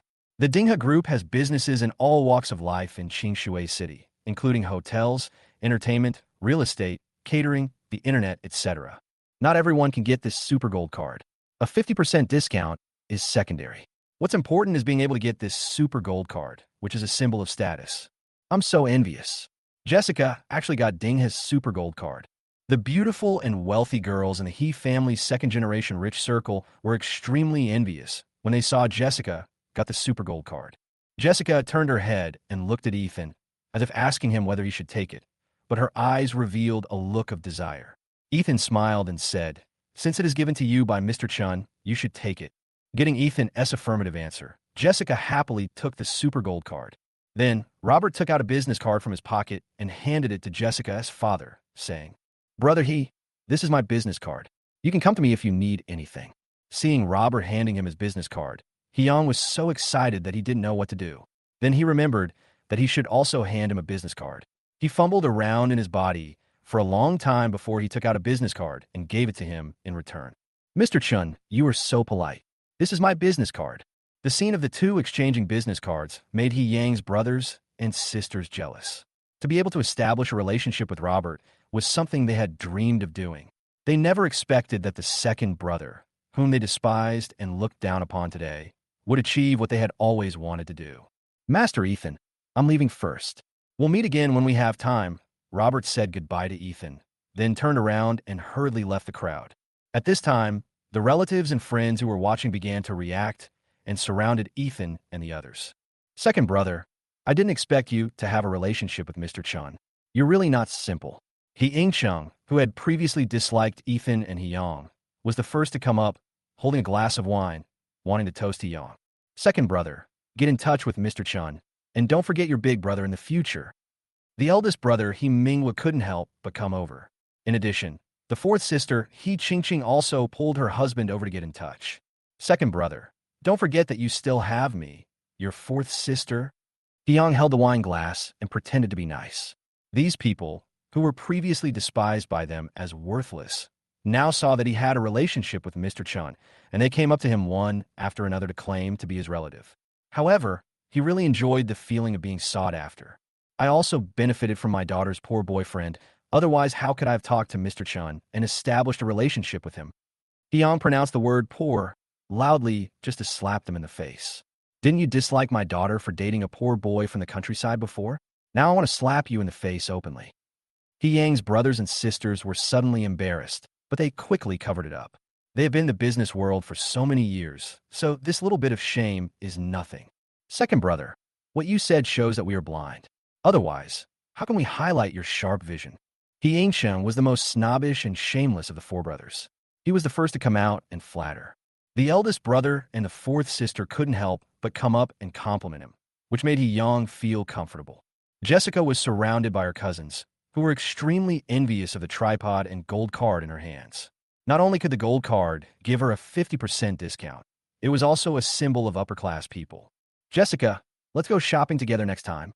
Yes, Sister Jessica, we haven't gone shopping with you for a long time. Let's go to the Jinlong Entertainment Club in Dingha. I heard that it is the most upscale entertainment club in Qingshui City. I usually don't want to go there, but now I have Sister Jessica's gold card. It should be affordable at half the price. There are several white, rich, and beautiful girls. All of them are good-looking, but Jessica is still better. It depends on my mood. Jessica raised her head proudly and secretly pretended to be cool, which made Ethan smile. At the same time, He Sheng, the head of the He family, also came over. Although the old man was 80 years old, his face was ruddy and he was in very good health. Ethan, is that so? Come here and let Grandpa take a look. As soon as He Sheng said this, everyone's attention was once again focused on this poor rural boy Ethan. And Ethan went up as he was told. Old man He Sheng took Ethan's hand affectionately, looked him up and down carefully, and couldn't help but nodded. Grandpa has high hopes for you. It doesn't matter if you're poor. The key is to have ambition. Things change over time. Grandpa was also very poor when he was young, but he made his way through life with his own hands. Grandpa believes you can do it too. The old man's words obviously slapped the faces of everyone present. They were all born into wealthy families and had never experienced the hardship of life. Come, sit next to Grandpa. The old man seemed to be very optimistic about Ethan and even pulled him to sit next to him. This surprised everyone present and made them look at this poor boy with a new respect. The person who couldn't stand watching this scene the most was Sun Yao, who had a ferocious look on his face at this moment. Okay, I'll let you be proud for a while, and then I'll see how you make a fool of yourself. Chapter 47. I'm afraid the gift I brought will scare you. After Ethan sat next to the old man, He-yong and Jessica also sat at the head table. This was an absolute honor in the family, and all the relatives and friends looked at them with envy. Jessica's mother Lin Yifan also returned to He-yong anxiously at this time. She had seen the scene just now, and her opinion of this poor boy Ethan seemed to have changed a little. Why did you come back just now? Mr. Robertson came to meet us just now and gave me his business card. He also said that I could come to him if I had any questions. He also gave Jessica a Dingha Super Gold card. You know, that card is very valuable. If you were here too, there would definitely be a gift for you. He-yong couldn't help but complain to his wife. Robert's gift was not something that ordinary people could receive. It was a pity to miss it. After a pause, he turned his gaze to Ethan and continued. But all this is thanks to Ethan. He put us in touch with Mr. Chun. Now that we can sit at this table, It is also indirectly due to Ethan's help. Why do you talk so much? Ethan was very impatient, but she still apologized to Ethan in a low voice. Ethan, Andy's words just now may be a bit harsh. Please don't take it to heart. Although Ethan's attitude towards Ethan softened a little, she still looked down on this poor boy from the countryside. But after all, Ethan knew Mr. Chun and seemed to have a special relationship with him, so she began to accept him a little. But she still cared about Ethan's lack of money. It's okay, Auntie. I forgot about it a long time ago. Ethan naturally wouldn't argue with Jessica's mother. I told you that Ethan is fine, but you still dislike him, Mom. Jessica is very happy now. The more Ethan is accepted by her parents, the greater the chance of her and Ethan being together. Okay, you're the only one who talks too much. After the party, let's go shopping with Mom. Ethan had already set her eyes on many items. Now that she has a gold card and can enjoy a 50% discount, she must seize the opportunity to go shopping. Okay, Mother. Jessica responded with a giggle. Soon the banquet for Old Man Hishang's 80th birthday began. There were 4 tables in total, and almost all of them were full, making it lively and bustling. Come on, everyone can start eating. Old Man Hishang is very happy today. It is his 80th birthday, and he has many children and grandchildren. This is his greatest joy. The dishes on the table were also very rich. After all, everyone here was worth hundreds of millions or even billions, and they were not short of money, so the dishes were naturally rich. For a while, the table was filled with the excitement of toasting each other. When the wine was halfway through, everyone took out gifts to present to today's birthday boy, Hishang. Grandpa, this is the hanyu cabbage I carefully prepared for you. I hope you like it. The eldest brother, Manhwa, was the first to take out the gift he had prepared. Well, you're thoughtful. This Han jade cabbage is of good quality. You must have spent quite a bit of money on it. Old Man Hishang was obviously very satisfied with a Han jade cabbage. Grandpa, this is the Chishan jade carving I prepared for you. Please take a look and see if you like it. The second son, Hyang, also brought his own birthday gift. Next came the third child, Ingcheng, and the fourth child, Chingching. Their gifts were also antiques. It seemed that they were familiar with the old man's habits and his obsession with antiques, so they gave antiques as gifts. You four are really thoughtful this year. Unlike previous years, you sent me all kinds of random things. Hishing accepted the gifts with satisfaction and a smile on his face. After the 4 elders presented their gifts, his students and 3 generations of descendants presented their gifts next.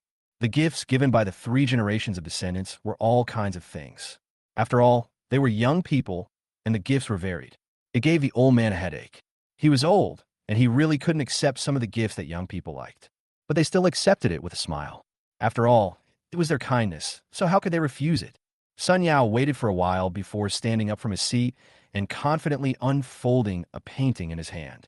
Professor He, do you like my painting? As he spoke, the painting in Sun Yao's hand was completely revealed. Suddenly, a lifelike landscape painting appeared in front of everyone.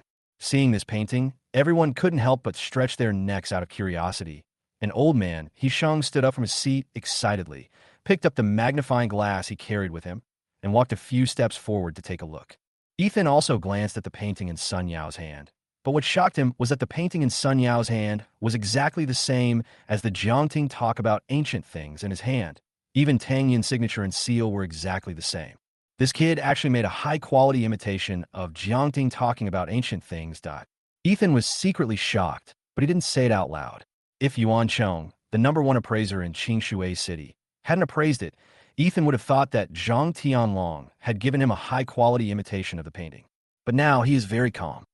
Could this painting be the Jiang Ting talking about antiques that was bought by a foreigner 5 years ago?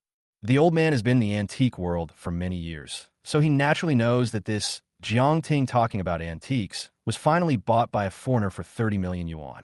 Yes, this painting is Tang Bohu's talking about antiquity at Jiangting. When I was on a business trip to Country M a few days ago, I specially asked someone to buy it from that foreigner for 38 million yuan, just to present it to Professor He today. Sun Yao was extremely proud at this moment. This was the embodiment of being rich and powerful. Is this Tang Bohu's painting? Speaking of Tang Bohu's paintings, everyone was attracted at once and came forward one after another, wanted to take a look at the famous artist's paintings. After all, Tang Bohu was very famous. Several of Hishang's good friends in the antique world were present, and they were very curious about the painting and came to see it. As they were all looking at Sun Yao's painting, talking about ancient things at Jiangting, the latter glanced at Ethan and said with some contempt, "I wonder if Master Ethan has brought any gifts for Professor He?" As soon as these words were spoken, many people present turned their eyes to Ethan. You know, he was a poor boy from the countryside. Although he had some relationship with Robert, he definitely had no money. For a moment, they were also curious about the gift Ethan brought. "Of course I have prepared a gift for Professor He, but I'm afraid it will scare you." Ethan smiled slightly and took out a scroll of painting from his arms. When everyone saw that Ethan also brought a painting, they couldn't help but feel curious. What painting could compare to Tang Bohu's talking about ancient things at Jiangting that Sun Yao presented? The author has something to say. "Dear brothers, I have updated almost 10,000 words today. Please give me some tips. I will update more tomorrow. Please give me some tips." Chapter 48. Aggressive, I won't be polite. Everyone was curious about what kind of painting Ethan would come up with, and everyone's eyes were focused on Ethan for a moment. After the latter stood up from his seat, he slowly unfolded the painting, and soon the content of the painting was revealed. It was a lifelike landscape painting. When everyone saw what was painted on it, they all showed shocked expressions. "Isn't this the same painting as Sun Yao's Jiangting Tangu too?" Soon someone recognized that the painting in Ethan's hand was also a painting of Jiangting Tangu too, and the signature was also Tang Yin, and even the seal was the same. How can there be two identical paintings of talking about antiquity at Jiangting? Many people had this question, but they soon realized that one of the two paintings was a high imitation. As for which painting was real and which was fake, everyone already had their own guesses. "Ethan, I didn't expect you to get a high-quality imitation painting to present to Professor He. Don't you feel ashamed?" When Sun Yao saw that Ethan also took out a painting of Jiangting talking about ancient things, his face looked very unhappy. He immediately accused Ethan of buying the painting of being fake. "You know, he spent 38 million to buy this painting. Why don't you say that the painting in your hand is a high imitation?" Ethan smiled slightly. "The painting talking about antiques at Jiangting in his hand has been authenticated by Yuan Chong, the #1 appraiser of antiques in Qingshui City. It is definitely authentic. However, the painting in Sun Yao's hand cannot be guaranteed. How can a poor bastard like you afford a painting worth 38 million? Sun Yao mocked mercilessly. Most people present actually didn't believe that Ethan's paintings were real. How could a poor boy afford an authentic Tang Bohu painting? Whether it's real or not, why don't we let Grandpa He identify it and find out? Ethan didn't want to waste time talking to him and asked the old man to identify it directly. Besides, there were several of the old man's friends in the antique world at the banquet.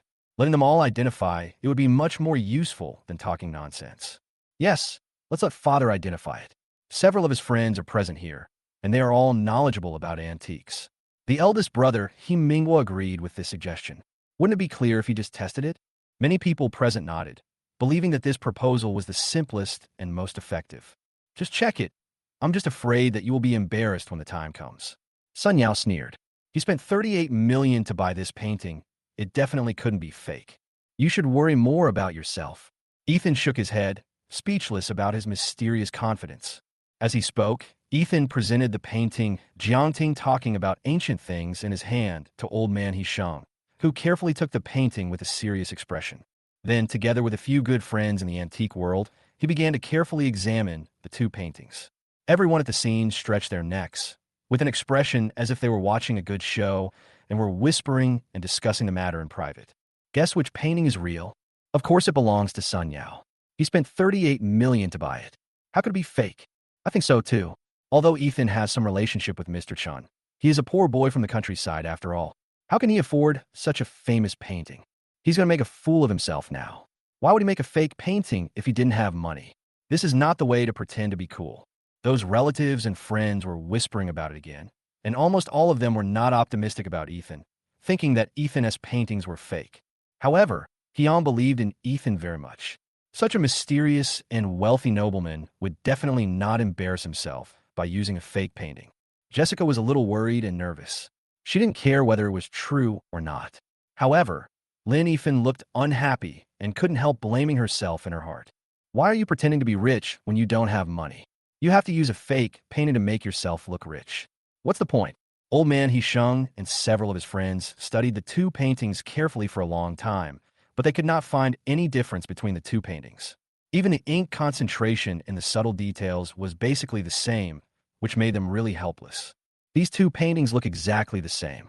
With our identification ability, we can't tell which one is the real one.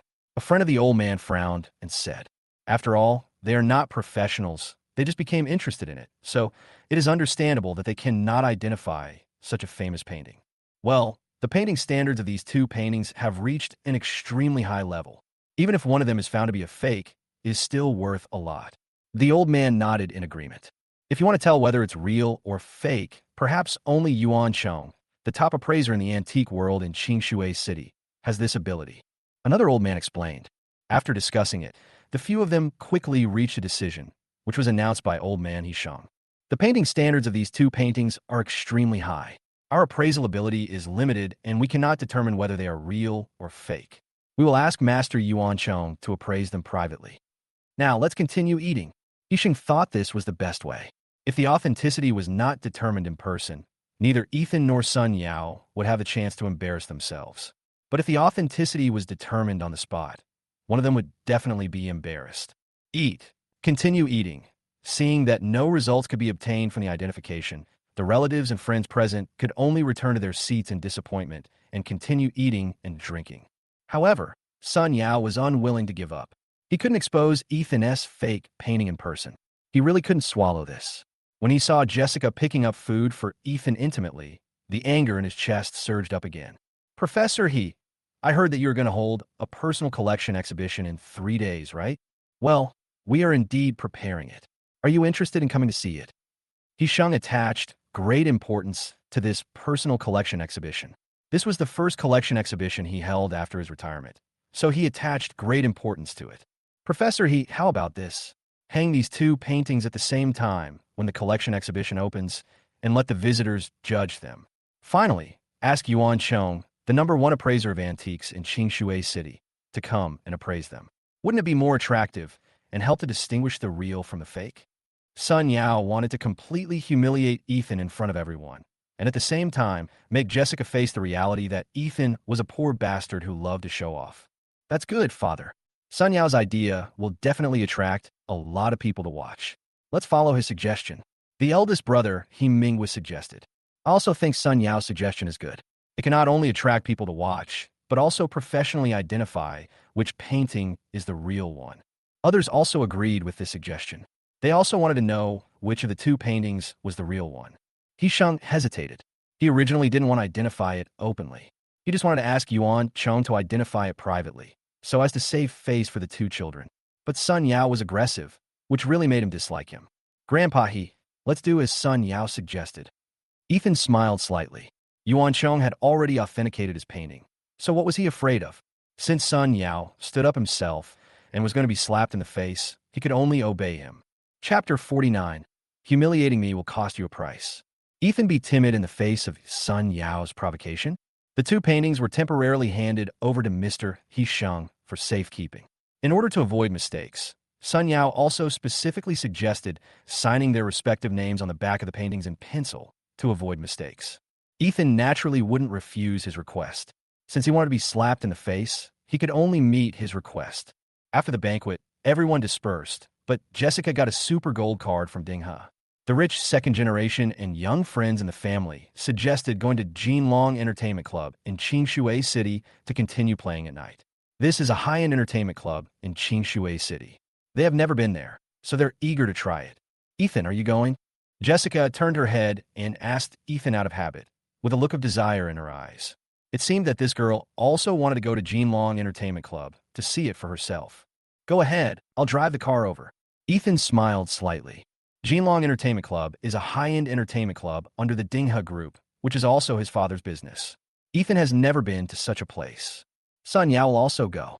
Of course, he wants to show off in front of Jessica, demonstrate his financial resources and strength, and find an opportunity to suppress Ethan. It would be best if he could embarrass Ethan and make Jessica dislike him. This is his ultimate goal. This group of people are all wealthy second generations, and they drive Porsches and Maseratis. Sun Yao even drives a Rolls-Royce worth more than 10 million yuan, which shows that he is indeed very rich. However, when they found out that Ethan was driving a Ferrari sports car worth more than $5 million, they looked at him with a little surprise. Wow, Ethan, aren't you from the countryside? How come you were driving a Ferrari? The person who spoke was Jessica's cousin Sheen, who was quite sexy and beautiful, dressed very fashionably, and had exquisite makeup on. This is my boss's car. I can't afford it. Ethan made up an excuse to get away with it. So it's your boss's car. How boring. Sheen immediately lost interest and secretly despised Ethan for showing off even though he had no money. Then she turned around and got in his son Yao's Rolls Royce. The others also secretly looked down on him. They also looked down on Ethan for showing off by borrowing the car. Sun Yao was secretly proud of himself. A poor guy is a poor guy. He has no money but still borrows a car to show off. Just wait and see how I kill you. Sun Yao is no pushover. He has accumulated a net worth of over $1 billion at such a young age, so he must have many tricks up his sleeve. Ethan smiled and didn't care. There were 8 people in the group, and 3 cars drove straight to Jinlong Entertainment Club. The club's underground parking garage is full of high-end cars, including Porsche, Bentley, Maserati, Rolls-Royce, etc. Cars like BMW and Mercedes-Benz are considered the lowest configuration here. Oh my god, the cars here are so luxurious. Cousin Elong's eyes lit up when he saw these luxury cars. You're such a loser. You're not from the countryside. So why do you have to act like such a country bumpkin? Sheen glanced at Ethan and mocked him. Yes, Sister Sheen is right. Elong also looked down on Ethan, who came from the countryside. Especially when he learned that Ethan borrowed the car to show off. He despised him even more and flattered Sun Yao, by the way. Brother Yao is really awesome. His Rolls-Royce worth over 10 million yuan is very conspicuous, even in this garage full of luxury cars. He is unlike someone who has no money but still wants to borrow a luxury car to show off. When Sun Yao saw this, he was secretly proud of himself. He thought that Elong had good vision and could be won over. Jessica was unhappy when she saw them mocking Ethan openly or secretly. She tolerated it once or twice, but she couldn't tolerate it when they mocked Ethan again and again. You guys are so awesome, you still need to borrow my super gold card later. Sister Jessica, don't be angry. Let's just treat it as a casual chat. We are not hinting at anyone. Seeing this, Cousin Hishia hurried out to mediate. She had wanted to come to the Jinlong Club for a long time, but she couldn't let it be ruined just because of a few words. Was slightly angry when he saw Jessica defending Ethan like this. And then he said, let's go. My brother Yao will treat you later. You guys can have fun. That's great, brother Yao. Only someone like you with a net worth of over 10 billion is worthy of Jessica. The guy from the countryside is really overestimating himself. Elong had known for a long time that Sun Yao liked Jessica, so he followed suit and flattered Sun Yao again. Jessica was very angry and regretted hanging out with them. She was about to turn around and leave, but was stopped by Ethan. It's okay, since it wants to treat us. Let's just have fun. Ethan smiled slightly, but he was a little angry in his heart. They had insulted him again and again, and the time had come to teach them a lesson, especially Sun Yao. Chapter 50, My Territory, My Rules. Jinlong Entertainment Club is the most prosperous center in the east of the city. Those who can come and go here are basically high-ranking officials or wealthy businessmen. Sun Yao seemed to have been here before. After coming out of the parking garage, he led Ethan and the other 8 people to the first floor of the entertainment club with familiarity. As soon as I walked out of the elevator, I saw the magnificent and luxurious decoration of the Jinlong Club. In the center of the front desk, there was a huge golden dragon. Oh my god, is this made of gold? It's too luxurious. Elong's eyes lit up again. If such a big golden dragon was really made of pure gold, it would cost tens of millions to make it. This is the brocade dragon, made of pure gold. It is said that it cost 80 million to make it, and it was blessed by a master. Sun Yao explained in a pretentious manner. It's really made of gold. The others also gasped. Although they all came from second or third-rate wealthy families, they were still shocked to see this brocade dragon made of pure gold. Let's go. You need to make a reservation to book the entertainment room here. I happen to have already made a reservation before we came. We can go in directly. Sun Yao said proudly. Brother Yao is really awesome. He has booked a private room in advance. Let's go quickly. Elong has become Sun Yao's follower, with a proud look on his face. He then glanced at Ethan and couldn't help but sneer. The one coming from the countryside, follow closely or you'll get lost. Sheen and the others joined in the laughter, but Jessica was very angry. Aaron, you want to die? I'm just telling the truth. Isn't he from the countryside? He doesn't allow people to say anything. Seeing that Sun Yao was treating them to a meal, Elong seemed to no longer be afraid of Jessica. Ethan frowned. feeling that he had to teach them a lesson, otherwise they would climb over his head. And then he said to them, "I'm going to the bathroom. You guys go first. Lazy people are really lazy. Be careful when you walk and don't get lost." He long spoke without any scruples. While speaking, his eyes were looking around, seeing a sexy and charming beauty walking by. He couldn't help but follow her with his eyes. Ethan ignored him and walked straight to a corner, then called Robert and asked him to ask the manager of Jinlong Entertainment Club to find him outside the bathroom on the east side of the first floor immediately. Robert did not hesitate and immediately arranged the matter. 10 minutes later, a handsome man came to see Ethan in a hurry, breathing heavily. It seemed that he ran to see him after receiving the call. "Master Ethan, I'm the manager of Jinlong Entertainment Club. Xiang Tian, if you have any instructions, just tell me." Xiang Tian was very nervous at this time. The person who could make Mr. Chan call him personally to meet him must be someone extraordinary. "Don't be nervous. Go and cancel the reservation of a private room for a man named Sun Yao and permanently ban him from booking a private room again. Remember, this is his father's business." Ethan's words are still very effective. It's really a shame that he was ridiculed on his territory. "Got it, Master Ethan," Xiang Tian quickly responded. "And the group of people who came with him are not allowed to book a private room, except for me. Do you understand?" Ethan thought for a moment and then continued. "Also, if you see me in other places, you must pretend that you don't know me. Do you understand?" "Got it. I'll follow Master Ethan's instructions." Xiang Tian didn't dare to be negligent and nodded immediately in response. Ethan sent him away. He walked back to Jessica and the others. At this time, they had returned to the front desk, still looking anxious.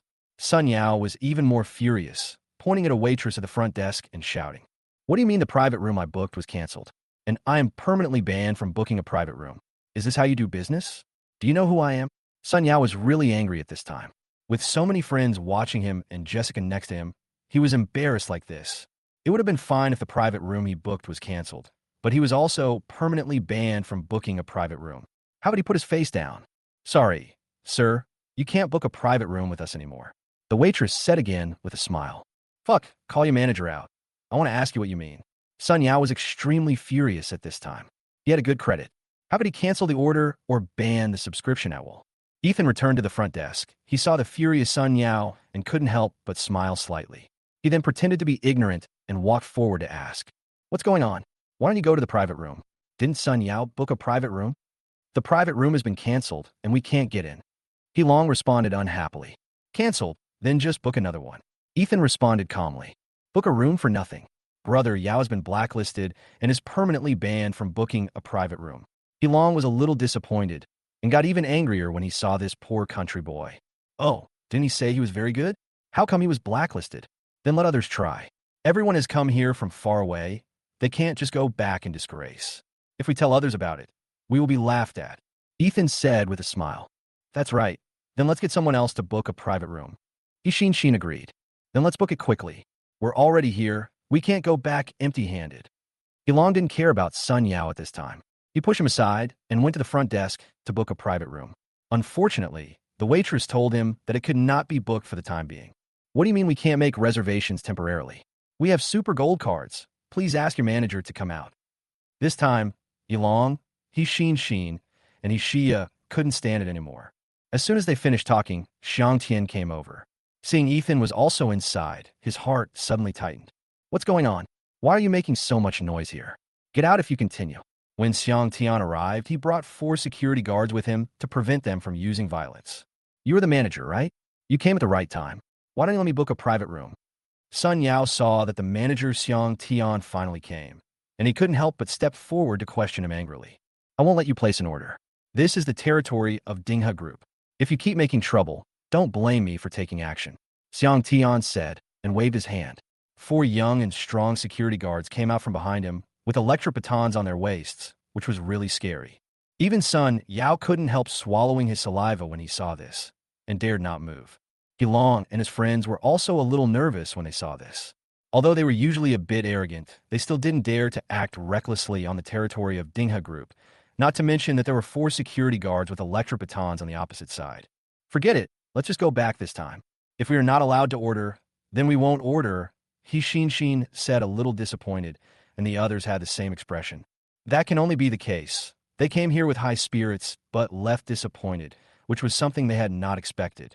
How about letting me try to book a private room? Seeing their dejected look, Ethan smiled slightly, then stood up and said lightly, "You can't even order from us. What use are you as a country boy?" He long ridiculed mercilessly. "It will be the same if you go there. You might not be as good as us. Go away, go away."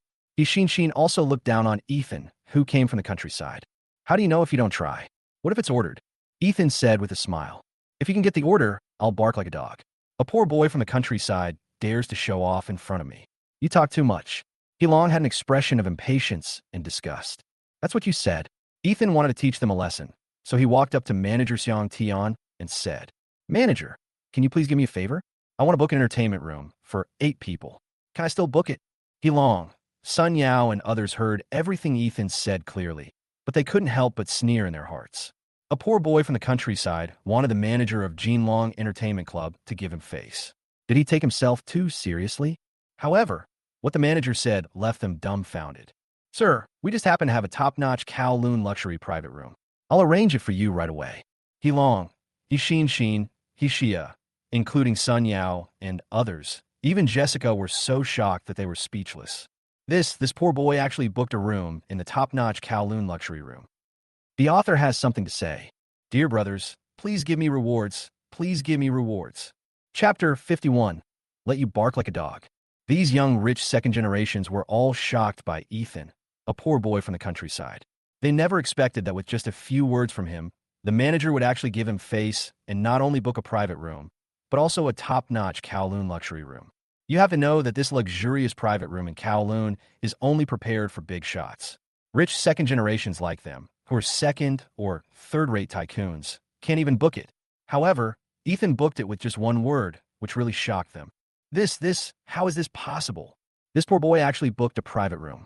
Sheen's face was filled with shock, and she hadn't recovered from her previous reaction. No way. The manager actually gave face to that poor boy. This is totally illogical. He long was a little flustered at this time, because he had just said that if Ethan could book a private room, he would bark like a dog. The most shocked person among these people was Sun Yao. He was slapped in the face. He was bossy and condescending before, but in the next second, he was slapped in the face by Ethan. When Sun Yao thought that he was not as good as a poor boy from the countryside, he was a little furious. And the happiest person was Jessica. "Ethan, you are so awesome. With just one sentence, you got the manager to book a private room for us. It's a top-notch luxury room in Kowloon." While speaking, Jessica's eyes were shining with admiration for Ethan. "No, I might be lucky. The manager gave me a favor," Ethan said pretentiously, and then turned his gaze to Heelong, who said before that if I could book a private room, I would bark like a dog. As soon as he finished speaking, Sheen, he Shia, and others immediately pointed their fingers at Heelong. "Start yelling. I'm listening." Ethan smiled slightly. He was the one who humiliated Ethan the most before, acting like a lackey, so he will start with you. When Heelong heard that he was really asked to bark like a dog, his face suddenly turned red. He hesitated for a while, but finally made up his mind and barked, "Woof, woof, woof." Hearing Heelong barking like a dog, Jessica and the other girls couldn't help but cover their mouths and laugh. "Heelong, I didn't expect you to be able to imitate a dog's barking so well," Sheen said with a sweet smile. "Are you satisfied now? Let's go. Let's go to the Kowloon private room." Heelong seemed to be quite thick-skinned and didn't care about the ridicule of Sheen and the others. Instead, he was a little impatient to go to the Kowloon private room, but he was still a little dissatisfied with Ethan in his heart. "Wait, there's one more thing I need to confirm." Ethan stopped them and said, "Is there anything else?" Sheen and the others turned around and asked, "I have booked a private room, but someone said before that it was his treat." Ethan said with a slight smile, "Sun Yao, you keep confronting me. Today I'm going to teach you a lesson and let you know that people from the countryside are not easy to bully. Isn't it, Brother Yao? Didn't you just say that you would treat us tonight? Does it still count?" Heelong immediately changed the tone and asked, "You have to know that Jinlong Entertainment Club is a high-end entertainment club, and Jiulong Private Room is a top-level private room. It costs at least 200,000 a night, not counting other expenses. Is this going to make him bleed a lot? However, Sun Yao is worth more than 10 billion yuan, so he doesn't care about this little money. I, Sun Yao, naturally keep my word. I will pay for tonight's consumption." Sun Yao finally regained a little face and sense of existence. "Oh yeah, Brother Yao is so awesome." Seeing that Sun Yao agreed, Long immediately flattered him excitedly. The other people also became excited, even more excited than before they came, because they were about to see the legendary top-level Kowloon private room, which was said to be very luxurious. Sun Yao glanced at Ethan and secretly took note of this grudge. Ethan glanced at Sun Yao's sinister face and knew that he was not convinced, but he didn't care much in his heart.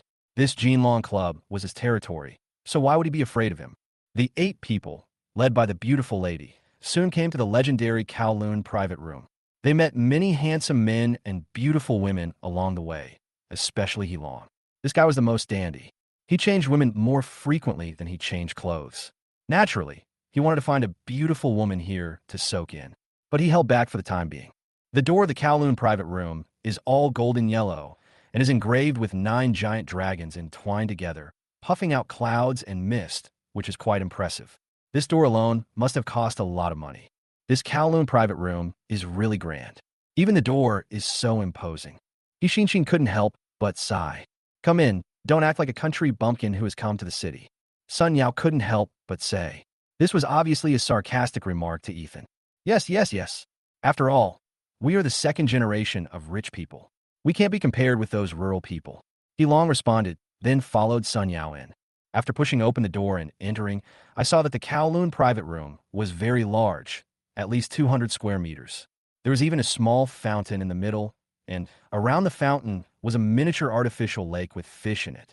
This was completely beyond their imagination. Directly opposite the fountain was a small stage with a huge display screen on top. Various musical instruments were placed on the left and right below the display screen. On the left side of the stage is an extra-large and luxurious sofa, behind which are various wines. You can just take them when you want to drink. On the right side of the stage is a small dance floor. In addition to these, there are also cool computers, VR games, bars, and other leisure and entertainment venues in the corner. There are even secret compartments with luxurious beds. Wow, this is so luxurious. I'll hold parties here next time. It's so cool and can satisfy the preferences of all kinds of people. Long was extremely excited after seeing it. The dog's barking was not in vain. That's great. Look at the ceiling. It's designed with stars. If we turn off the lights, the effect will be very cool. Shin was also dazzled by the sight. Her beautiful eyes were full of little stars. Even Sun Yao, who had been to Jinlong Club before, was shocked by the luxurious decoration. It would be too boring to be in such a cool Kowloon private room without a woman to accompany you. You guys go have fun first. I'll go chat up a pretty girl. Long had been itching to go in. He had seen several sexy young ladies alone in the corridor before. While they were talking, Long had already run out to chat up the young lady.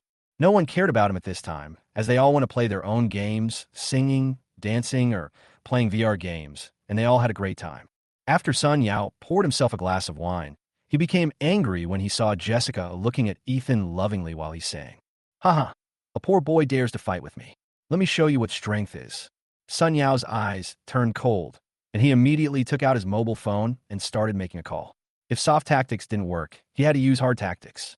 Hello, Brother Long. I'm Sun Yao. Chapter 52, come on.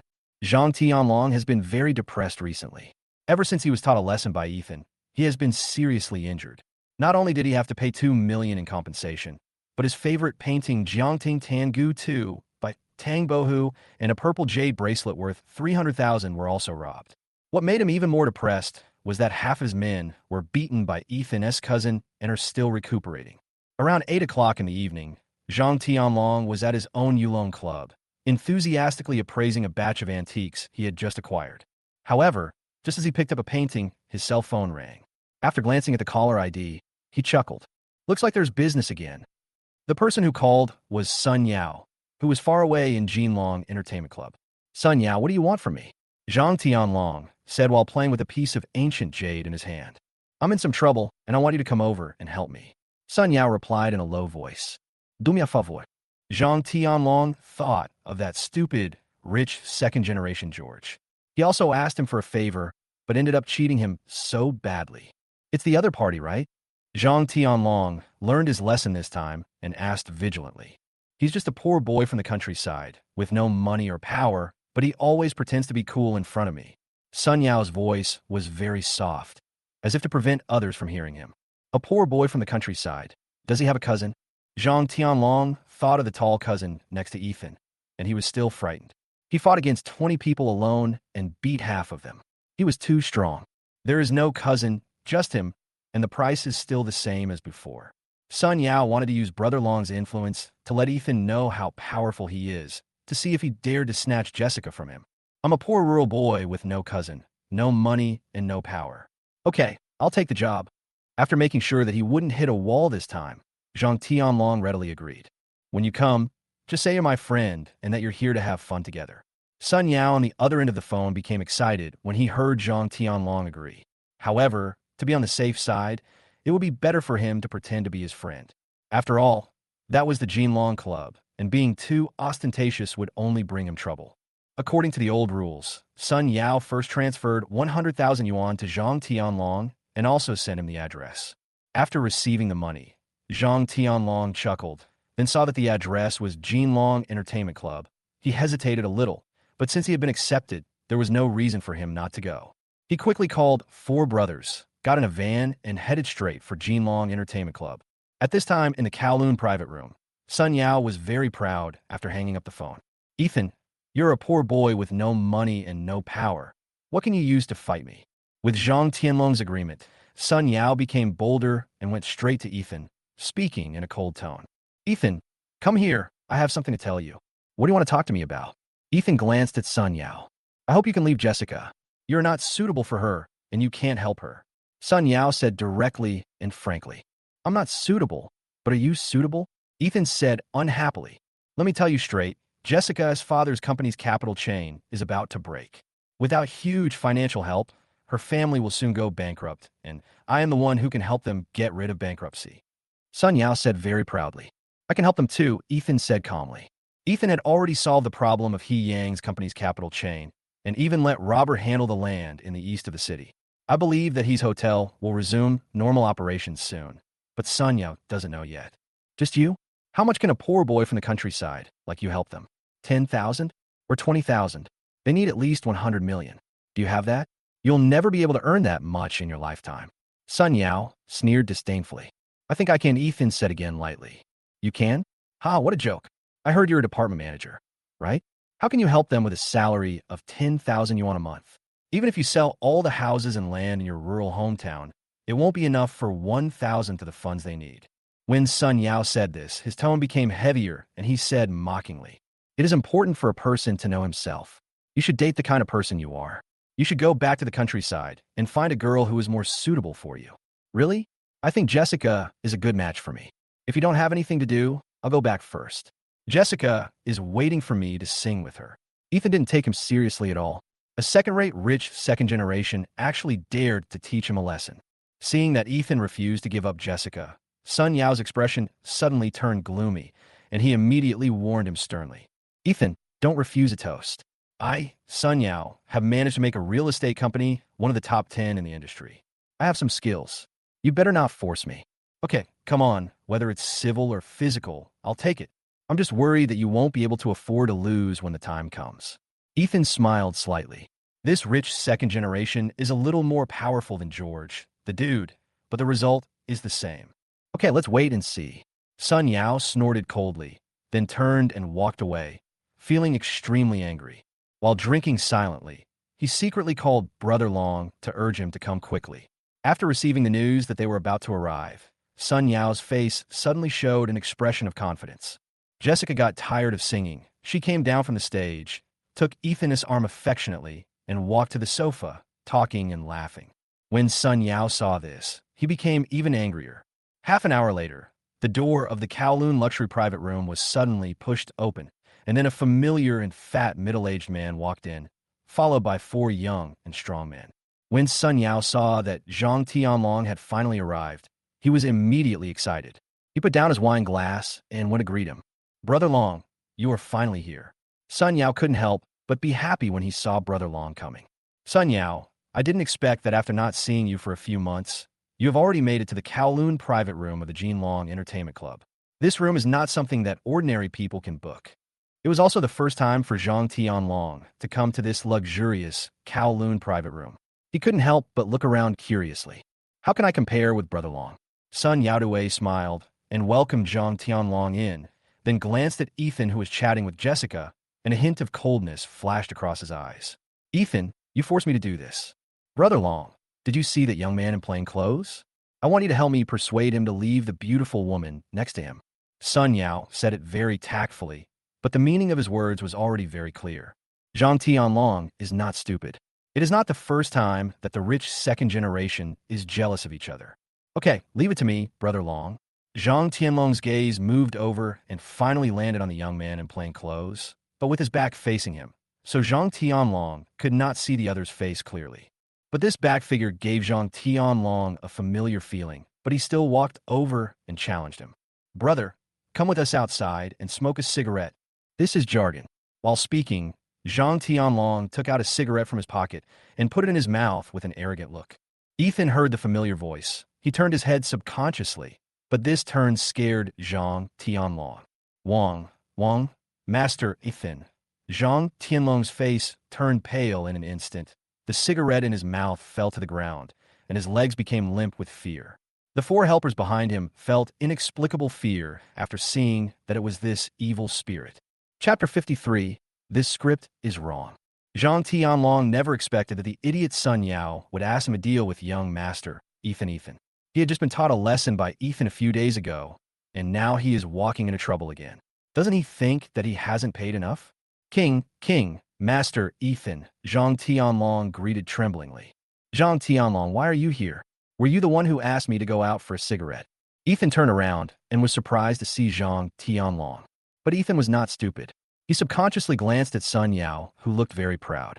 It seemed that he was the one who asked Zhang Tianlong to come and teach him a lesson. No, we have walked into the wrong room. We are sorry to disturb Master Ethan's fun. We will leave first. Zhang Tianlong didn't dare to stay any longer.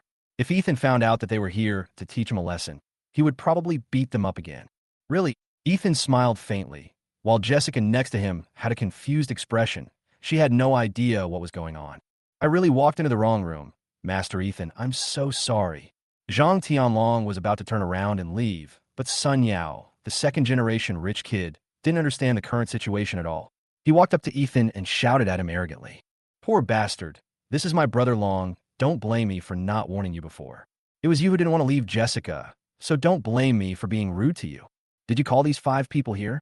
Ethan asked, pointing at Zhang Tianlong and the others. Yes, it's me. Before Sun Yao could finish his words, anxious Zhang Tianlong slapped Sun Yao in the face, trying to stop him from continuing. You're an asshole. It's obvious that we walked into the wrong room. Stop talking nonsense. Zhang Tianlong, you bastard. You took my money and yet you dare to hit me. Are you looking for death? Sun Yao couldn't believe that Brother Long, whom he had hired with money, had inexplicably gone back on his word and hit him. Where did I take your money? Stop slandering me.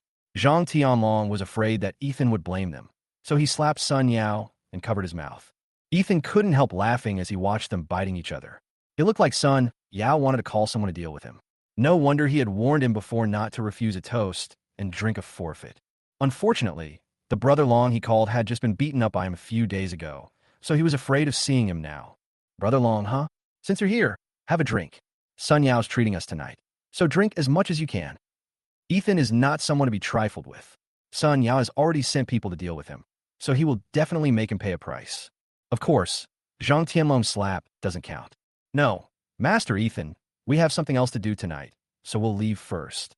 Zhang Tianlong didn't dare to stay here any longer, for fear that Ethan would come after them to settle accounts. I told you to drink, so drink now. Finish the wine next to the sofa before you leave. Although Ethan's voice was calm, there was a hint of threat and coldness in his tone. Zhang Tianlong subconsciously wiped the sweat from his forehead and nodded in response. Since Sun Yao is treating us, we brothers will not be polite. As he spoke, he called upon his 4 men to start opening the wines on the wine rack. There were some expensive red wines and wines that had been collected for many years, which were of extraordinary value. The 5 adults drank it to their heart's content, as if they were drinking money. Sun Yao covered his face and looked at the scene in shock. This was completely beyond his imagination.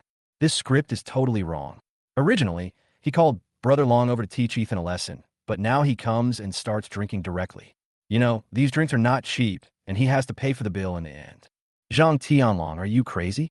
I asked you to come here to teach Ethan a lesson. What the hell is the point of drinking? Sun Yao shouted loudly from behind, but Zhang Tianlong and the others didn't listen to them at all. They just opened the bottle and drank. Jessica, Xin, Hixia, and others who were standing nearby also rushed over after hearing the news. When they saw 5 unfamiliar men in the private room, they couldn't help but ask, "Who are these 5 people? Why do they drink as soon as they come in?" "I don't know them. It seems that Sun Yao asked them to come here. They might be his friends," Ethan said lightly. He felt very comfortable watching Zhang Tianlong and the other 4 people drinking these expensive wines. These wines all cost extra, and they're all famous wines. Xin opened her mouth with a surprised expression. "It's okay. We're not paying anyway. They can drink as much as they want." Ethan's words were obviously agreed by Xin and the others. "That's right. Let's go and have a drink. We can't usually drink this kind of famous wine. Otherwise, it would be drunk up by them." Hixia also wanted to drink some. After all, this was a famous wine that we couldn't usually drink. Okay. Even Jessica nodded. She was happy to see Sun Yao bleed a little, because he had humiliated Ethan before. Ethan had to drive, so he didn't drink. Sun Yao was a little angry when he saw that they were all drinking his money, and all this anger was directed at Ethan. It was very late at night, and Zhang Tianlong and his friends had almost finished drinking. The 5 of them finished more than 20 bottles of wine. They could be said to be drinking hard. As for Xin and the others, each of them couldn't drink a whole bottle. They just opened the bottle and took a few sips. Very late at night, Long came back hugging a young lady. He had drunk a lot of wine, and his steps were a little unsteady. "Go back. If you stay any later, your family will be worried." Ethan saw that Jessica's pretty face was slightly red, so he couldn't help but say with concern, "Yeah." Jessica nodded. The other people were also almost drunk. Zhang Tianlong and his friends left after they were almost drunk. Before leaving, they apologized to Ethan repeatedly. Ethan didn't care about them. He just thought that Sun Yao's 100,000 yuan was wasted. And when it came time to pay the bill, the amount was shocking. It was more than 3.2 million, and Sun Yao's face suddenly became very ugly. The consumption in Jinlong Club was already high, and the wine they drank was famous wine. In addition, the money spent by Long on the date with the girl was also counted on Sun Yao, which brought the total to a staggering 3.2 million. "Jessica, can you lend me your super gold card?" Sun Yao asked Jessica with a stern face to borrow the gold card, but Jessica responded playfully. "I'm sorry, Sun Yao, I don't know where I put my gold card. Isn't it obvious that you don't want to lend it to him? You know, gold card can get a 50% discount." "Okay, you two, a pair of bastards. You will regret this." Sun Yao felt a little embarrassed. Just tonight he lost more than 3 million and was slapped in the face, but he didn't gain any advantage, which made him extremely angry. Fortunately, Sun Yao felt that he still had a chance to turn things around. The painting Jiangting Talk About Ancient Things was his chance to turn things around. He had 100% confidence in the painting that he had spent 38 million to buy. "Haha, Ethan, for the damage you caused me today, I will make you pay double back at the collection exhibition someday." Chapter 54. Are you here to cause trouble again? Today is the weekend, and Ethan could have gotten up later because he slept late last night, but he got up very early. There is only one reason for this. His brother Jack's girlfriend Lu Henin was going to have surgery today, and he wanted to go visit her. After all, in Qingshui City, Ethan only had this one brother who treated him sincerely. What's more, Jack's family has basically cut off ties with him because of his seriously ill girlfriend, Lu Henin. Now is the time when he is most isolated and helpless. As a good brother, Ethan should go and accompany him at this time. However, when he rushed to Union Hospital, he actually found several familiar people in the hospital corridor, including Maria, George, and a young man who looked very similar to George and wore a pair of black frame glasses. Among them, George had just come out of the orthopedic clinic after changing his wound medicine. It seemed that they came to the hospital to see their arms, but the man who looked very similar to George made Ethan couldn't help but take a few more glances. However, he had no intention of going up to greet them. He was in a hurry to get to the inpatient department to find Jack, so he just glanced at them and left. Maria, George, and the other two did not notice Ethan's existence. "George, how long will it take for your hand to heal?" Maria asked with pretended concern. "The doctor said it will take about half a month." George hated Ethan at this moment. His hand was disabled, and even the small treasury given to him by his father, the shares of Mingyang Villa No. 3 store, were defrauded. That was an income of millions of dividends a year. Now he had lost his source of money all of a sudden, and he was becoming poorer and poorer. He didn't dare tell his father for fear of being beaten to death. So he found his eldest brother, Zhang Mingliao, and asked him to find a way to resolve the matter. It would be best if he could get the 10% shares back from Ethan, otherwise his father would surely find out after a long time. Brother, you have to help me get revenge, George said with a sad face. He can only rely on his brother to help him now. He is basically at the point of no where else to go. What do you do for a living? Your hand was broken, and even your shares in the Mingyang Villa store number 3 were taken away. How can you be such a loser? If my dad knew about this, he would beat you to death. Zhang Mingliao was very angry. Such a big thing had happened, but this kid didn't tell him until now. Brother, I have no choice but to come to you. That poor boy from the countryside has many tricks up his sleeve. He seems to know Brother How. I can't beat him at all. George was a little depressed, but there was hatred in his heart. You can't even beat a poor boy from the countryside. You're such a loser. I can help you, but after you get the shares back, you have to transfer 5% of them to me. Zhang Mingliao was not polite to his younger brother. George hesitated, then responded through gritted teeth. Okay, as long as I can get it back. George was also angry. He was his eldest brother, but he was taking advantage of his misfortune. But now he was desperate and could only rely on his eldest brother for help. It was not bad to get back 5% of the shares. The most important thing was that it was better to give it to his eldest brother than to an outsider. Even if his father knew about it, he would only say a few words at most. After all, the shares were in his own hands. Well, watch how I deal with him. You should learn a lesson. Don't think about using force all the time. Use your brain to solve problems. In today's society, force doesn't work anymore. Do you understand? Zhang Mingliao is very confident in himself. He doesn't take a poor boy from the countryside seriously. Even if he is with Brother How, he has 100 ways to force him to give up the shares he has acquired. I heard that his girlfriend is Jessica. Is that right? Zhang Mingliao suddenly turned around and asked. Well, it's really infuriating to say that such a poor guy actually hooked up with a famous beauty in the east of the city. It's really fucked up. George was not convinced. A poor boy with no money and power actually hooked up with a white, rich, and beautiful girl. It really made him jealous. That's fine. Later I will not only make him give up his shares, but also make Jessica disappointed in him and break up with him. Zhang Mingliao smiled slyly. This was a plan to kill 2 birds with 1 stone. Maybe he could even use this opportunity to strike up a conversation with Jessica, which would be even more perfect. That's great. We'll just have to wait and see. George was slightly delighted. George was very respectful of his elder brother. He had been a top student since childhood, and his brain was much more useful than his. Moreover, he often followed his father in the business world. His methods and abilities in handling affairs were much better than those of a playboy like him. After the 3 of them had a discussion in the hospital, they left quickly, apparently to make preparations. Outside the operating room, Ethan was anxiously waiting outside with Jack. At this time, Lu Hanin had already gone in for surgery and her future was uncertain. But before that, Ethan had asked Robert to secretly arrange the best doctor to perform the surgery on Lu Hanin, so there should be no problem. Jack, Hanin's surgery should go smoothly, don't worry. Ethan had never seen Jack so nervous. He was fidgeting, his face was very pale, and he had lost a lot of weight. It seemed that he had been very hard in recent days. It was obvious that he really loved Lu Hanin. This world is very realistic, and almost everyone is pursuing money first. And this world proves that there is still true love in this world, such as Jack's feelings for Lu Hanin. Well, I believe Hanin can make it. I've already promised her that I will marry her after the operation is successful, Jack said with a firm look in his eyes. Ethan was a little surprised, but soon felt relieved and patted Jack's shoulder encouragingly. Come on, when you 2 get married, I'll prepare a house for you. Can you afford to buy a house? You're still renting one. Don't make me laugh. Just work hard. I'll figure out our problem myself. Jack didn't want to bother Ethan all the time. After all, he was also a working-class person. It wasn't easy for him to survive in Clearwater City. Ethan smiled and said nothing more, but he already had a plan in his mind. 4 hours later, the operation was finally over. Lu Hanin, who had just finished the operation, was pushed out. Jack rushed to her immediately, but she was still in a coma. After shouting twice without any result, he grabbed the doctor who came out of the operating room. Doctor, how was my girlfriend's surgery? The operation was very successful, but how did you invite Professor Wan? He is the top expert in uremia surgery in our country.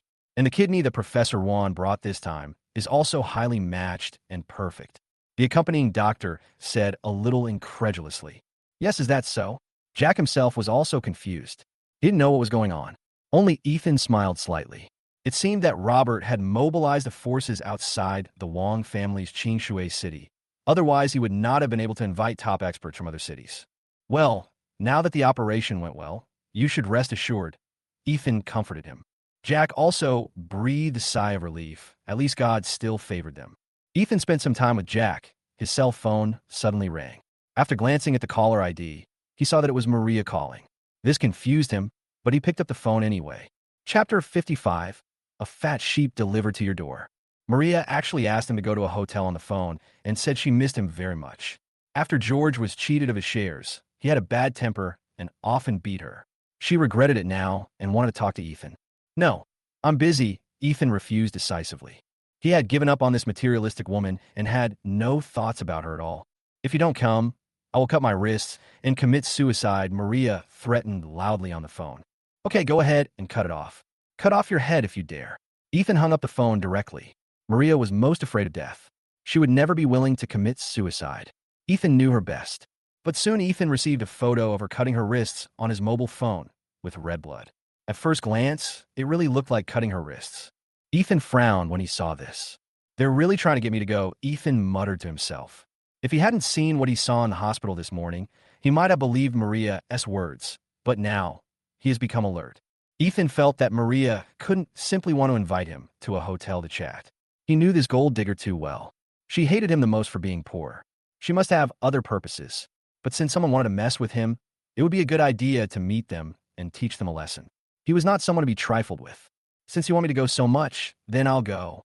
Ethan smiled slightly and immediately sent her a message, saying he would go see her later. Ethan must be fully prepared before going there, not fighting a battle without confidence. Moreover, the hotel Maria booked him in was near the hospital, which showed that the three of them must be together in the morning. The first thing to investigate is the young man who looks very similar to George and wears a pair of black framed glasses. The man who looks very similar to George might be George's brother.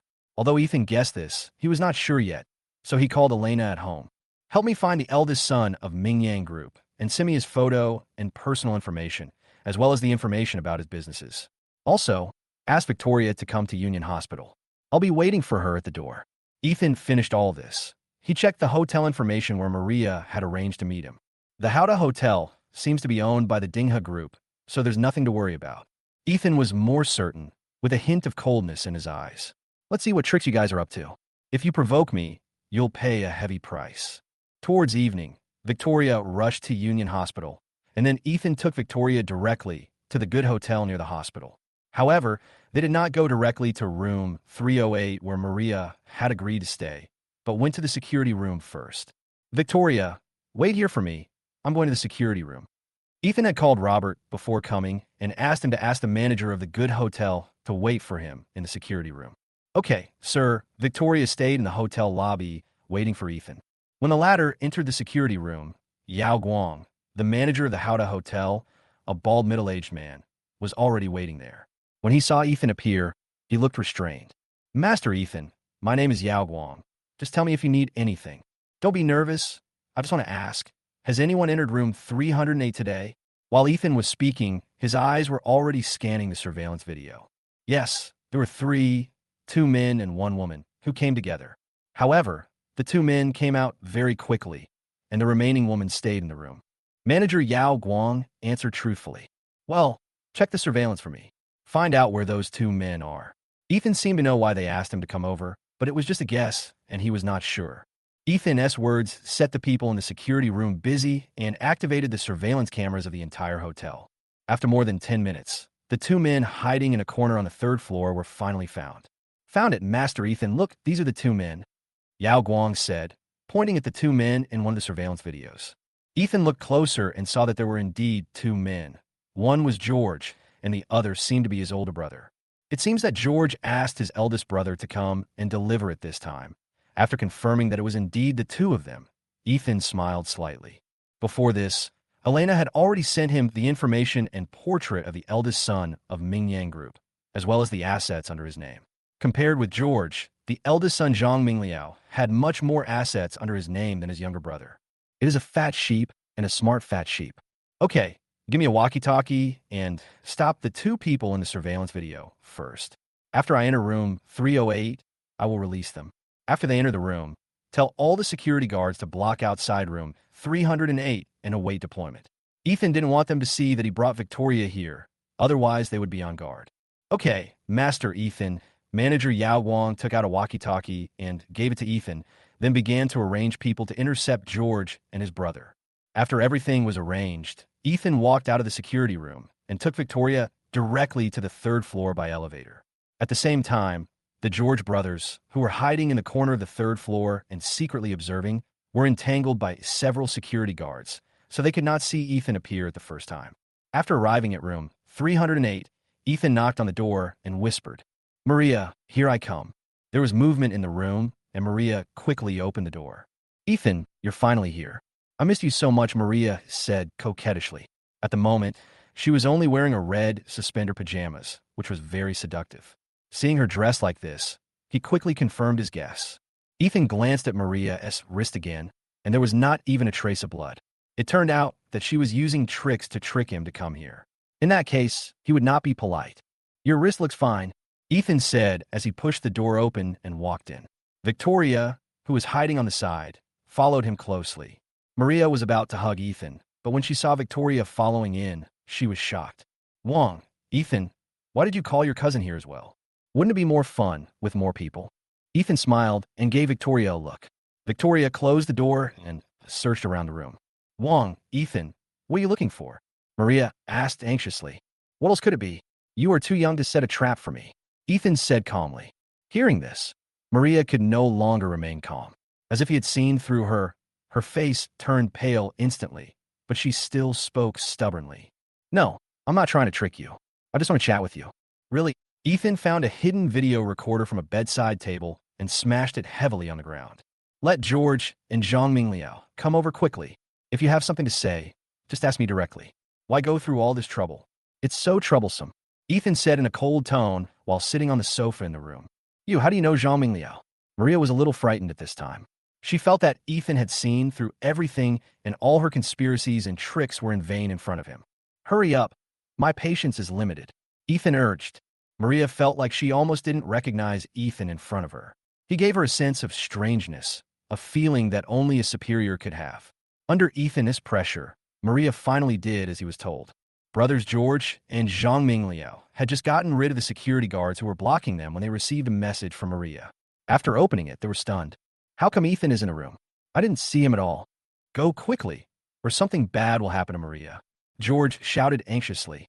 "Wait a little longer. We must record the exciting parts so that we can get evidence and blackmail him." Zhang Mingliao was not in a hurry. After all, she was not his girlfriend. He just wanted to get more evidence to blackmail Ethan. "You wait, I can't wait." George really wanted to beat this big brother to death. This is not the way to cheat people. George went over, and Zhang Mingliao followed closely. Soon the two arrived at room 308 and rang the doorbell anxiously. However, as soon as they pressed the doorbell, the door opened.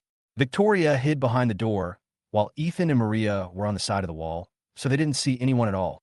"It's so quiet." Zhang Mingliao was a little suspicious, but George went in first, so Zhang Mingliao had no choice but to follow him in. As soon as the two entered, the door of the room was closed and Victoria guarded the door. At this time, Zhang Mingliao and George discovered that there was someone hiding behind the door. When he saw that it was Victoria, George suddenly turned pale and trembled. "Ethan's cousin, why is she here?" When George saw this female devil, cold sweat broke out on his forehead. What's there to be afraid of about his cousin? Zhang Mingliao had never seen how powerful Victoria was.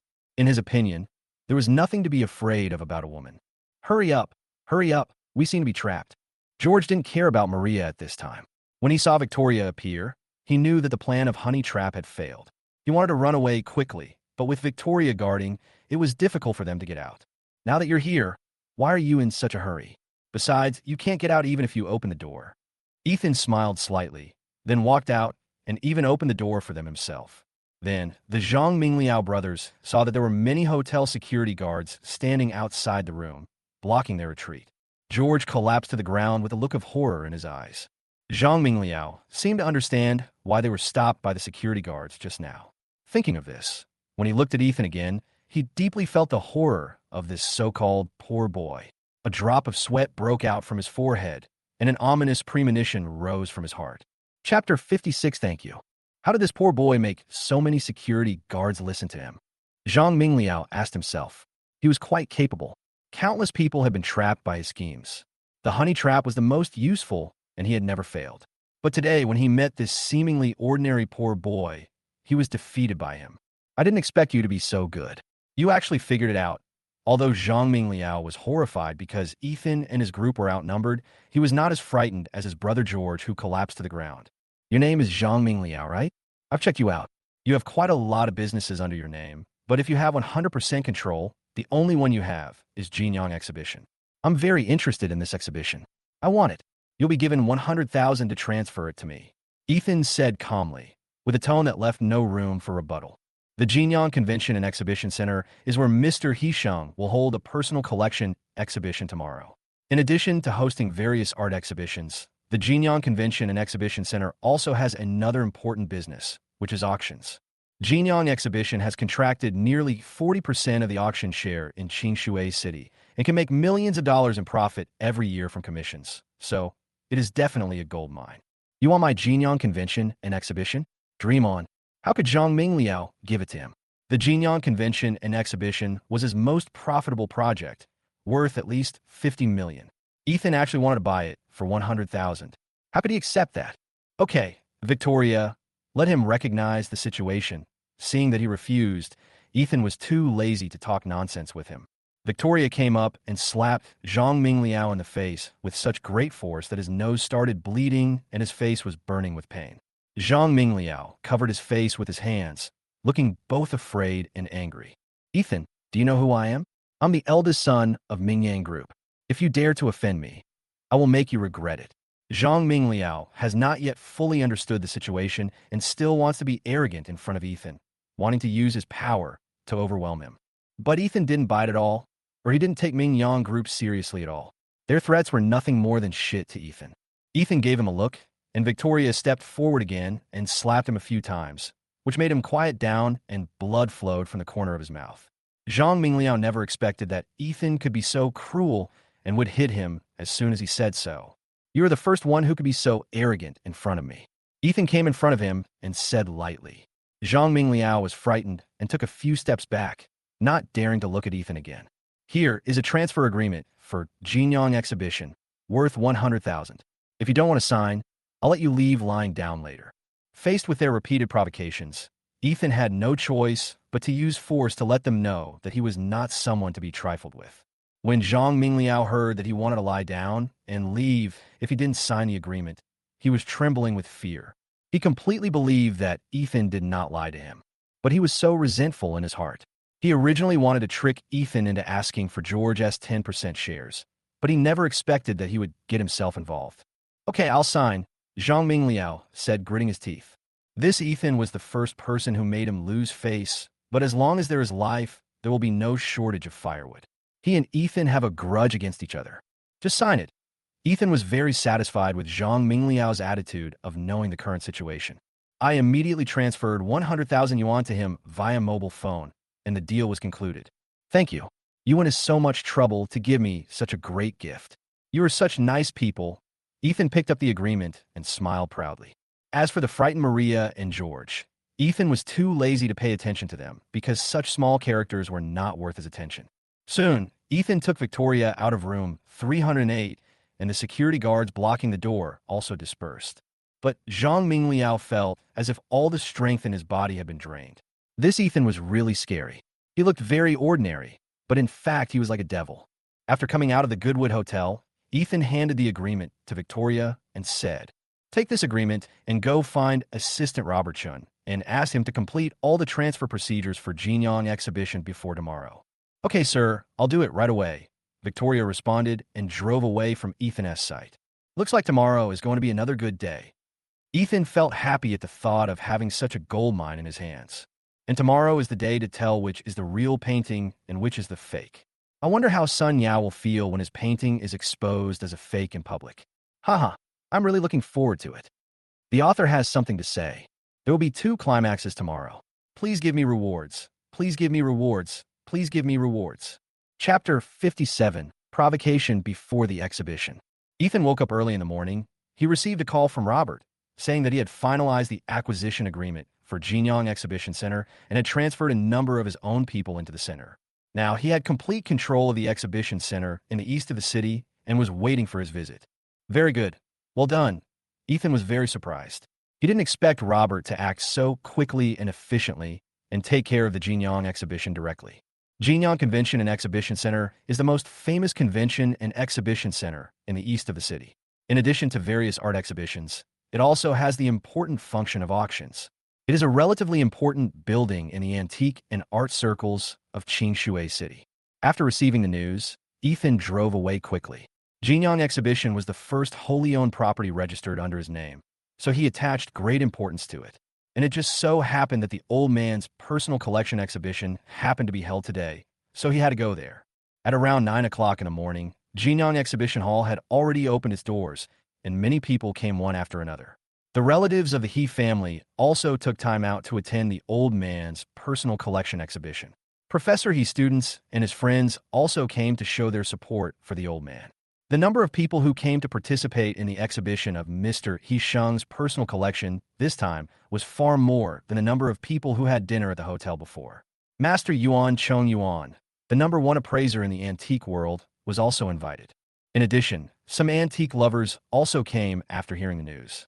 They also heard that there were 2 paintings of Jiangting talking about antiques in this exhibition. Whoever could guess which one was the real one would receive a huge reward, which made these people even more eager to participate. So although this was an exhibition of personal collections, it attracted many people to visit. Ethan arrived. Jessica and her family had also arrived. As soon as he parked the car, Jessica ran over happily, put her arm around Ethan's arm with a sweet look on her face. Ethan, you're here. Let's go over there. Today, Jessica was wearing a white chiffon dress. Her chestnut-colored hair seemed to be curled into waves, adding a layer of fashion sense. With her delicate fair skin and a pair of long, beautiful white legs, she was simply beautiful. Many people passing by couldn't help but look at her a few more times, especially the men, who cast envious and jealous eyes at Ethan.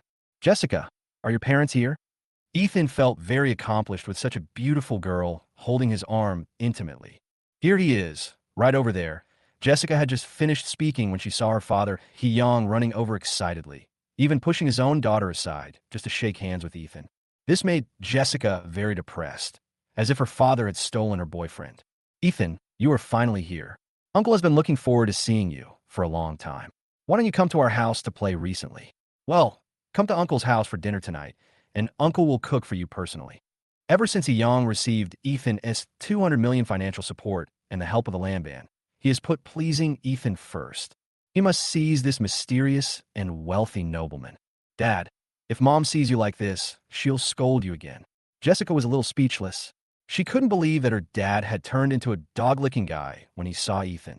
However, speaking of Chow Chow, here he appears. Jessica's mother, Lin Ethan, also came over with an unhappy look on her face.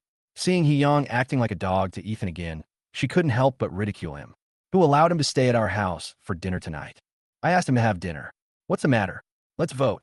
Jessica, raise your hands if you agree that Ethan should have dinner at our house tonight. He Yang said, raising his hand. Then Jessica also raised her hand. The result was obvious. 2 votes against 1 vote. He Yang said proudly. I don't want to bother with you two, father and daughter. You're surrounding a poor boy from the countryside. I don't know what you want from him. Lin Ethan was very angry. She felt annoyed when she saw Ethan. But fortunately, she already knew that He Yang's company had resumed normal operations, and Jessica had lent her the Super Gold card, so she didn't need the father and daughter for the time being. She could show off to her sisters-in-law, relatives, and friends again. Ethan, come to our house for dinner tonight. Dad's cooking is so awful. I'll cook for you. Jessica winked at Ethan playfully with a cute expression. Yeah, okay. Ethan had never eaten Jessica's cooking and was very much looking forward to it. While Ethan and the other 2 were chatting, Sun Yao and a group of rich second-generation young men got out of the luxury car. He Long, He Xin, and He Xia, the second generation of the He family, except Jessica, basically all stood on Sun Yao's side. Yes, he was a diamond bachelor with a net worth of more than 1 billion at a young age. He Xin and He Xia, those 2 girls, probably had their eyes on him. However, Sun Yao fixed his eyes on Jessica who was talking and laughing with Ethan not far away. He clenched his fists immediately and felt a surge of anger in his heart. Ethan, you won't be so proud for too long. Once the fake painting is revealed, you'll be ruined. Sun Yao had been looking forward to this day for a long time, just to make Ethan lose to him completely and avenge himself for the past few days. Although he thought so in his heart, he still walked over to greet Jessica beside Ethan, because he found that Jessica was particularly beautiful today, and people couldn't help but look away when they saw her. Such a woman was worthy of him, Sun Yao. Jessica, you look so beautiful today. Thank you, Jessica responded politely, and then ignored Sun Yao, but leaned closer to Ethan just to make him understand that she liked Ethan and didn't want him to harass her anymore. Sun Yao suppressed his anger and said to Ethan through gritted teeth, Ethan, today I will destroy your reputation. You should worry more about yourself. Ethan shook his head. He was really too confident, probably because he was too confident about his money. Seeing that the atmosphere at the scene was too tense, Long and his friends couldn't help but change the subject. Brother Yao, I heard that there will be an auction at the Jinyang Convention and Exhibition Center this afternoon. Let's go and see it later. I have never seen what an auction is like in my life. I heard that you need at least 10 million in assets as collateral to enter the auction. Without it, you can't enter. The tall and sexy He next to them couldn't help but interrupt. It's okay. Zhang Mingliao, the boss of Jinyang Exhibition, is my good friend. I'll talk to him and take you in, Sun Yao said proudly. While speaking, he glanced at Ethan provocatively and said sarcastically, unlike some poor people from the countryside, who will never be able to enter an auction in their lifetime. Really? Haha. Ethan didn't argue. Thinking secretly, I'm going to prevent you from entering later. Let's see how you pretend to be. Chapter 58. You will be ruined. As time went by, more and more people came to Jinyang Convention and Exhibition Center. Ethan and his friends followed the crowd and walked in. Jessica held Ethan's arm affectionately, and half of her body leaned on him. They looked very intimate, just like a real couple. Sun Yao was so angry that he followed behind in a rage. Fortunately, after entering the exhibition hall, he was dazzled by the various precious collections, which made him forget his jealousy temporarily. At this time, Ethan was also stunned by the old man's collection of antiques. Not only were there a large number of them, but some of them were very valuable. The nearly 100 pieces in the exhibition alone were worth no less than 1 billion yuan. It seemed that the old man was still rich. Ethan, look at this hairpin. It's so beautiful. Jessica pulled Ethan to a glass display box, inside of which was a hairpin with a very simple but beautiful style, which should have been worn by ancient people. Yeah, it's good. It's really beautiful. Ethan also liked this hairpin, but it was a pity that it belonged to the old man and he probably wouldn't sell it. Let's go check out some other places. Ethan pulled Jessica to some other place with great interest. In addition to hairpins, there are also calligraphy and paintings, jade articles, ancient coins, and even ancient iron articles. Many people are looking at them with great interest. Some of the collections have detailed introductions below, such as the iron helmet that Ethan is looking at. This iron helmet was actually worn by Wei Qing, a famous general in the Han Dynasty. How did this old man collect it? Ethan was very curious. This kind of thing is really hard for ordinary people to get. It seems that the old man is not simple. What's so good about this iron helmet? Here are some Tang Dynasty skirts. Jessica was not interested in the cold iron helmet, but was very interested in the Tang Dynasty dresses. Ethan smiled, admired these, and then continued to walk forward. Old man, Hisheng, was right in front of him. Hisheng was seen today dressed in a blue shirt, very simple, but with a very stylish temperament. He greeted many people coming and going, most of whom were well-known figures, and smiled happily. This was the first personal exhibition of his collection after his retirement, and it might also be the last exhibition in his life, so he attached great importance to it. Grandpa, when Jessica saw Hisheng, she excitedly pulled Ethan over. Jessica, you are here too. Hisheng smiled happily. Among the third generations, there were many playboys, which gave him a headache. Only Jessica was very hardworking and motivated, so he still liked Jessica very much. Ethan also came up to greet the old man, who nodded and comforted him. Ethan, no matter what the result of Master Yuan's appraisal is, don't be angry. Grandpa won't blame you, and don't feel ashamed. I'll be happy no matter what you give me. The old man's words were very comforting and considerate. Although he also felt that the painting Ethan gave might be fake, he didn't mind. What mattered to him was Ethan's thoughtfulness, and whether it was real or not was not important. Ethan looked very calm. Although he already knew that his painting was authentic, he would not argue or refute what the old man said. He just waited for Master Yuan, Chong Yuan, to authenticate again. Don't block me. Ethan had just finished speaking when he was pushed away by the people behind him. It was Sun Yao and the rich second generation of the He family who came over. Grandpa, you have such a grand ceremony today. I guess there are more than 100 people here.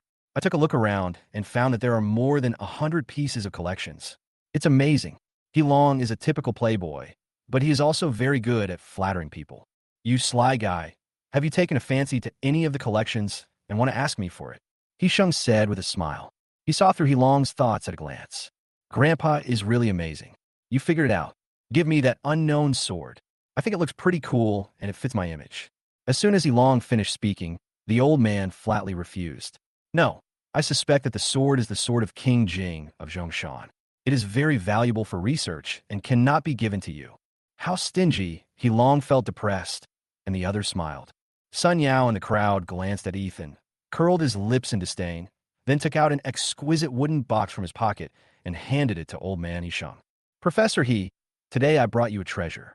I guarantee you'll like it, and it will also add a touch of brilliance to your collection exhibition. As he spoke, Sun Yao opened the wooden box, revealing a pure white jade pendant inside.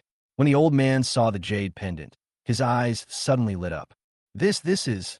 After the old man picked up the jade pendant, he held it in his hand and observed it carefully. He felt that this jade pendant was not simple, but he couldn't see the result for a while. After all, he was not a professional. Ethan, with great pride, he spent more than 1 million to buy this jade pendant just to win over the old man. Oh, Ban Chou is Jade Pendant. As expected, the old man smiled and couldn't let go of the jade pendant. This jade pendant is not cheap. As long as Professor He likes it, it's worth any amount of money. Sun Yao said with a proud smile. Sun Yao, you are so thoughtful. You gave me a famous painting worth 38 million, and now you gave me this Ban Chou jade pendant. Is there something you want to ask of me, old man? Old Master He's eyes were bright. I just want to show my filial piety to Professor He. My father often said that he has received a lot of favors from you, and I should learn to respect my teachers. Sun Yao's words were very beautiful, but only he knew what his real purpose was. Well, you and your son are really thoughtful. I have high hopes for you. If you need any help in the future, just tell me. He Sheng said with satisfaction. Sun Yao's flattery made the old man very happy. Then he glanced at Ethan, who was squeezed in the crowd, smiled triumphantly, and thought to himself, what can you use to fight me? Wait, I will conquer the people around Jessica one by one, and then you will be out. Sun Yao had a beautiful thought, and his eyes were fixed on the 2 paintings hanging in the center of the exhibition hall, not far away. After Master Yuan Chong made the appraisal result, it would be time to give Ethan a fatal blow, making him disgraced, and the old man would not be able to protect him. Sun Yao had planned everything out, even secretly hiring reporters, just to expose Ethan when the fake painting was revealed. The poor country boy wanted to pursue a beautiful and rich girl with a fake painting, but was exposed by the master and fled in panic. Thinking of this, Sun Yao felt secretly happy. As long as Ethan can be proven to have fake paintings, Sun Yao believes that with his means, he can definitely ruin Ethan's reputation and make him unable to even be a company manager. If you dare to fight me, I will kill you, Sun Yao's eyes sparkled. Just when he was enjoying his thoughts, there was suddenly a commotion outside, and then he heard screams. Master Yuan, here I come. Master Yuan, here I come. Yuan Chong, the recognized #1 appraiser in Qingshui City's antique world, was immediately welcomed by antique lovers on the scene. Even the old man came to greet him in person. When Sun Yao saw this, he smiled coldly. God help me, Ethan. You won't be so proud for long. Chapter 59, finally, the appraisal. The arrival of Master Yuan Chong Yuan brought the popularity of this personal collection exhibition to a peak. You should know that Master Yuan is not someone that anyone can invite. This time, the old man spent a lot of effort to invite him. In addition to asking him to help identify the Jiangting Tangu II, there are also several antiques in the exhibition hall that need Master Yuan's help in identification. Master Yuan is here, Ethan. Let's go and take a look. Jessica couldn't help but be curious and wanted to see what the #1 antique appraiser in Qingshui City looked like. Let's go and see later. There are too many people now and we'll be squeezed. Ethan was not very interested in meeting Yuan Chong. He could call Yuan Chong over any time if he wanted to see him, but there were too many people now, and Ethan was afraid of squeezing Jessica and hurting her. Then let's stand outside. Jessica held Ethan's arm, afraid that they would get lost in the crowd. Standing on the periphery, Ethan slightly tiptoed and saw Yuan Chong walking in surrounded by people. Yuan Chong was wearing a long green gown with gray hair and bright eyes. Master Yuan, you are finally here. Mr. Yisheng greeted him enthusiastically, shook his hand tightly, and looked very excited. How could I not come when Professor he invited me? Besides, I heard that you have a lot of antiques that you want to take a look at. Yuan Chong probably came here because he was attracted by the antiques collected by Mr. He. He has worked in this industry for a lifetime, and he just wants to touch a few more antiques before he dies. Yes, there are a lot of small things, but there are also 2 famous paintings by Tang Bohu, and Master Yuan is needed to help identify them. Mr. He said as he led Yuan Chong inside. There were a lot of people crowded in. There are 2 more famous paintings by Tang Bohu. Yuan Chong was pleasantly surprised. He didn't expect to come across such a masterpiece. He paused for a moment and continued to ask, which masterpiece of Tang Bohu is it? Jiang Ting talks about ancient paintings. Old master, he said truthfully. Jiang Ting talks about antiquity. Yuan Chong subconsciously stopped in his tracks. He seemed to have seen the original painting of Jiang Ting talks about antiquity at young master Ethan's place a few days ago. Could it be that a counterfeiter sold it to Grandpa he?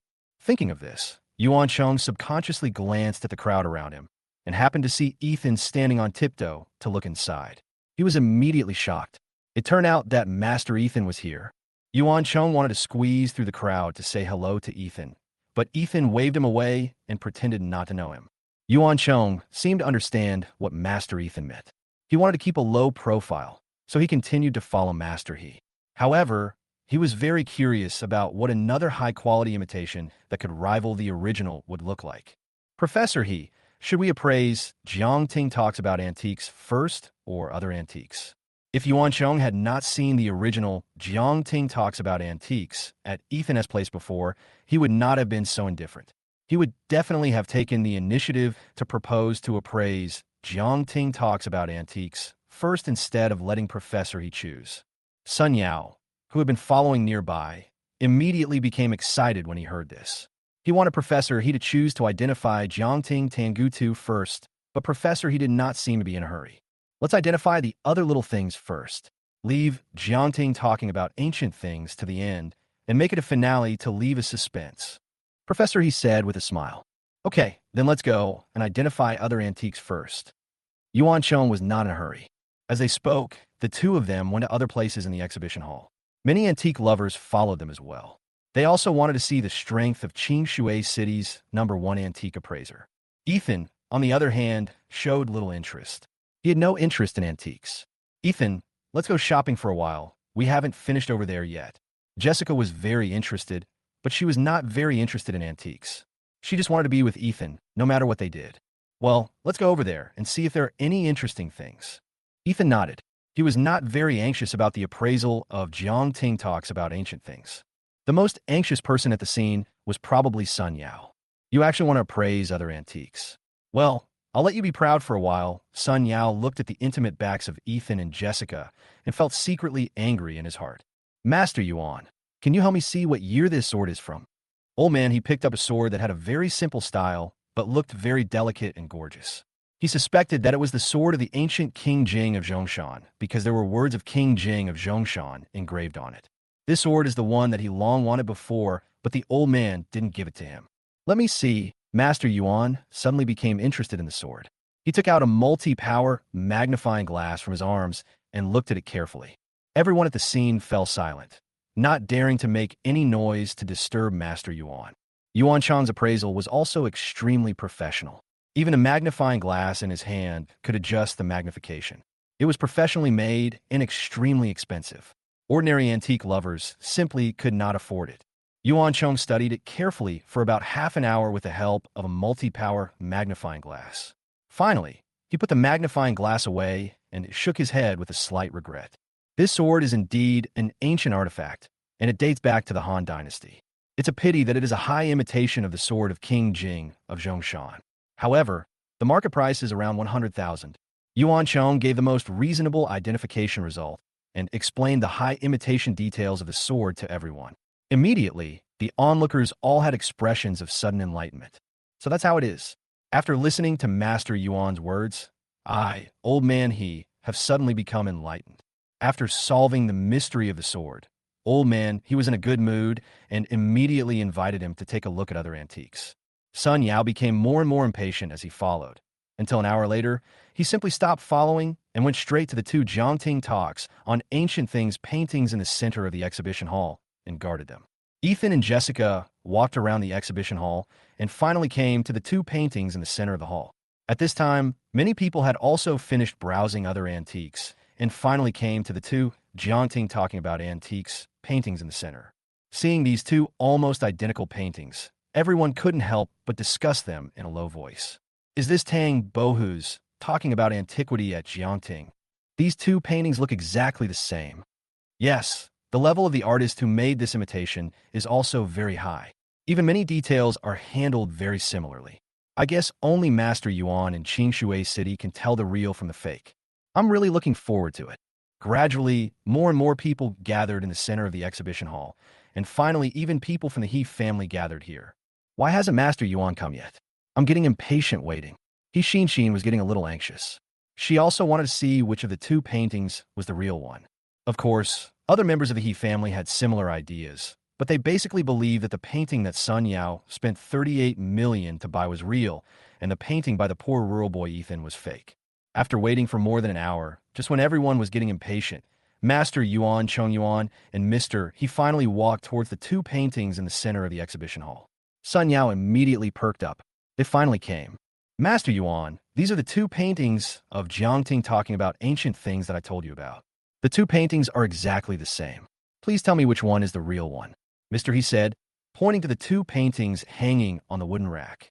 Well, I'll go up and take a look. Master Yuan said as he took out the multi-power magnifying glass and a pen that could adjust various light beams from his arms.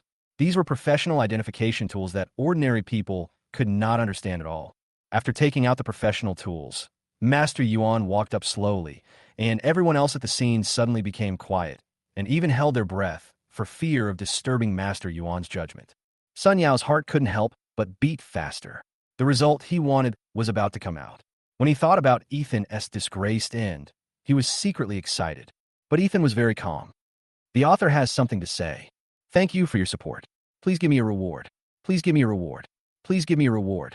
I have to say it 3 times. Chapter 60, the results are out. Almost everyone at the scene concentrated and held their breath, for fear of disturbing Master Yuan's appraisal. Yuan Chong was holding a multi-power magnifying glass and a professional light beam pen, carefully proofreading every detail on one of the paintings with a very serious expression. Tang Bohu's Jiangting Tangu 2 is a famous painting, and there are many counterfeiters, including some high-level counterfeiters. Some can even imitate the concentration of ink and the saturation of lines exactly. It can be seen that it is really difficult to distinguish without professional props for identification. Sun Yao was so excited at this moment that his palms even sweated because he was too excited. Ethan, you poor boy, I will ruin your reputation today, and no one can stop me. Thinking back to the scene where he was slapped in the face by him at the Jinlong Entertainment Club, he felt extremely humiliated. He was a rich second generation with a net worth of over 10 billion, but he was slapped in the face by a poor boy from the countryside. How could he tolerate this? Yuan Chong on the stage was extremely slow in his appraisal, and the people below couldn't help but whisper about it, especially the rich second-generation relatives of the He family. Which painting do you think is real? Need I say more? Of course it belongs to Sun Yao. He spent 38 million to buy it. How could it be fake? That's true, but judging by the way Master Yuan was judging, Ethan's fake painting seems to be extremely difficult to tell. I don't know where this poor boy got this fake painting from, but it's so well imitated. Most of the people watching below thought that Ethan's painting was fake. Half an hour later, Master Yuan finally finished identifying a painting and then moved to another one. The audience's attention also shifted to another painting. Compared to the previous painting, which took a long time to identify, Master Yuan only took 10 minutes to identify this painting. Because he had identified this painting once a few days ago, he had a clear memory of the details, ink concentration, and even line saturation, so he identified it quickly. When he turned around, the audience below all looked expectant. I have finished the appraisal. Yuan Chong put away the 2 tools and announced with some tiredness. The painting in front is fake, and the one being appraised is real. Although the first one is fake, its imitation is the best I have ever seen in my life. If I hadn't brought a beam pen with me today, I might not have been able to identify it. Master Yuan's words excited the audience. Sun Yao couldn't help but stand up and said, "Then Master Yuan, please help turn the two paintings over." The names of the donors are written on the back so that everyone can see who donated the two paintings. Just looking at the front, it is impossible to tell which painting was donated by Ethan and which was donated by Sun Yao. So in order to prevent confusion, their respective names were written on the back of the painting on the day of the donation. Sun Yao was very confident and excited, as it was finally time to announce the results. Hearing this, the audience suddenly became excited, but old man Hisheng was a little unhappy and stood up and said, "Since Master Yuan has already determined the result, then we have achieved our goal this time. As for who presented it, as long as their intentions are there, that's fine." Hisheng wanted to protect Ethan. There were so many people present, including some well-known figures. If the fact that Ethan presented the fake painting was exposed here, it might have a great impact on Ethan's future career. It was already not easy for a poor boy from the countryside to work hard in this big city. There was no need to make things worse for him. "Professor this is not good." Sun Yao was furious when he heard that Hisheng actually wanted to protect Ethan. "I gave you a painting and a jade pendant, but you actually wanted to protect Ethan at the critical moment. Sun Yao, why are you so aggressive?" Old man Hisheng suddenly regretted taking his jade pendant. This kid was too strong-willed. It would be a good idea to leave him a way out so that we can meet again in the future. Why force him to death? "I'm being aggressive?" "Old man, I'm just giving everyone an explanation. Otherwise, why would they come here today? We just want to know who sent the fake painting." Sun Yao was determined to expose Ethan in public today, and no one could stop him. "Sun Yao, you disappoint me so much." Hisheng was a little angry that a junior was so domineering. "Do you want to know who donated these two paintings?" Sun Yao ignored Mr. He and went on stage and spoke loudly to the audience below. "I do. Of course I do." He Long was the first to shout. He was Sun Yao's lackey, so naturally he wanted to take this opportunity to give Sun Yao face. "We also want to know." Turn the painting over quickly. Hishia, and others also raised their hands. They all wanted to strike up a conversation with Sun Yao, a wealthy bachelor with a net worth of over 10 billion yuan, so they would naturally support his idea. Soon other viewers wanted to know who the tribute was. Seeing this, Mr. Hisheng felt a little helpless and came to Ethan and said helplessly, "Ethan, it's Grandpa He who is sorry for you. It's okay, just let them see. If you turn it over, you will know whose painting is real and whose is fake. I don't care about other people's opinions." Ethan smiled faintly. His heart was very calm. If he had followed the old man's wishes, Sun Yao might not have made a fool of himself later, but he insisted on doing this, and Ethan had no choice. "Are you sure you want to announce the donor?" Mr. He didn't expect Ethan's reaction to be so calm. He didn't seem nervous at all, as if he was sure that the painting he donated was real. "Well, there's nothing to be embarrassed about. Since Sun Yao wants to announce who the donor is, then let him do as he wishes." Ethan responded calmly. "Oh," Mr. He shook his head. After all, Ethan was still too young, and those who came to the scene were all well-known figures. If the fact that Ethan presented a fake painting was exposed, it would have a great impact on his future prospects. And looking at Sun Yao's sinister eyes, it seems that he has another trick up his sleeve, waiting to announce the recipient of the tribute. "Grandpa, quickly have someone turn the portrait over. We can't wait any longer." He Long urged loudly again. This kid wanted to flatter Sun Yao. Maybe he could get some benefits from him during the auction in the afternoon. Since everyone is asking for this, I, the old man, will personally come on stage to announce the person who presented the portrait. Hisheng was also helpless. Sun Yao controlled everyone's emotions to put pressure on him, so he had to make it public. Under the gaze of the crowd, Mr. He personally turned the two paintings over slowly. However, when the two names on the back were revealed, everyone in the audience was shocked, especially the name behind the real painting. Even Mr. He was so shocked that he was speechless after seeing it. The author has something to say. Please reward me. Please reward me. Please reward me. Chapter 61. This kid is lucky. The scene was eerily quiet. No one could believe that the name written on the back of the authentic painting was Ethan. In other words, the Jiangting talk about ancient things presented by this poor boy Ethan was the authentic work of Tang Bohu. However, the painting talking about ancient things at Jiangting that Sun Yao bought for 38 million yuan was a fake, a high-quality imitation. No one could believe this result, but the most shocked person at the scene was Sun Yao. How is this possible? Sun Yao also saw the name on the back of the real painting.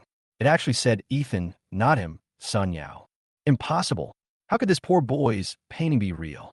And what I spent 38 million to buy is fake. Sun Yao couldn't accept it for a moment. All his previous calculations were wasted at this moment, and his expression was a little dazed. The crowd watching below was also very surprised, especially the relatives of the He family, who found it unbelievable. I didn't expect that the painting that Sun Yao spent 38 million on was actually a fake. This is unbelievable. It's really ironic that this poor boy's painting is actually an authentic one. This is too unexpected. The painting given by the poor boy turned out to be real. I wonder where did he get this painting from? There was a lot of discussion at the scene, and everyone was shocked by the result. However, Jessica's father, Hyung, seemed to have expected this result, and was not too shocked, but thought to himself, "Oh, what a bunch of clowns. He is a rich and noble son. How can he be compared to Sun Yao, a second-rate or third-rate rich second generation?" Hyung was in a good mood at this time. He had finally given these powerful relatives a hard time. At the same time, he was more determined to please Ethan. Following Ethan meant eating meat, but following others meant only being humiliated. Mr. He on the stage was also shocked. This result was beyond his expectations, but he soon felt relieved. No wonder this boy is so calm. It seems he has something to rely on. This boy is not simple. Mr. He Sheng has lived for 80 years and has been struggling in the business world all his life. This is the first time he has seen a poor boy from the countryside like Ethan. Although he came from a humble background, his expression was full of confidence and calmness, as if everything was under control. As for Jessica, she was extremely happy. "Ethan, you are amazing. Where did you buy this painting? Such an authentic painting must cost a lot of money, right?" This is the question that everyone present wants to ask. A poor boy from the countryside can never afford an authentic Tang Bo painting. For a moment, everyone looked at Ethan with inquiring eyes. Even Sun Yao couldn't help but turn his gaze to Ethan. He also wanted to know how Ethan got the original painting of Jiangting talking about ancient things. "I bought it on the antique street in the east of the city. An old man sold it to me and said it would be a good gift. I asked him if it was real, as I didn't want a fake one. He said he would compensate me 10 times as much if it was fake, and so I bought it for 3,800 yuan. Ethan made up a story and told them. However, they were all stunned after hearing this. This guy spent 3,800 yuan to buy an authentic painting of Tang Bohu's Jiangting Tangu too? This is such a stroke of luck. I can't believe it. Are you kidding me? Are there any antiques that can be compensated tenfold if they're fake? This result is really funny. The one I spent 3,800 yuan on is actually real, and the one I spent 38 million yuan on is actually fake. This is really too hard to accept. Everyone at the scene had an expression of disbelief on their face. They spent 3,800 yuan to buy an authentic painting of Tang Bohu's Jiangting talk about ancient things. Who would believe it if they told others about it? The person who suffered the most humiliation in this scene was Sun Yao. What kind of shit luck did this kid have? He spent 3,800 yuan and actually bought him an authentic painting, and he humiliated me in the process. Sun Yao was really angry at this moment. All the backup plans he had already arranged were useless at this moment. Seeing Ethan being envied by everyone, Sun Yao clenched his fists, feeling very unwilling. Why could a poor boy from the countryside slap him in the face so many times? Old man He Sheng was actually the one who was most willing to see this result. He liked Ethan, a poor boy from the countryside, very much. Now that Ethan had given him such a valuable gift and was a good person, He Sheng wanted to help him and promote this poor boy from the countryside so that he could work less for decades in this big city. "Ethan, you have given Grandpa He such an expensive gift. Do you have any requests? As long as you tell me, Grandpa He will do his best to satisfy you." He Sheng had a lot of connections in Qingshui City. As long as he says a word, most people will give him some face. Even if he wants to start his own business, He Sheng will help him. The old man's words made the people present even more envious. Who is He Sheng? In the Qingshui City shopping mall, he has countless student friends who will not give him face if he says a word. What's more, his own money and power are also extraordinary. "Grandpa He, I don't want anything. I gave this painting to you without ever thinking of getting any benefit from you." Ethan said calmly, "You really don't want anything?" He Sheng thought Ethan was just being polite or just pretending, so he thought for a moment and said, "Grandpa He has a wide network of contacts in Qingshui City.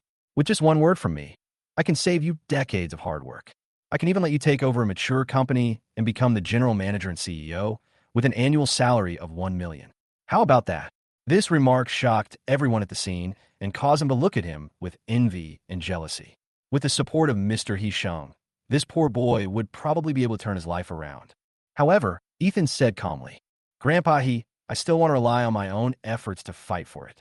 If you really want to thank me, I want the hairpin at the door. The hairpin at the door? Hee-shung was shocked, and the others were even more confused. Such a good opportunity, but this poor boy wants a hairpin? What is he trying to do? Yes, it's just a hairpin. I don't want anything else. Ethan confirmed again calmly. Old Master Hee-shung frowned, but still asked someone to go to the door and bring over the beautiful hairpin, which was simple in style, yet very delicate. Is this the one? This hairpin is not valuable. Are you sure you want this? Don't you want Grandpa Hee to help you in your career? Hee-shung confirmed again. Yes. Ethan took the hairpin from Mr. Hee-shung and gave it to Jessica. Jessica, didn't you like this hairpin very much just now? Now I'll give it to you. Ethan said with a smile. These words shocked everyone present again. Is this poor boy stupid? He gave up a good future and exchanged it for a broken hairpin. But Jessica's eyes were full of love for Ethan at this time. Thank you. Jessica didn't expect that Ethan still remembered that she liked this hairpin, and even gave up his future career just to make her smile.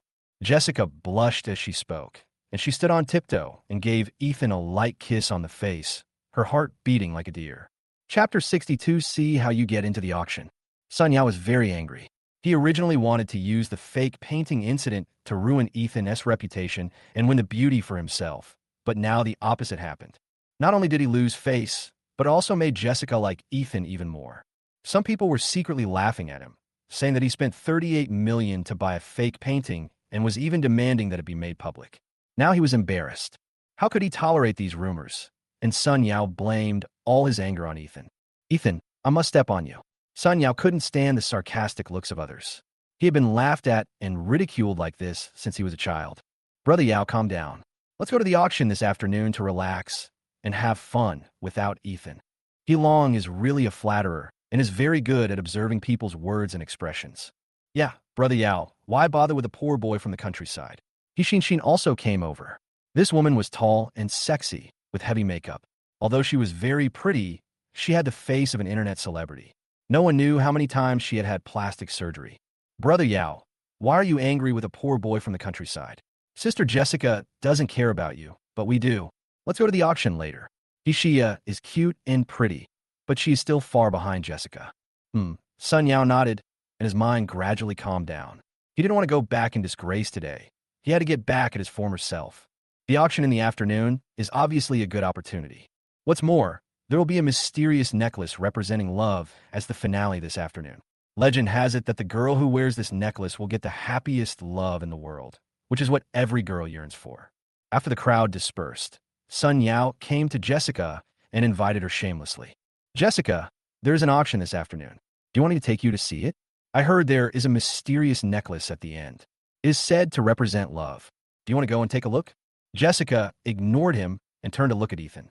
Ethan, do you want to go? Jessica had no interest in the auction. Now she just wanted to be with Ethan. His act of giving her a hairpin just now had completely mesmerized her. She felt that Ethan was so handsome. A necklace that represents love? It would be nice to go and take a look. Ethan nodded in response. He had never seen an auction in his life. It just so happened that Jinyang exhibition was already his own business, so it would be nice to go in and get familiar with it. While they were talking, He Long and the others followed over. And when they heard that Ethan also wanted to go, they couldn't help but mock him. Sorry, only people with a net worth of tens of millions can enter the auction. A poor boy from the countryside like you. I'm afraid you can't even get in the door. He Long ridiculed him without any hesitation, not giving Ethan any face at all. Sun Yao was very satisfied with the performance of this lackey and wanted to ridicule him severely, saying that a poor bastard should have the awareness of a poor bastard and don't come out to snatch a woman from him. It requires a net worth of 10 million. Then I won't go. Jessica responded with a frown. Hearing that Jessica was not going either, Sun Yao immediately became anxious.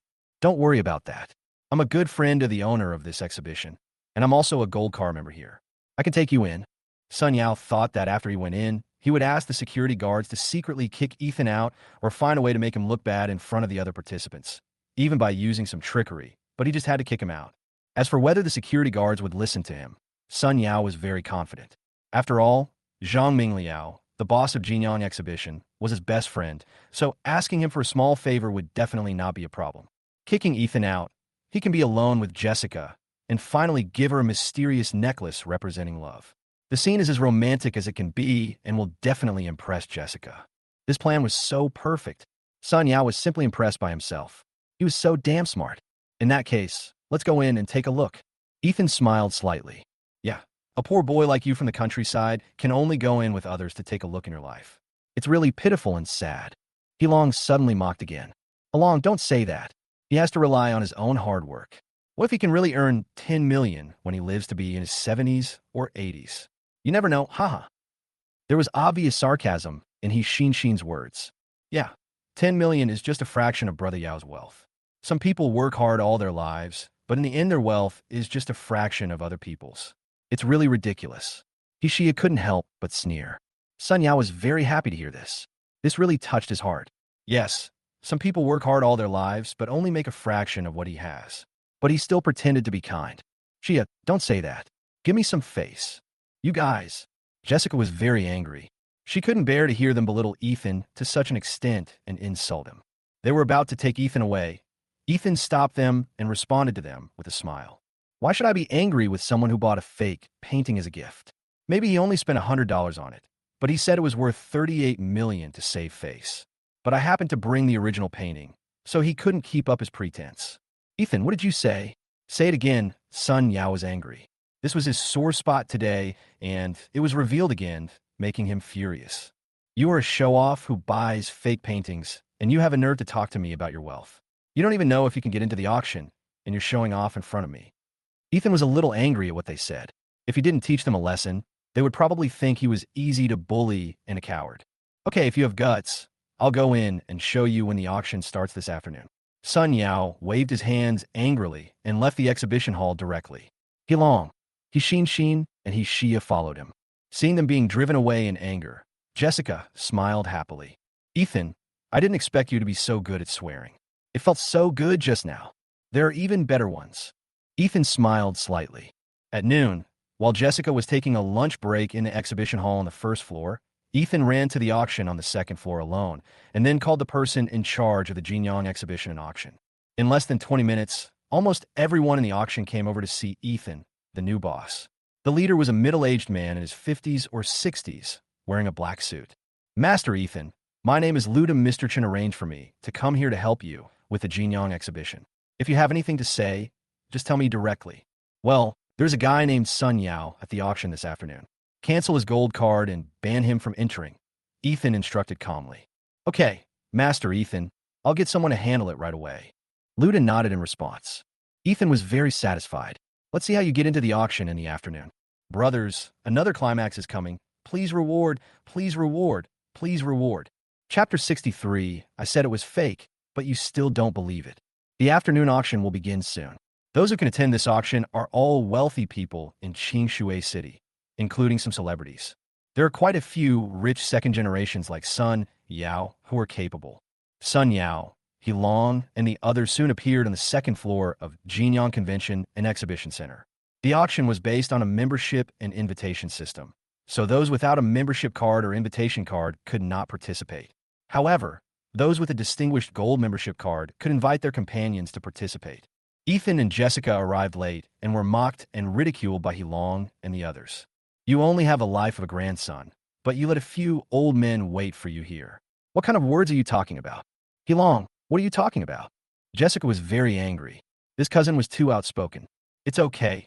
Ethan secretly held back his anger. He suddenly changed his mind. Not only would he teach them a lesson at the door, but he would also teach them a lesson after they went in.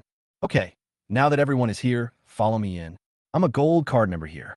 You should know that since the establishment of Jinyang Convention and Exhibition Center, there have been only 58 people who have gold cards here, and I'm one of them. Sun Yao said as he took out the shiny gold card from his pocket with a proud look on his face. Heelong hurried forward and started to flatter him. Brother Yao is really awesome. He is not like some people who come from the countryside and look like bumpkins. They may have to struggle for their whole life to get an ordinary membership card. Aaron, what nonsense are you talking about?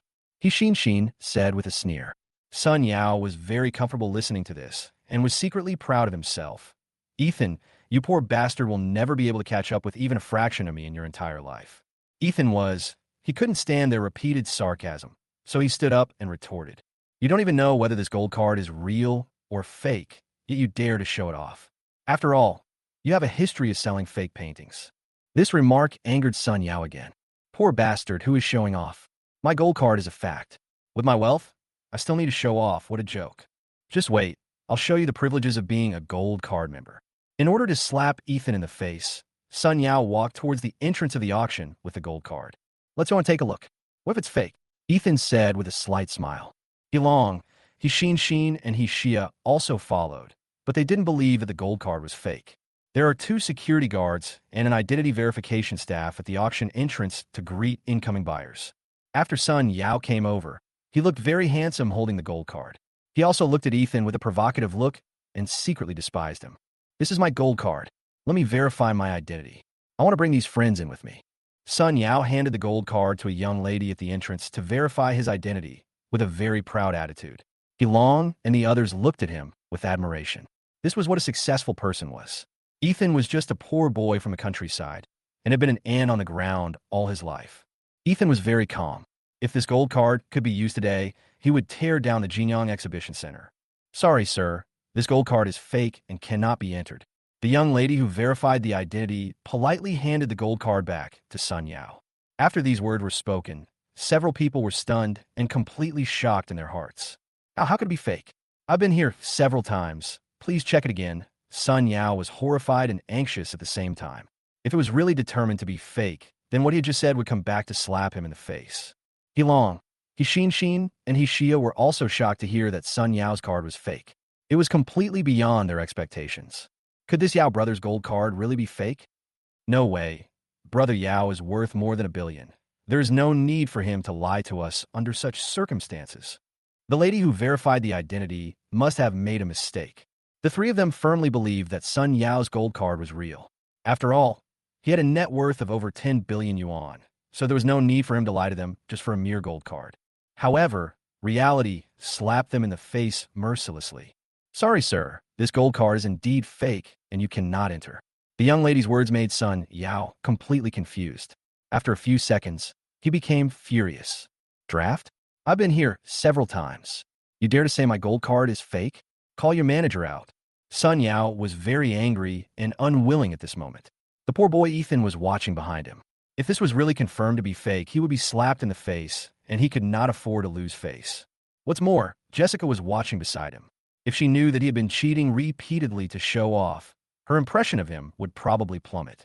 At this time, he Sheen, and he Shia walked up and started scolding the young lady. Do you know how to verify it? Open your eyes and look. This is a gold card, a supreme membership card. You must have seen a gold card before. Hurry and call your manager out. While they were scolding the young lady, Luda, the person in charge of the auction, walked out with a cold face. Who is making trouble outside? Where are the security guards? Luda yelled. Soon, 8 security guards suddenly appeared at the entrance and surrounded Sun Yao. He Sheen, he Long, and he Shia. Seeing that they were surrounded, they immediately behaved themselves. You are the manager, right? Please check my gold card for me. I have used this gold card several times. It can't be fake. Sun Yao suppressed his anger and handed the gold card to Luda. He was unwilling to let Luda check it again. Luda glanced at Sun Yao, took the gold card, glanced at it casually, and threw it back to him. This gold card is fake. There's no need to check it again. If you cause trouble here, I'll have the security guards kick you out. Luda's words hit Sun Yao, he Long, and others in the heart like a cannonball. This gold card is fake. How is it possible? Sun Yao was completely confused at this time. While he was shocked, he also felt more humiliated after being exposed. After seeing that the manager said the gold card was fake, he Long, he Sheen, and he Shia could no longer speak for Sun Yao. They even began to suspect that Sun Yao had used a fake card to show off in front of them. It's over. I can't even get through the door, let alone go inside to see the world. He Long was a little disappointed. He even disliked Sun Yao a little now. It was this that made him embarrassed in front of the poor boy. Although he Sheen and he Shia did not say it, they were somewhat disappointed with Sun Yao in their hearts. Seeing this, Ethan felt a slight sense of pleasure in his heart, and then he walked over and rubbed salt into their wounds. I told you this gold card is fake. It's true. If you don't have status, Don't come here and act like you're so awesome. Who are you trying to fool? These words were like rubbing salt into Sun Yao's wounds, making him want to get angry, but he couldn't. He Long and the others had no way of saying anything back to what Ethan said. The fact was that they wanted to show off in front of Ethan, and now they were slapped in the face. You're a poor bastard. What are you so proud of? I can't get in, so how can you get in? I tell you, I can't get in, and you'll never get in even if you struggle all your life. How dare you compete with me? Sun Yao shouted angrily. A poor boy from the countryside wanted to climb over his head. He was dreaming. He would never get in his life. That's not certain. Maybe if they give me face, I'll be allowed in, Ethan said with a smile. I'm giving you face. Who do you think you are? I'm the king of heaven. I'll give you face wherever I go. Sun Yao almost roared, thinking to himself that this poor bastard was too whimsical. He actually wanted the people at the auction to give him face. What a joke. What if he gives me face? Ethan tempted lightly. If you can get in, I'll kneel down and call you daddy. Sun Yao was so angry that he said something he didn't want to say. He was also sure that this poor guy couldn't get in. Not to mention his fortune of 10 million. He probably couldn't even take out 100,000 from his body. What if you can't get in? Sun Yao was not stupid and asked back. If I can't get in, I'll kneel down and call you daddy. Are you satisfied? Ethan said calmly. Okay, then I'll wait for you to kowtow and call me dad. Sun Yao smiled confidently. In his opinion, there was no way this poor guy could get in. The author has something to say. Please reward, please reward, please reward. Chapter 64, Kneel Down and Call Me Daddy. Jessica was very worried about Ethan, afraid that he would lose, so she couldn't help but step forward and show concern. Ethan, let's not go, let's go back. It's okay, they should give me some face, just watch. I'll take you in later. Ethan smiled and patted Jessica's hand to comfort her. Even so, Jessica was still worried about him. Ethan walked towards the manager Luda, but Sun Yao couldn't help but glance at him with disdain. This poor bastard thinks he's the king of the world. We have to give him face wherever we go. How funny. I'll make you kneel down and kowtow to me and call me daddy. Let's see if you dare to provoke me again in the future. He Long and he Shin thought the same thing. Ethan didn't have a net worth of 10 million yuan, nor a membership card, but he wanted to get in just by looking good. This was simply a pipe dream. Look at his poor appearance. Who would give him face? This poor bastard is so arrogant. Several people were not optimistic about Ethan, but they were still very interested in what he would do next when he kowtowed and called him daddy. Ethan came in front of Luda. He said calmly, My name is Ethan. Can you give me a favor and let me in to participate in the auction? Sun Yao, He Long, and the others heard this and couldn't help but sneer, but Luda's next words completely shocked them. No problem, Master Ethan. You can come in any time. Luda's words instantly shut up Sun Yao, He Long, and the others. The scene was dead silent. They opened their eyes wide with an expression of disbelief and were deeply shocked in their hearts. This manager actually gave face to the poor bastard. How is this possible? How did this poor bastard do it? Is his reputation really invincible? He can get in anywhere by using his face. He Long and he Shin still remember that when they were at Jin Long Entertainment Club, Ethan also used facial recognition to book the top-notch Kowloon box, and now he also used facial recognition to get the admission to the auction. How come this poor boy has such good luck? People give him face wherever he goes. He Shia frowned with a puzzled expression. He obviously looks poor, but people give him face wherever he goes. This is too unreasonable. At this moment, Sun Yao was so shocked that he was speechless. Why can this guy get in anywhere by scanning his face? How can this be possible? Even if Sun Yao had a rich imagination, he would never have thought that Jinyang exhibition was already Ethan's property, and he came to this auction just to visit his own company. Gudong, Sun Yao suddenly swallowed dryly. He remembered the bet they had just made. Whoever loses would kneel on the ground and call him daddy. His face suddenly turned grim. The situation is now very clear. Ethan can enter by scanning his face. He wins, and Sun Yao loses and has to kneel down and call Ethan dad. After getting Lu Da's consent, Ethan turned around and walked back, and soon came in front of Sun Yao. Sun Yao, admit defeat and kneel down and call me daddy. Ethan said calmly. As soon as these words were spoken, the anger at the scene instantly cooled down, and Sun Yao stared at Ethan with an unconvinced expression. He Long, He Shin, and others were also quite embarrassed, but they still went up to Ethan to persuade him. Ethan, forget it. Brother Yao is a man of status after all. We can't push him to death. Yeah, Ethan, just let Brother Yao apologize to you and let this matter go. Ethan endlessly and push him to death.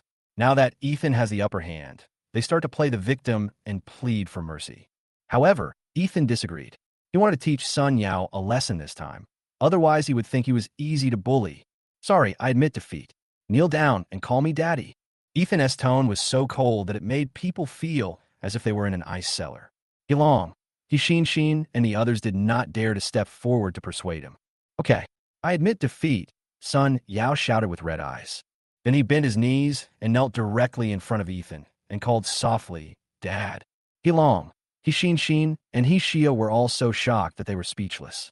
A second-generation rich man with a net worth of over 10 billion, the heir to the Sun Group, actually knelt down and called a poor boy from the countryside his father. Who would believe this if they told others? I didn't hear, Ethan said calmly. Sun Yao was extremely angry and was on the verge of a rage, but he still clenched his fists and shouted again. Dad, you've heard it, right? Sun Yao clenched his fists tightly. This time he had completely made up his mind with Ethan. You want to be my son, but you don't deserve it. Ethan hit him hard in the face with his words again. These words shocked he Shin, and others. Ethan was too bold. He humiliated Sun Yao so blatantly and didn't give him any face at all. You have to know that he is the heir of the Sun Group, and his own net worth is more than 10 billion. Isn't he afraid of Sun Yao's revenge for offending such a person? Ethan, am I drafting it? Sun Yao was completely enraged. He stood up violently and punched Ethan with clenched fists. Want to touch me? Ethan took a step back slightly, and the 8 security guards saw this and stood in front of Ethan to protect him. This action shocked them again, but Sun Yao had already made up his mind to shoot, so he rushed forward but was instantly subdued by 8 security guards. How dare you cause trouble here? Get out! Luda ran up to Ethan and shouted loudly, not giving Sun Yao any face at all. Immediately, under the incredulous gazes of he Shin, and others, Sun Yao, who was so awesome in their eyes, was kicked out of the auction by the security guard. Ethan, I will remember you. Just wait for me. I will make you pay back 10-fold and 100-fold. Sun Yao, who was dragged away, was so angry with Ethan that he reached its peak.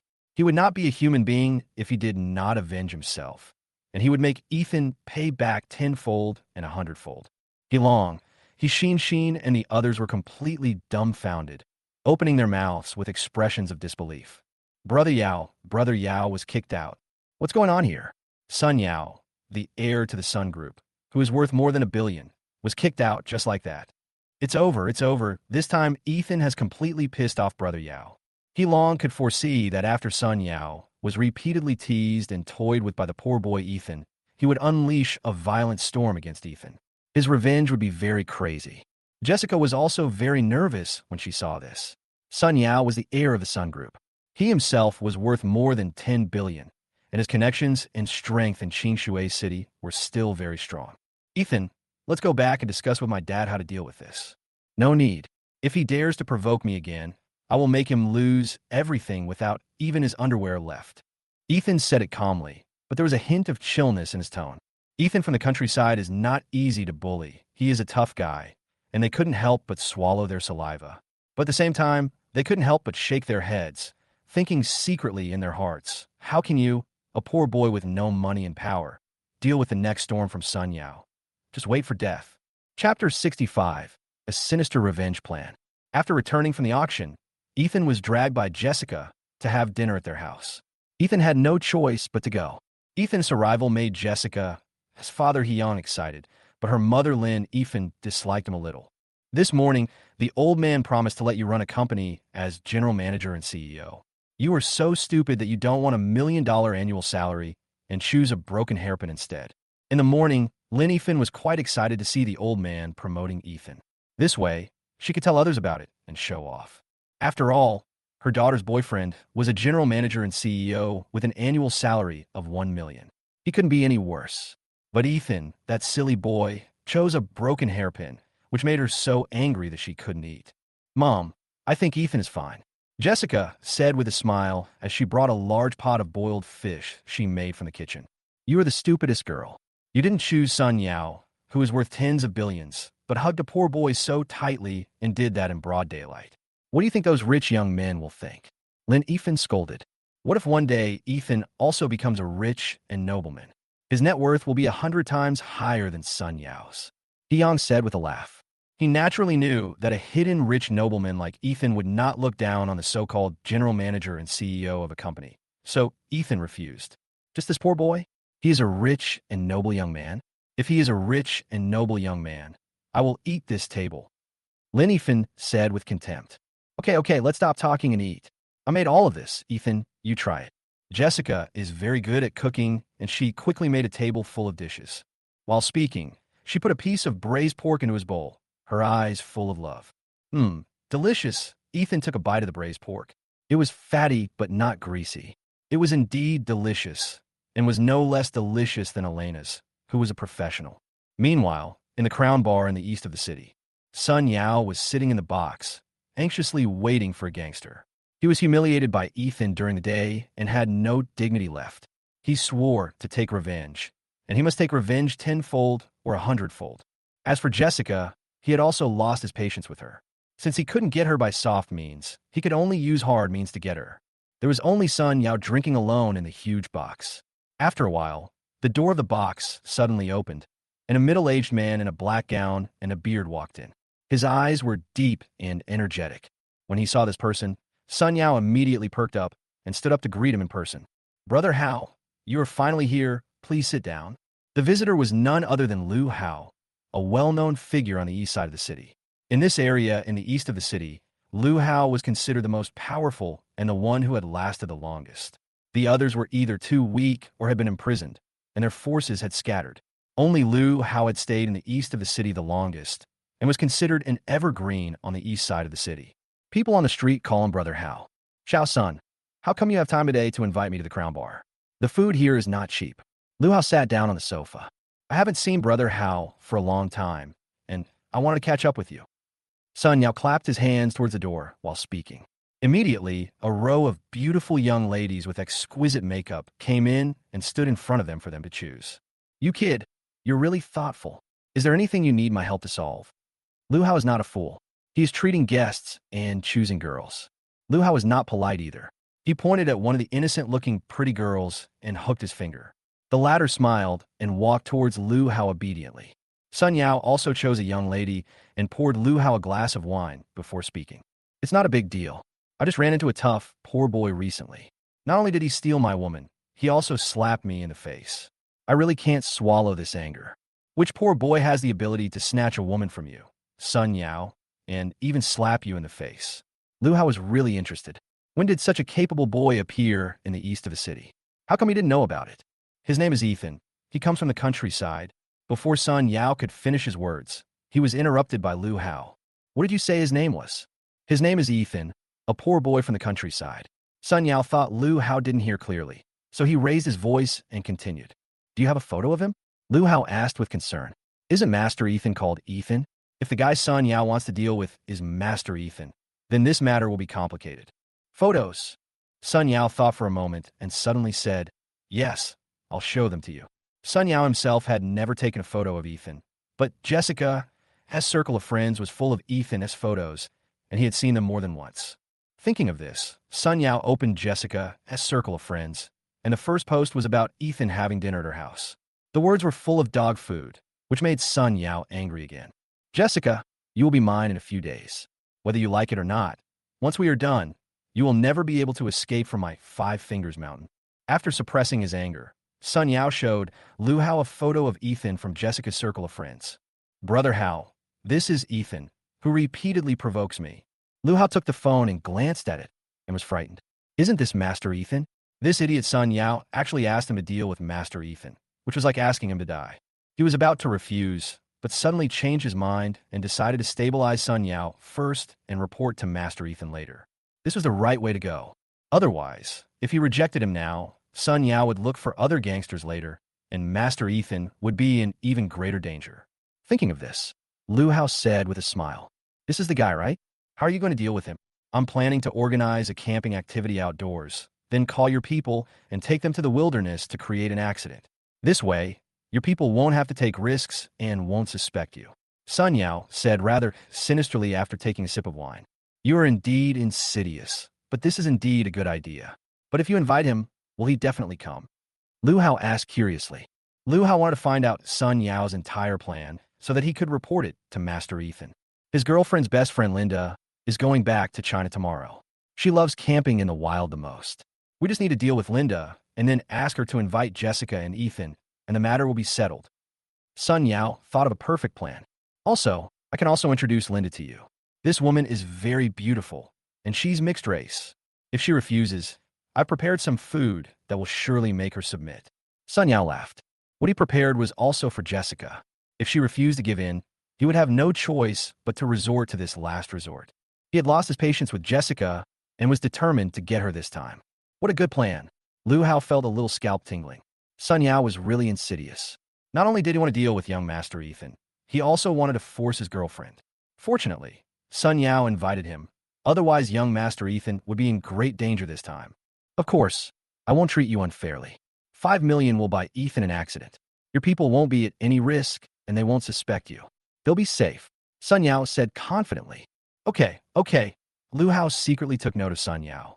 He wondered how this guy would die after Master Ethan found out. The author has something to say. Please reward. Another climax is coming. Let's reward. Chapter 66. Taking advantage of the situation.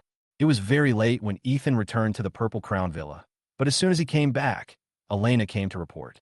Master, Lu Hao has been here for a long time and is waiting for you in the living room. He said he has something important to report to you. Lu Hao. Ethan frowned slightly. It was already midnight. Why did Lu Hao come to see him? Could it be that there was something extremely urgent? Otherwise, he wouldn't have come to see him in the middle of the night. Thinking of this, Ethan walked quickly towards the living room, and sure enough, he saw Lu Hao, wearing a black gown and a beard, sitting on the sofa, waiting for him with a nervous look on his face. Xiao Lu, what do you want from me so late at night? Ethan sat down on the sofa, and Elena obediently handed Ethan a glass of water. Master Ethan, Sun Yao just asked me to go to the Crown Bar. Lu Hao said nervously. Sun Yao. Ethan thought about it, and immediately guessed why he was looking for Lu Hao. He couldn't help but smile and said, Is he looking for you to deal with me? Well, this guy is too insidious. He spent 5 million to make you have an accident in the wild. What's more, he also wants to do something to your girlfriend.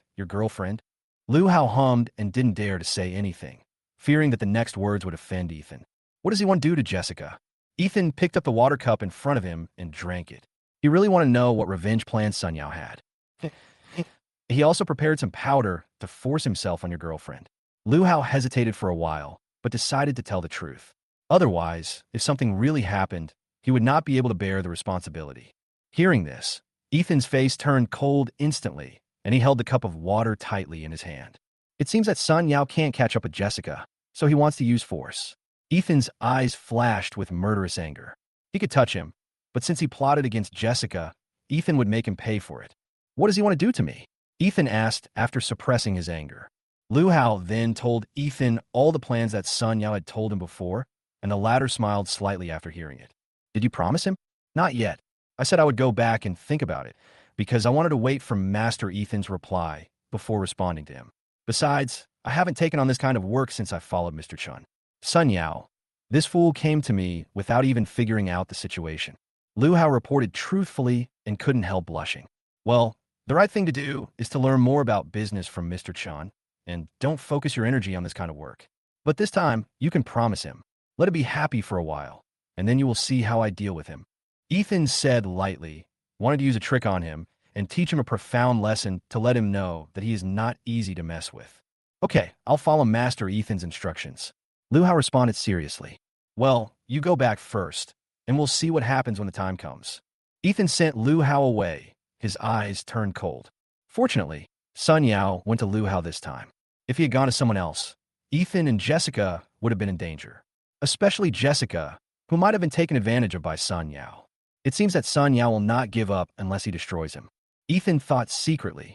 2 days later, one morning, Ethan received a call from Jessica, saying that one of her best friends had returned from abroad and had invited several friends to go hiking and camping, as well as to have a bonfire party. She asked if he wanted to go with her. Ethan naturally would not refuse. He also wanted to take this opportunity to teach Sun Yao a lesson and let him know that he was not someone to be trifled with, so he agreed. No problem. I love camping in the wild, but I want to bring my cousin with me. Is that possible? Ethan decided to bring Victoria with him to prevent any accidents. After all, Sun Yao had ulterior motives and might resort to other means. With Victoria protecting Jessica, Ethan felt more at ease. Well, that should be possible. I'll tell Linda later, and you can take it with you. Jessica quickly agreed with Ethan. After hanging up the phone, Ethan started to get ready and asked Victoria to pack her equipment as well. Around noon, Ethan drove directly with Victoria to pick up Jessica. Compared to Ethan and Victoria's simple luggage, Jessica brought a lot of things, including food, clothing, and even a tent and sleeping bag. Ethan, Victoria, aren't you bringing a tent and a sleeping bag? Jessica blinked in surprise. How could you go camping in the wild without a tent and a sleeping bag? Ethan looked at Victoria awkwardly. This time, he was so focused on teaching Sun Yao a lesson that he forgot about the most important things for camping in the wild, the tent and the sleeping bag. Fortunately, I have a spare tent and sleeping bag. Victoria can sleep with me, and Ethan can use the spare tent. Jessica was thinking for Ethan and the others like a young wife. Then do as you say. Ethan originally wanted Victoria to protect Jessica closely, so it would be safer for them to sleep together. By the way, Ethan, many of the people going this time are my close friends and sisters, and there are also some beautiful girls, so you'd better not look at them too much. Jessica warned coquettishly. Yes, they're not even 1/10,000th as pretty as you. It's better to look at you than at them. Ethan said with a smile. That's better. Jessica blushed and was very happy. After everything was ready, Ethan drove straight to the agreed outdoor location, but everyone had different moods. Chapter 67 Dare, you set a trap for me? Qingdang Mountain is a very beautiful wild place outside Qingshui City, with green mountains and clear waters, which is very suitable for young couples to date there. But today is not the weekend, so there are fewer people here. It is evening again, and the setting sun shines on the entire mountain, reflecting a different kind of beauty.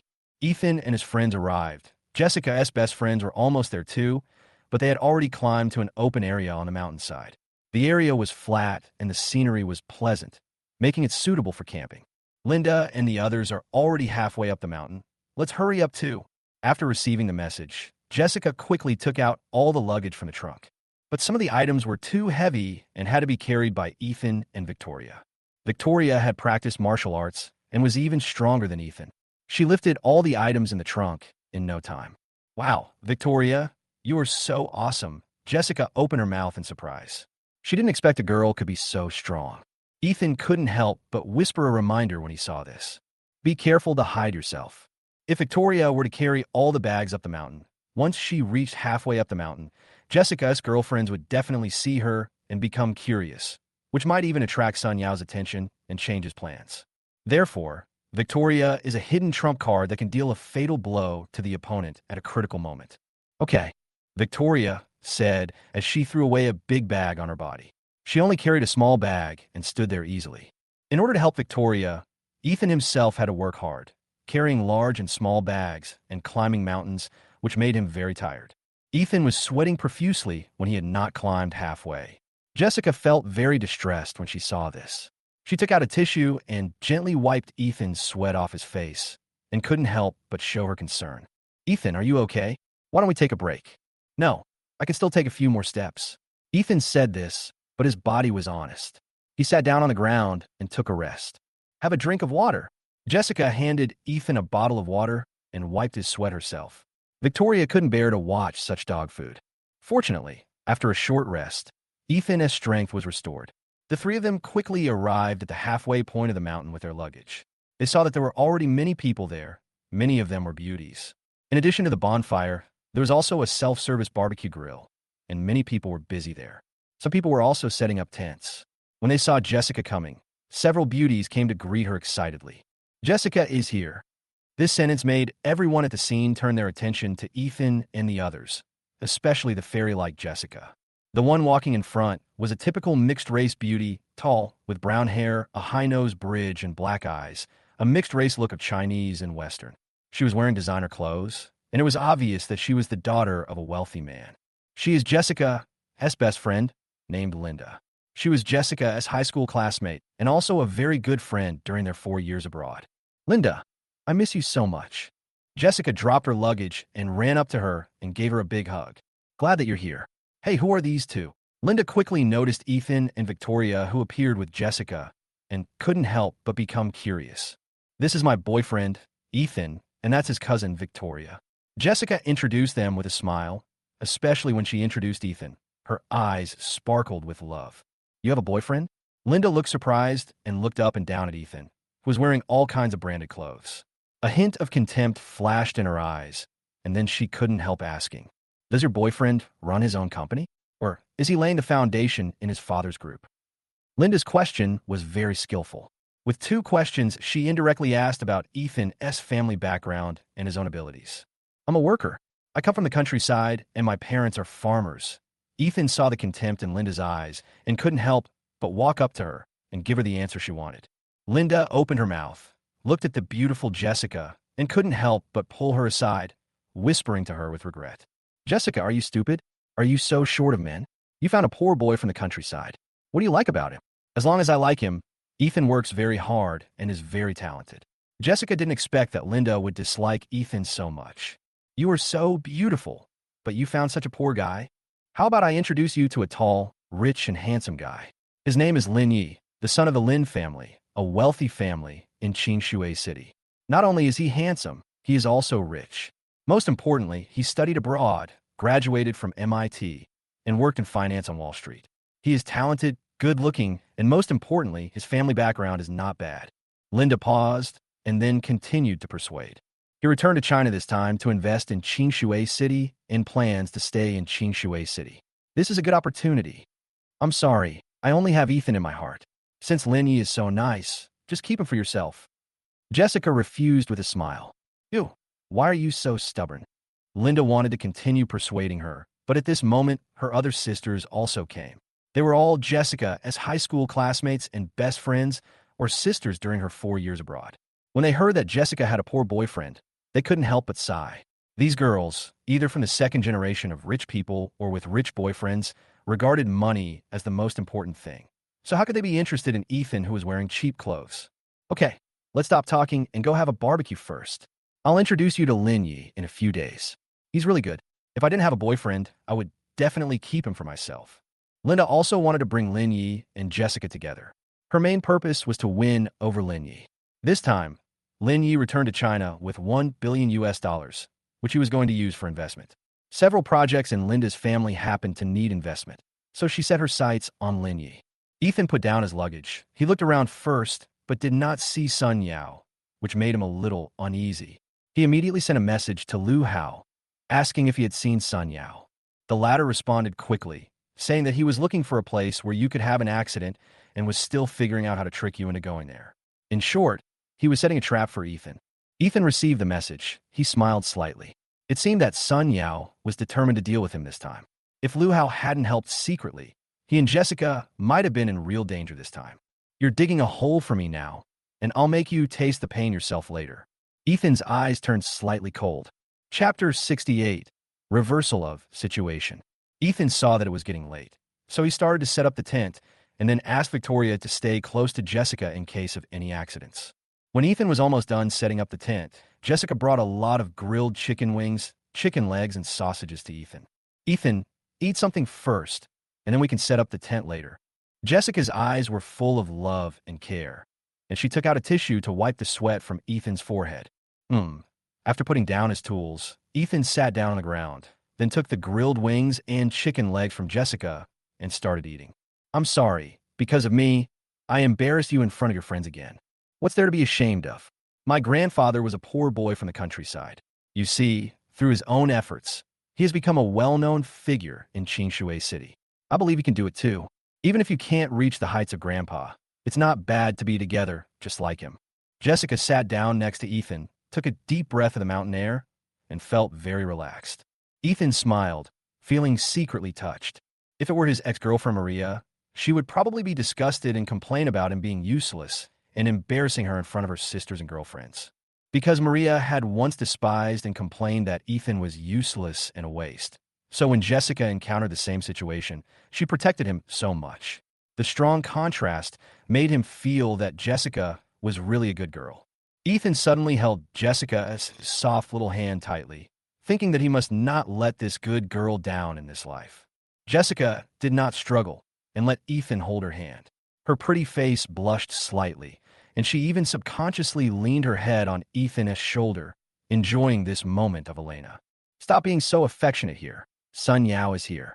Victoria suddenly appeared behind them with a cold look on her face. Sun Yao is here too? Jessica looked surprised and quickly stood up from the ground. Finally appeared.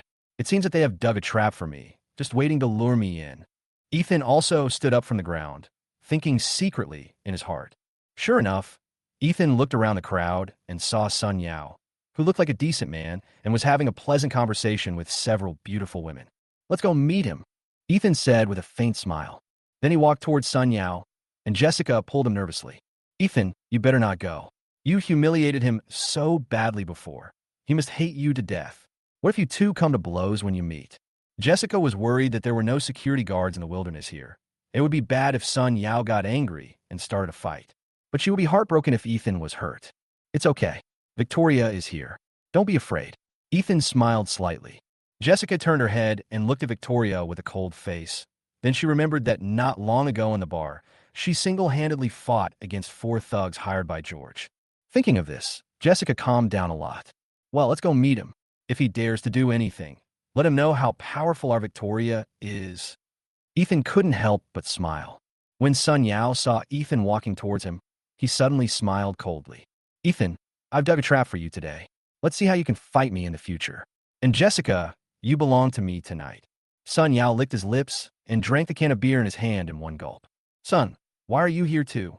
Ethan walked over and humiliated him mercilessly. Sun Yao clenched his fists slightly, his face looking a little unhappy. This guy actually dared to be so arrogant, but he swallowed his anger. Ethan, don't be so arrogant, you poor bastard. I will let you know how powerful I am later.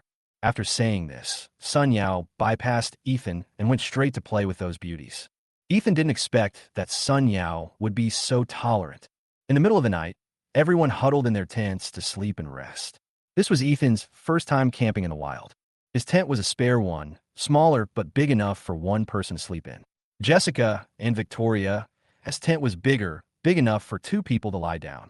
Ethan had been awake the whole time, when suddenly someone stuffed a note into his tent, and then he heard hurried footsteps outside. Ethan knew who it was, but didn't chase after him. Instead, he unfolded the note that was stuffed in his mouth. It said, "If you don't want anything to happen to your brother Jack and his girlfriend, come to the east quickly." Seeing this, Ethan frowned and his eyes turned cold. This guy actually wants to set his sights on Jack and his girlfriend. He can't let him continue to act so recklessly. Ethan became furious and tore the note into pieces.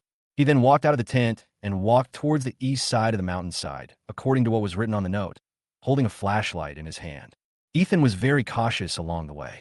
After more than 10 minutes, he came to the edge of a cliff. The cliff was very steep, but not very deep, only about 10 meters. If he fell from here, he would probably not die, but he would be seriously injured. It seems like this is the trap Sun Yao has set for me, Ethan said with a slight smile. Sure enough, as soon as he finished muttering this, Sun Yao walked out from behind him, followed by nearly 10 men in black, including Lu Hao. Ethan, you didn't expect that. Today I will make you either dead or disabled to avenge the humiliation I suffered. Sun Yao was a little crazy at this time. He must get back 10-fold and 100-fold the humiliation he suffered when he knelt down and called him daddy that day. Really? Are you going to use your numbers to defeat the minority? Ethan said calmly, without a trace of nervousness. No, I just wanted to fall off this cliff accidentally. It has nothing to do with us.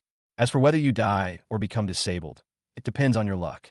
Sun Yao had a confident expression, even with a hint of sarcasm. Are you so confident that I will fall from here? Ethan asked back calmly. What else? Do you think these 10 black-clad brothers around me are just decorations? They are just here to help you jump down from here accidentally. Sun Yao shouted proudly. Don't worry. After you fall from here, I will help you take over the care of Jessica, and I will make her happy every night, haha. When he got excited, Sun Yao burst into laughter. Sun Yao, don't be too complacent. It's still unclear who will win or lose until the very last moment. Ethan warned calmly. You're about to die, but you're still pretending to be so cool, Ethan. I really admire your courage. Okay, I can't wait to see Jessica, so just stay here and jump off the cliff. Sun Yao paused for a moment, then said to a man in black next to him, Brother Hao, I'll leave this to you. Brother Hao nodded, and then Sun Yao laughed a few more times and quickly disappeared into the night. In his opinion, Ethan was surrounded by G's 10 men, and it was basically impossible for him to escape. He would either die or be disabled tonight. Now that Ethan has been dealt with, the only thing left is to find Jessica. If she refuses to surrender, Sun Yao has plenty of ways to make her surrender. 10 minutes later, Sun Yao came to Jessica's tent. Without saying anything, he cut open Jessica's tent with a knife, and then saw her sleeping with another girl. Just right, let's have a double blossom. Sun Yao didn't take Victoria seriously at all, thinking she was just a weak girl. As he was thinking about it, Sun Yao excitedly took out the things he had prepared long ago from his pocket. However, as soon as he took them out, he found that Victoria suddenly opened her eyes, which scared him. Ew, before Sun Yao could even ask, Victoria punched him, hitting him directly on the left eye. The pain was so severe that he rolled on the ground, covering his eyes. Looking for death, Victoria said nothing and went straight up to him and started punching and kicking him again. Scrap, you dare to hit me? I'll find someone to beat you to death. Sun Yao suddenly thought of Brother Hao and quickly called someone. You just wait for death. My people are nearby. You can be killed without a burial place in 10 minutes. But if you beg for mercy now, I might be gentler to you later. Sun Yao had a fearless expression at this time. Brother Hao is nearby, and he is still afraid of a woman? Soon, many people came outside the tent, including Brother Hao. When Sun Yao saw Brother Hao coming, he immediately became excited. My big brother is here. Just wait for death. However, as soon as he said this, he heard a voice that he was familiar with and afraid of. I'm afraid it's you who's waiting to die. Ethan walked out of the darkness with a faint smile on his face.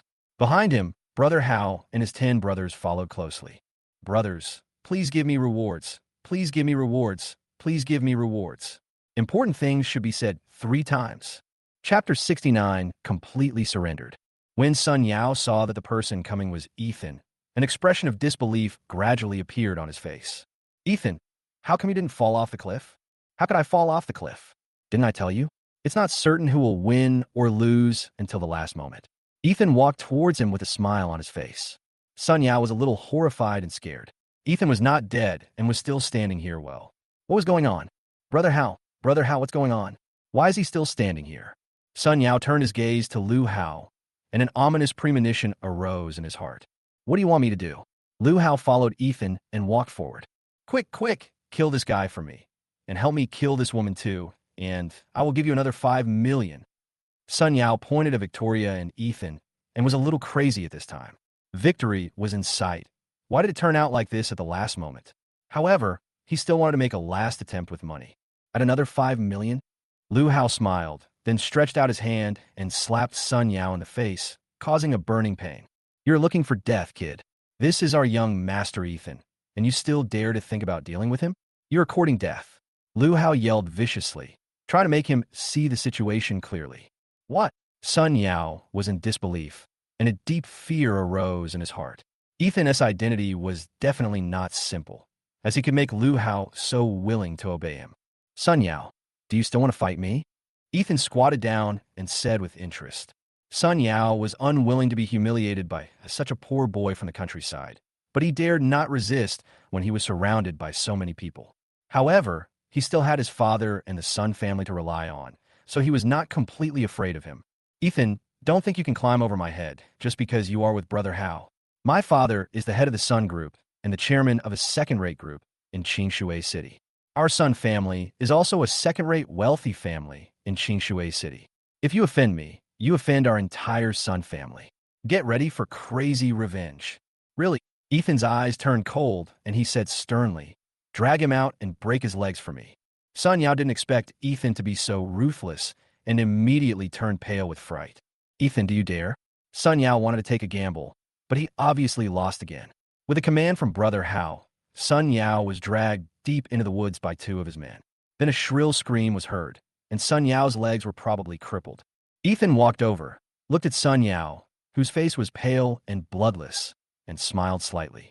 I forgot to tell you one thing. Even if the entire Sun family attacks me together, I am not afraid. You'll be the ones who lose. If you don't believe me, you can let them try.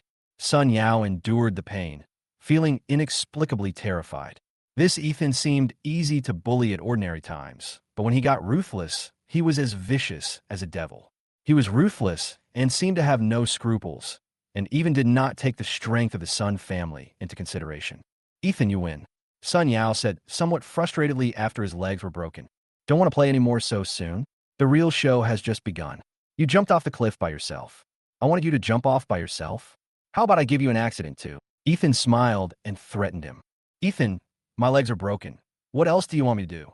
Sun Yao roared. I want you to die, Ethan said lightly. As soon as he finished speaking, the two men in black lifted Sun Yao up again and walked towards a cliff. Sun Yao was completely frightened now.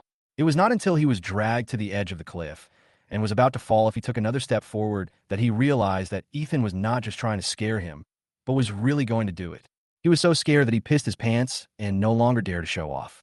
He knelt down and begged Ethan for mercy. Ethan, I was wrong. Please spare my life. I will never dare to go against you again. I can give you whatever you want, as long as you spare me. Having said that, Sun Yao no longer cared about his face and knelt on the ground and kowtowed to Ethan, his fear reaching its peak. You said you would give me whatever I want? Really? Ethan was waiting for him to say this. He wanted to push him off the cliff just now, just to scare him. The real purpose was to take away his real estate company worth tens of billions. Yes, I can give you whatever you want, as long as you spare my life.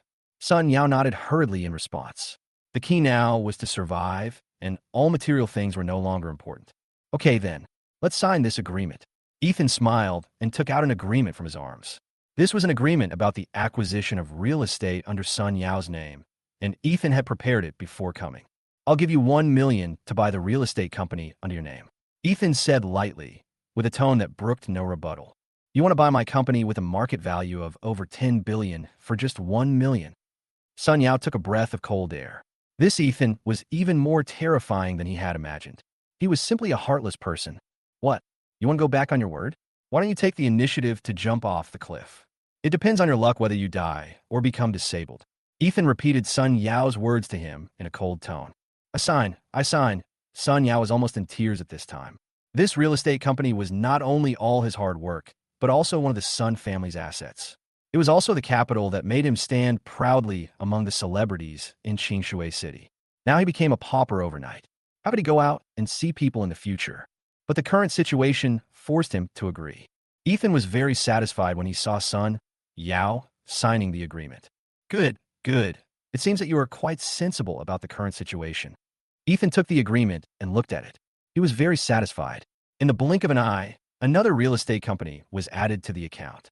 It was a business that was sure to make money. After Sun Yao signed, he collapsed to the ground with a gloomy look in his eyes. Carry him away. Take him to the hospital, Ethan said calmly, and handed the agreement to Lu Hao, saying, let Robert handle the acquisition of the Sun family's real estate company and temporarily transfer it to the Dinghe Group. Ethan didn't want to be too ostentatious, but he also wanted to warn the Sun family that if they wanted to touch him, they would have to ask when Ding and the group for their consent, which would invisibly reduce a lot of trouble. Okay, Master Ethan, I'll handle it myself right away. Lu Hao nodded in response. At the same time, he ordered his men to carry Sun Yao away quickly, while he went to deal with the matters Ethan had instructed him to do. That night, Ethan completely trampled Sun Yao under his feet. Not only did he deprive him of his billions of assets, but he also scared him so much that he would never dare to go against him again. The author has something to say. Please reward. Chapter 70, A Pretty Boy Came. As the sky cleared up, Jessica woke up from her sleeping bag. As soon as she opened her eyes, she found that the tent had been cut open with a knife. Who is so mean as to cut my tent? Jessica was a little unhappy. She woke up Victoria, who was sleeping next to her, and she replied seriously. Maybe it was blown by the wind. Victoria was a cold person and not good at speaking, so she could only use this clumsy lie to fool her, but it seemed that Jessica believed it. Was it so windy last night? Jessica is still very cute sometimes. Soon everyone came out of the tents. Most of the beauties were yawning. It seemed that they didn't sleep well last night. Come to think of it, camping in the wilderness would definitely make you feel uncomfortable. If you encounter mosquitoes or something, you can forget about sleeping well. However, they soon perked up because a handsome guy climbed up from the foot of the mountain early in the morning to find them and brought them a lot of food and drinks, many of which were imported. Wow, Lin Yi is here. Many beauties gathered around him, and even Linda simply tidied herself up and went to greet him. I have to say that Lin Yi is indeed handsome. Not only is he handsome, his wealth and talent are also top-notch in Qingshui City. In addition, their Lin family is also a quasi-first-class wealthy family in Qingshui City and is more powerful than Sun Yao's family. This kind of person will naturally be popular with girls. Lin Yi, you're here. I didn't expect you to come so early. We just crawled out of the tent and haven't had time to wash up, Linda said with an eager smile. Natural beauty comes from being without makeup. I brought you a lot of imported drinks and fruits. Come and enjoy them. While speaking, Lin Yi distributed the things he brought to everyone one by one. By the way, where is the girl whose photo you sent me last night? Lin Yi took the opportunity to distribute fruits to look among these girls, but he did not see the beautiful girl whose photo Linda sent him last night. Linda suddenly burst out laughing. So you came here early in the morning to look for Jessica? I was wondering why you came so early. Linda is a scheming girl. Yesterday, after learning that Jessica's boyfriend was a poor boy, she wanted to introduce Jessica to Lin Yi, so she sent him a photo of Jessica. I also sent a short message to her, asking if she wanted to meet me. Jessica in the photo, he was immediately shocked by her beauty. He had played with many women, but had never seen a girl with a beauty comparable to that of a first-line star. He couldn't sleep all night, and came to Linda early the next morning to ask for her. Linda also wanted to bring Jessica and Lin Yi together. Firstly, she was doing it for the sake of her best friend. Ethan, a poor boy from the countryside, was not worthy of Jessica, a rich and beautiful woman. Secondly, she wanted to use the credit of introducing Jessica to Lin Yi to raise funds. Jessica probably just got up now. She should be over there, Linda said and pointed in a direction. Just at this moment, Jessica was coming out of the tent and preparing to wash up. Even without makeup, she was still incredibly beautiful, like a fairy from heaven, and Lin Yi couldn't help but be obsessed with her. She is indeed a top beauty, much prettier than in the photo. I never thought that such a beauty could appear in a place like Qingshui City. Lin Yi murmured to himself. It does look nice, but someone has already gotten there first, Linda said with some regret. She has a boyfriend? Lin Yi asked with a slight frown. Well, he's a poor boy from the countryside, but I think Mr. Lin should have at least 100 ways to make this poor boy leave Jessica. Linda was very confident in Lin Yi. After all, the gap between Ethan and Lin Yi was there. Ah, that's right. As long as it's a woman I like, there's nothing I can't get her, and she is no exception.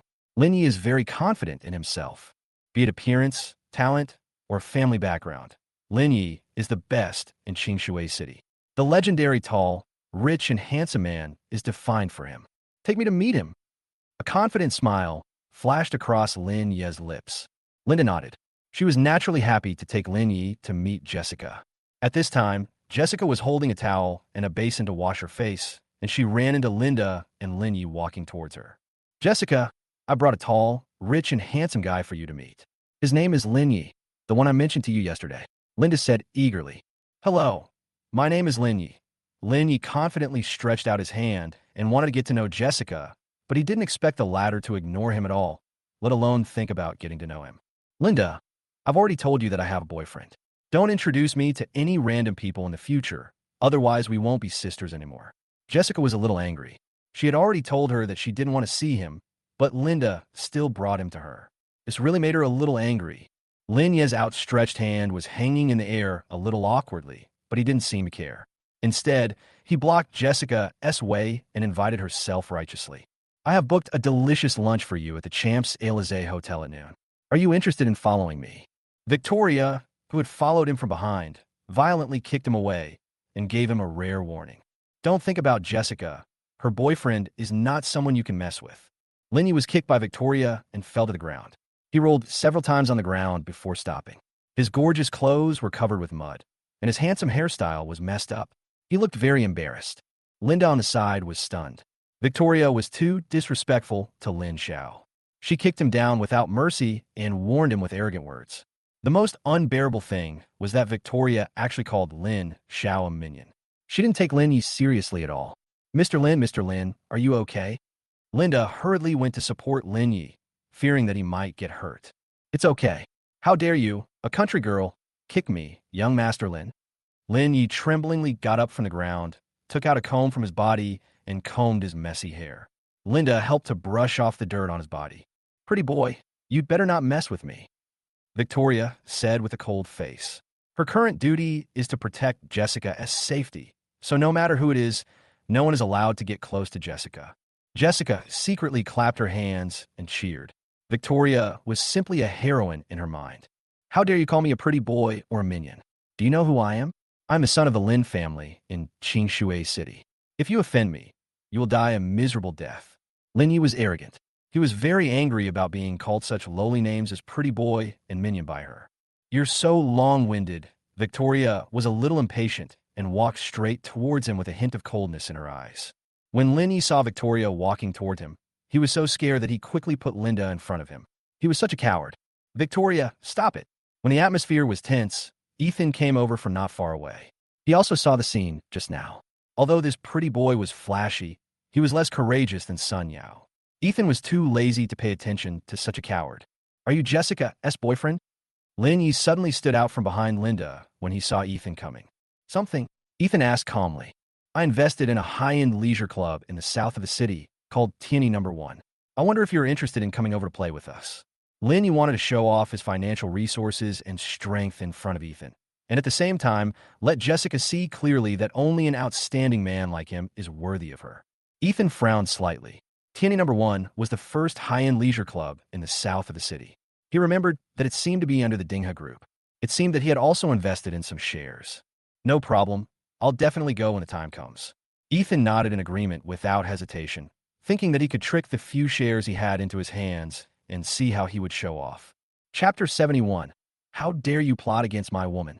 In the few days after returning from the wild camping, Ethan has been counting the days because his fiancée Kelly's concert is coming soon, and he feels it is necessary to meet her. As for what to say, Ethan has not thought about it yet. Ethan was lying on the sofa in the villa, holding the concert ticket, feeling a little melancholy. Elena, wearing a maid outfit, was giving Ethan a massage and feeding him fruit. The service was amazing. Elena, if I choose to break up the engagement, will my parents beat me to death? Ethan wanted to be with Jessica, and as for Kelly, whom he had never met, he had no feelings for her. You know, Jessica is Ethan's first love. He pursued her for 3 years in college. Now he's found her again. That kind of feeling is not something that anyone can compare to, not to mention that Jessica loves him sincerely. The Shao family is very powerful in the country. If you cancel the engagement, you will be slapping them in the face. How can they let it go? Besides, the young master's parents will not agree with your willfulness. Since they have arranged this marriage, they must have their reasons. Elena analyzed it quite rationally. Yeah, if I cancel the engagement, her fans won't let me go. Ethan smiled bitterly and decided to delay it as long as possible. In the afternoon, Ethan drove Victoria and Jessica to Tierney No. 1 in the south of the city. This is the largest leisure club in the south of the city.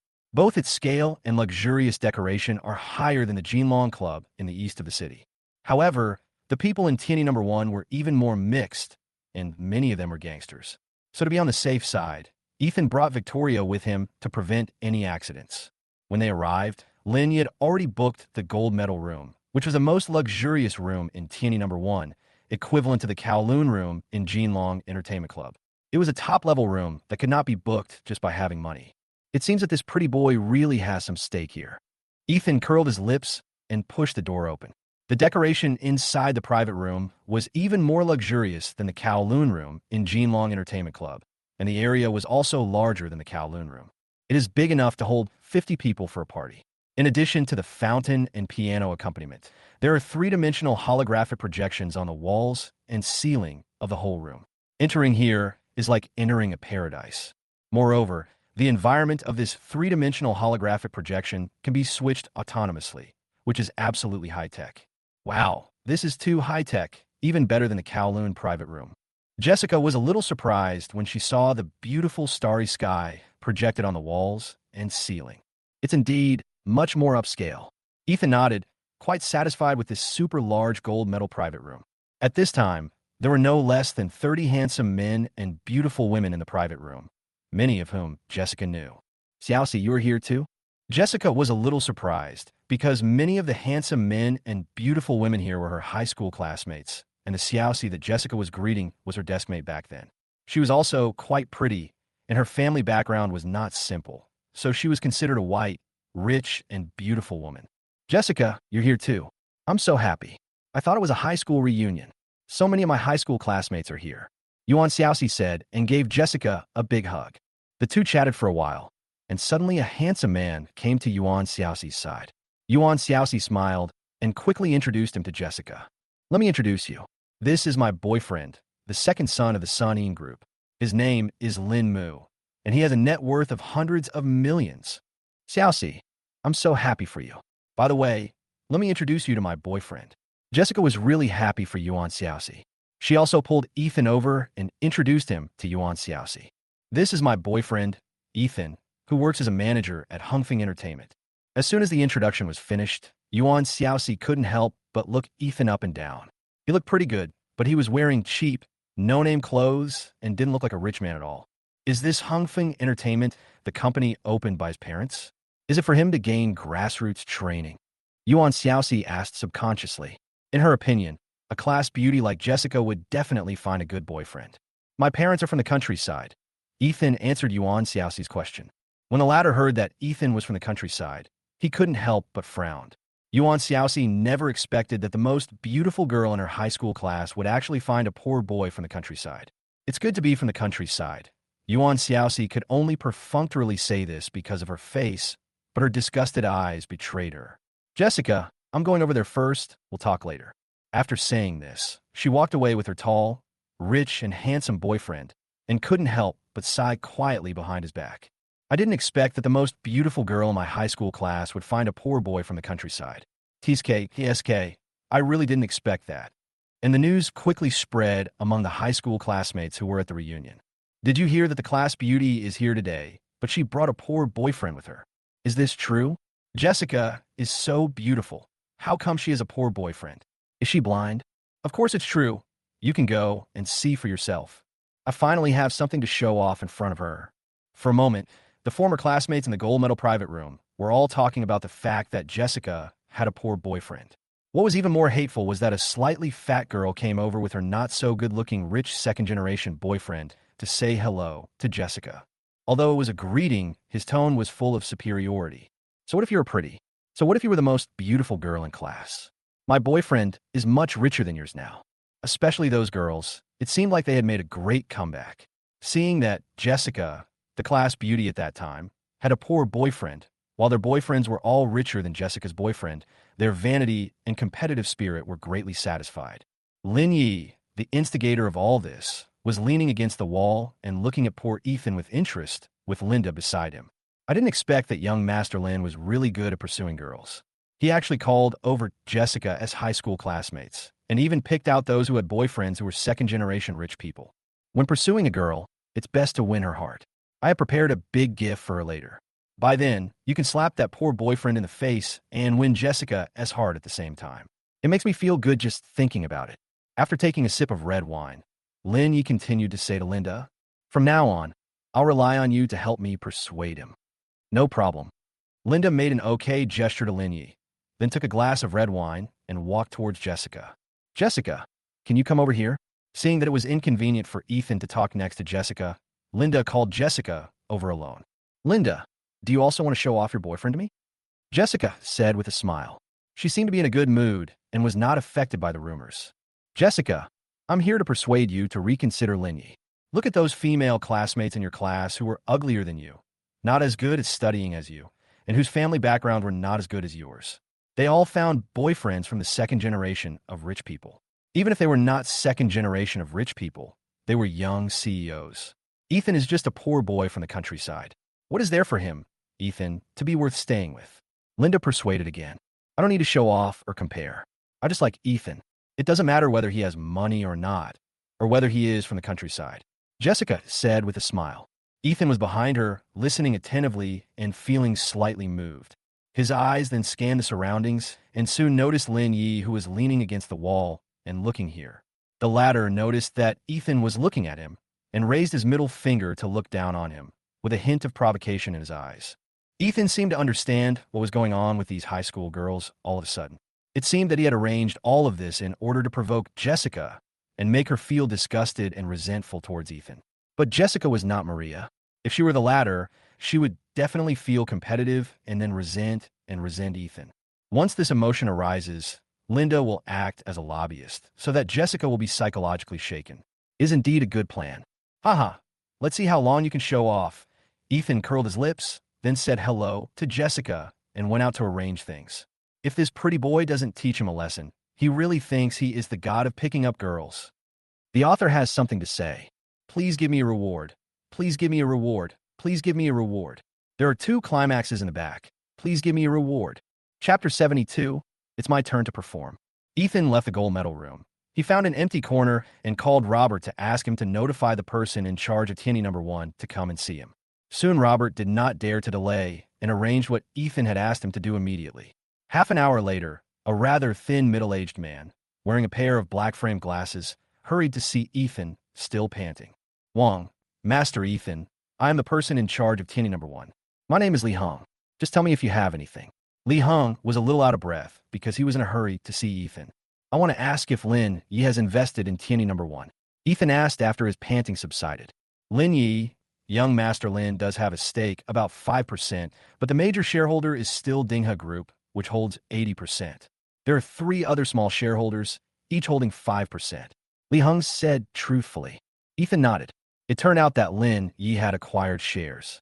Well, he would give him 5% of the shares later and let him show off. I want to know what else Lin Yi wants you to do next. If Ethan wants to deal with him, he must know himself and his enemy, so that he can strike at the weakest part. Mr. Lin, he also asked me to prepare 999 blue roses and told me to send them to the gold medal room later. Li Hong responded truthfully, not daring to hide anything. Did he tell you anything else? Ethan asked again. No, just a matter of sending flowers. Li Hong thought for a moment and replied. Okay, very good. No matter what Lin Yi tells you to do, don't pay any attention to him, and don't send flowers in. Also, find a reason to kick Lin Yi out of the gold medal room, and then act according to my mood. Got it? Ethan said solemnly. Okay, Master Ethan, I will do as you say. Li Hong wiped the sweat from his forehead. He didn't know how Master Lin had offended Master Ethan, but TNE number 1 was a subsidiary of Dinghe Group, so he could only listen to Ethan. Ethan nodded, very satisfied with Li Hong's attitude, and continued. Also, prepare a share transfer agreement for me. I want to buy the shares held by Lin Yi. Also, prepare 9,999 blue enchantresses for me. You can only send them to me when I ask you to. Got it.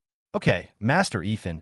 I just don't know when you will need these 9,999 blue roses. We don't have so many flowers here. Li Hong said anxiously.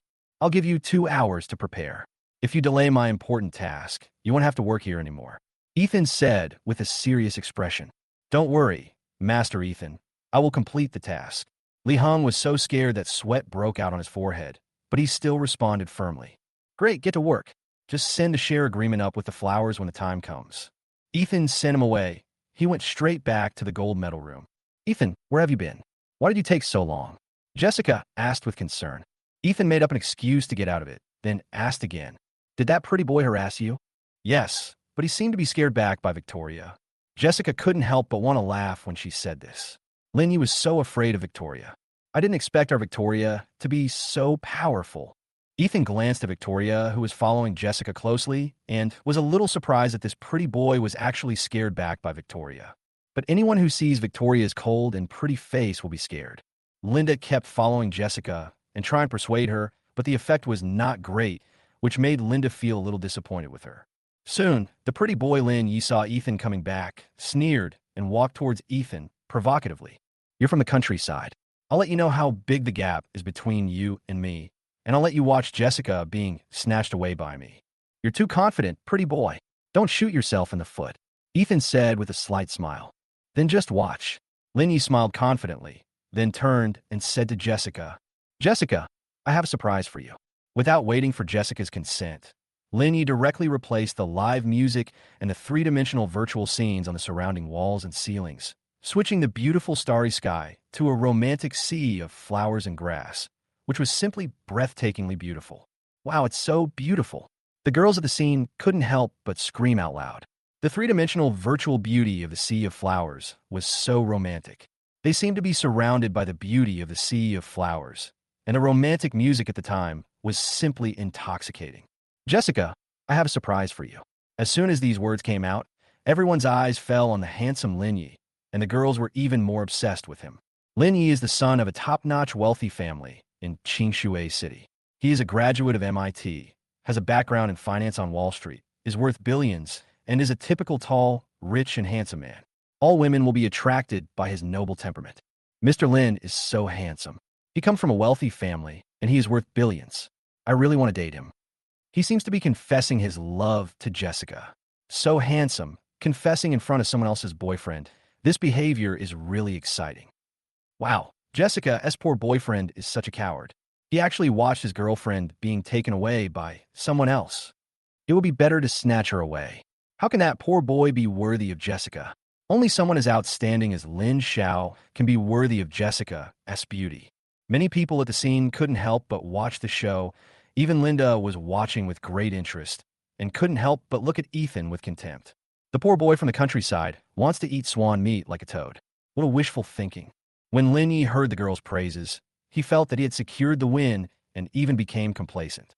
It would be so great to snatch Jessica away in front of other people's boyfriends.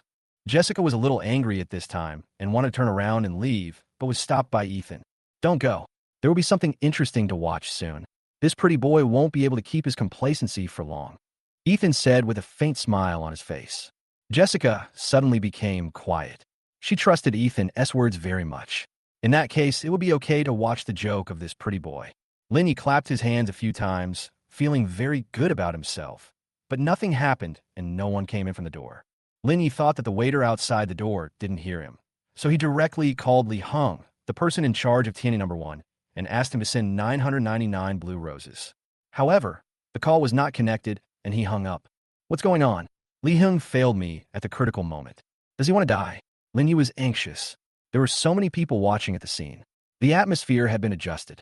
Now, they just had to wait for the 999 blue roses to enter. Unwilling to give up, Lin Yi called again, but the other party hung up again. This made Lin Yi a little furious, but he couldn't get angry with so many people watching. When everyone at the scene saw that nothing was going to happen next, they suddenly lost interest. But just when they were getting impatient, the door of the gold medal room was suddenly opened, and Li Heng walked in with a group of people with serious faces.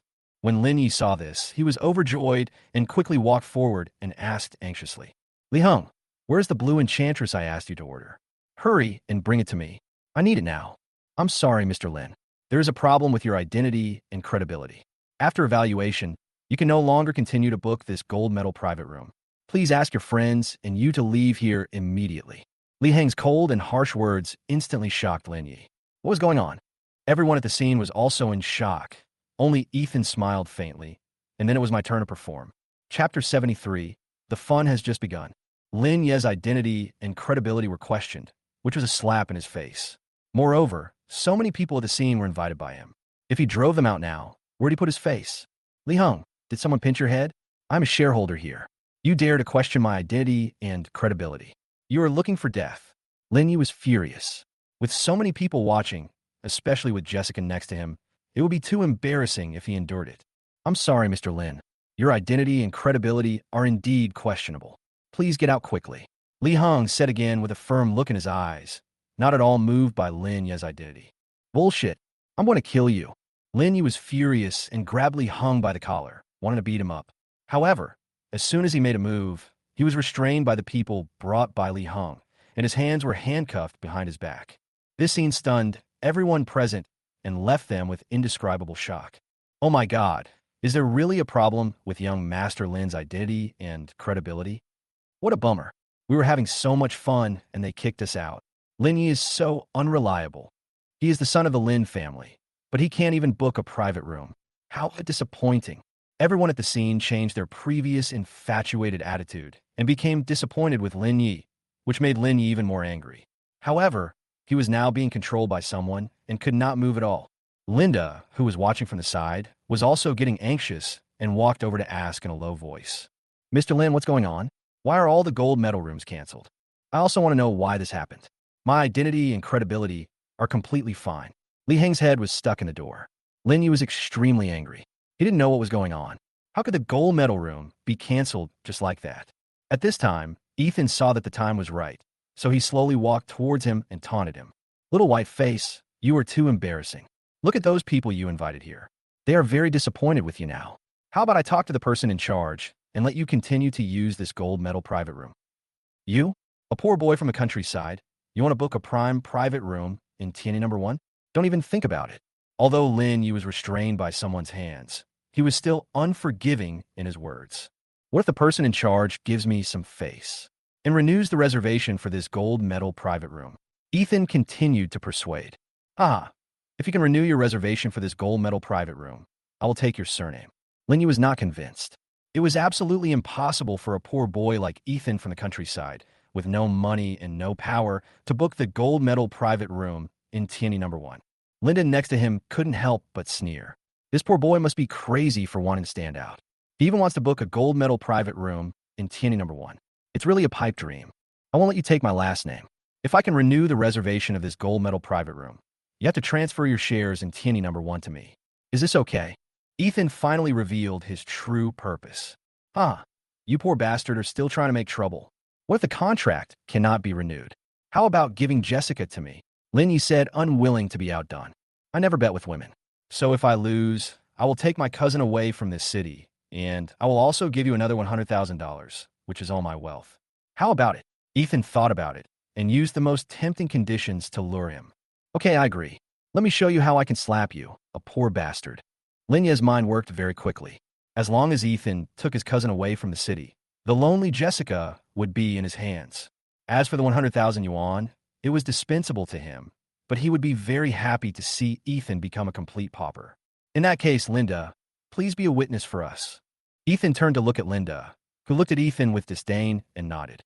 No problem, but don't deny it. When you lose miserably, you toad.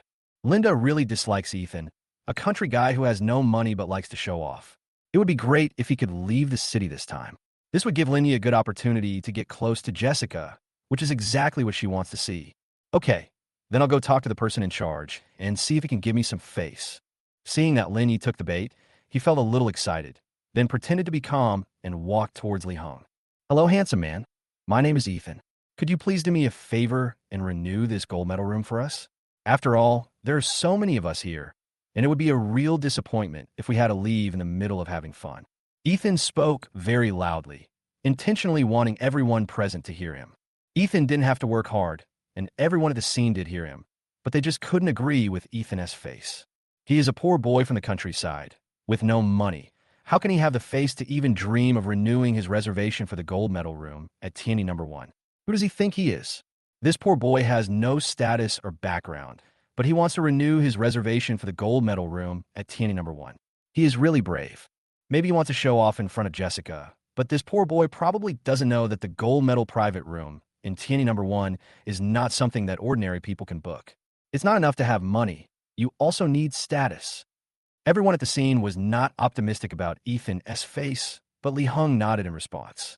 No problem, Master Ethan. I will go and handle the renewal procedure for you right away. Li Hong's words shocked everyone present again, and the scene was silent. They had expressions of disbelief on their faces and were deeply shocked by this poor boy from the countryside. Lin Yi was so shocked that he was speechless. How is this possible? How could a poor boy from the countryside book a gold medal private room? This must be a mistake. Linda also had an expression of disbelief. She opened her mouth and wanted to speak, but couldn't. The person in charge actually gave face to this poor boy from the countryside. What was going on? It was completely beyond her expectations. Victoria was the only calm person at the scene. She didn't have any expression from beginning to end. But when she looked at Lin Yi, she couldn't help shaking her head. I told you not to die, but you still walked into the muzzle of the gun. You are really something. Ethan, you are so amazing. How did you do it? Jessica came to Ethan excitedly. She was so happy to see that those classmates who had shown off in front of her before were shocked by Ethan and speechless. The real show has just begun. Just wait and see. Ethan smiled faintly. The author has something to say. There will be one climax after another. Please give me some tips. Please give me some tips. Please give me some tips. Please give me some tips. Chapter 74. Don't accept my toast. Everyone at the scene was shocked that Ethan, a poor boy from the countryside, could book a prime private room. They never thought that a poor boy from the countryside with no money and no power could actually book a prime private room. The most shocked person was Lin Yi. According to the previous bet, his 5% stake in Tianyi number 1 will be transferred to Ethan, which was what he was most unwilling to accept. Little white face, you have to accept the bet and transfer your shares in Tianyi number 1 to me. But I won't let you suffer any loss. Just use all your belongings of 100,000 yuan as the purchase price. Ethan came in front of Lin Yi and said lightly, 100,000? Are you kidding? The market value of 5% of TNE number 1 shares is at least 20 million. You actually want to buy it with just 100,000. It's simply a pipe dream. Lin Yi regretted it a little. Although it was shameless to do so, he was unwilling to accept that someone wanted to buy his shares worth 20 million for just 100,000 yuan. I advise you not to refuse a toast and then drink a forfeit, especially since Linda has testified before. Ethan said and turned to look at Linda, hoping that she could speak a fair word. Of course, if she sincerely helped Lin Yi to deny it, Ethan still had other means to make him admit the bet. Linda, tell me, was it Lin Yi who agreed to my bet just now? Linda was a little embarrassed at this time. Although she did testify, she was obviously biased towards Lin Yi in her heart because she still needed to ask him for investment, so it was impossible for her to offend Lin Yi for a poor boy. I don't seem to hear any bet, Ethan. Maybe you remembered it wrong. Linda hesitated, but decided to abandon her conscience and favor Lin Yi for the sake of investment and money. Haha, I told you there's no such bet. You poor bastard. Are you crazy about money? And you want to trick me? Dream on. Seeing that Linda's heart was on his side, Lin Yi laughed crazily, as if he had played a trick on Ethan. Ethan, you are a poor boy from the countryside, and you still want to turn your life around? Dream on. I tell you, you will always be worthy of being a poor bastard and being stepped on by me. Lin Yi suddenly became crazy and ferocious. Once he gained the upper hand, he started to show off like crazy. Haha, don't be so complacent. Ethan smiled slightly. Don't think that I can't deal with you just because someone helps you deny it. Victoria, this pretty boy is now in your care. Ethan looked at Victoria, whose pretty face was cold. After hearing Ethan's instructions, the latter walked straight towards Lin Yi. Countryside shrew, what do you want to do? Let me tell you, I'm the young master of the Lin family. If you dare to hit me, I will never let you go. Lin Yi wanted to use the family power to scare Victoria, but the latter did not take his words seriously at all. He came up and slapped Lin Yi so hard that his head started buzzing. Remember the bet? Ethan reminded quietly. Fuck your bet, I. Before Lin Yi could finish his words, Victoria slapped him again with her backhand, causing the corner of his mouth to bleed. Not only Lin Yi was confused, but even Linda was shocked, and the other people at the scene were even more stunned. Ethan was so bold that he actually dared to slap the young master of the Lin family in public. This really shocked them. Seeing that Lin Yi still hadn't remembered, Victoria slapped him a few more times. Victoria was very strong, and after these 5 or 6 slaps, the originally handsome Lin Ye's face was turned into a pig's head. Both cheeks were a little red and swollen, and his hairstyle, which he cared about very much, was also messed up. He looked very embarrassed. Do you remember the bet now? Ethan smiled faintly and threatened at the same time. Don't let me lose my patience, or I'll give you more than just a slap in the face. I remember. I accept the bet and admit defeat. Lin Yi finally understood. Ethan was a ruthless guy. If he didn't agree now, he would be beaten to death by him. He could only swallow his anger for now. There was still a long time to come. He would find a chance to fight back, and he would fight back 10-fold or 100-fold. I'm glad you remembered it. Ethan smiled slightly, and then Li Hung next to him took out an agreement and handed it to Ethan. Sign it. Ethan handed the agreement directly to Lin Yi. The latter widened his eyes in disbelief. This guy had even prepared the acquisition agreement long ago, which left him no chance of delaying or denying. Once he signed the agreement, his 5% stake in TNE number 1 would be gone. Linda next to him was also surprised. This poor boy from the countryside was not simple. He had even prepared the acquisition agreement long ago. The bet he had made to trick Lin Yi was obviously well planned. This poor boy was really scary. After Lin Yi signed the acquisition agreement, his legs suddenly went weak and he was a little unsteady. He had never made a loss-making deal since his debut, but today he met Ethan, a poor boy, and lost nearly 20 million in assets overnight. This really made him jealous of Ethan. Ethan, just wait. Sooner or later, I will get back at you for this. Lin Yi said this as he staggered towards the door with an unwilling look on his face. Linda hesitated for a moment and followed him. In her opinion, Lin Ye's loss of this little bit of shares was not worth mentioning, so she decided to follow Lin Yi. Lin Yi and Linda ran away in embarrassment, and the remaining classmates and friends were panicked. Why did young Master Lin leave? Can we continue to play in this gold medal room? Who will pay for the consumption? Yeah, he invited us over and just left without saying hello. That's outrageous. I didn't expect that young Master Lin is such a playful person. It's really disappointing. Everyone at the scene was a little flustered. Should they leave or stay and continue playing. After all, it was rare to come to the gold medal private room of Tierney number 1. I'm afraid it would only be this time in this life. They wanted to stay a little longer. Seeing this, Ethan smiled and said, "It's my turn to host." Thinking of this, he went straight onto the stage, took the microphone, and spoke. "Everyone, you can continue to play here today. I, Ethan, will pay for all the expenses tonight."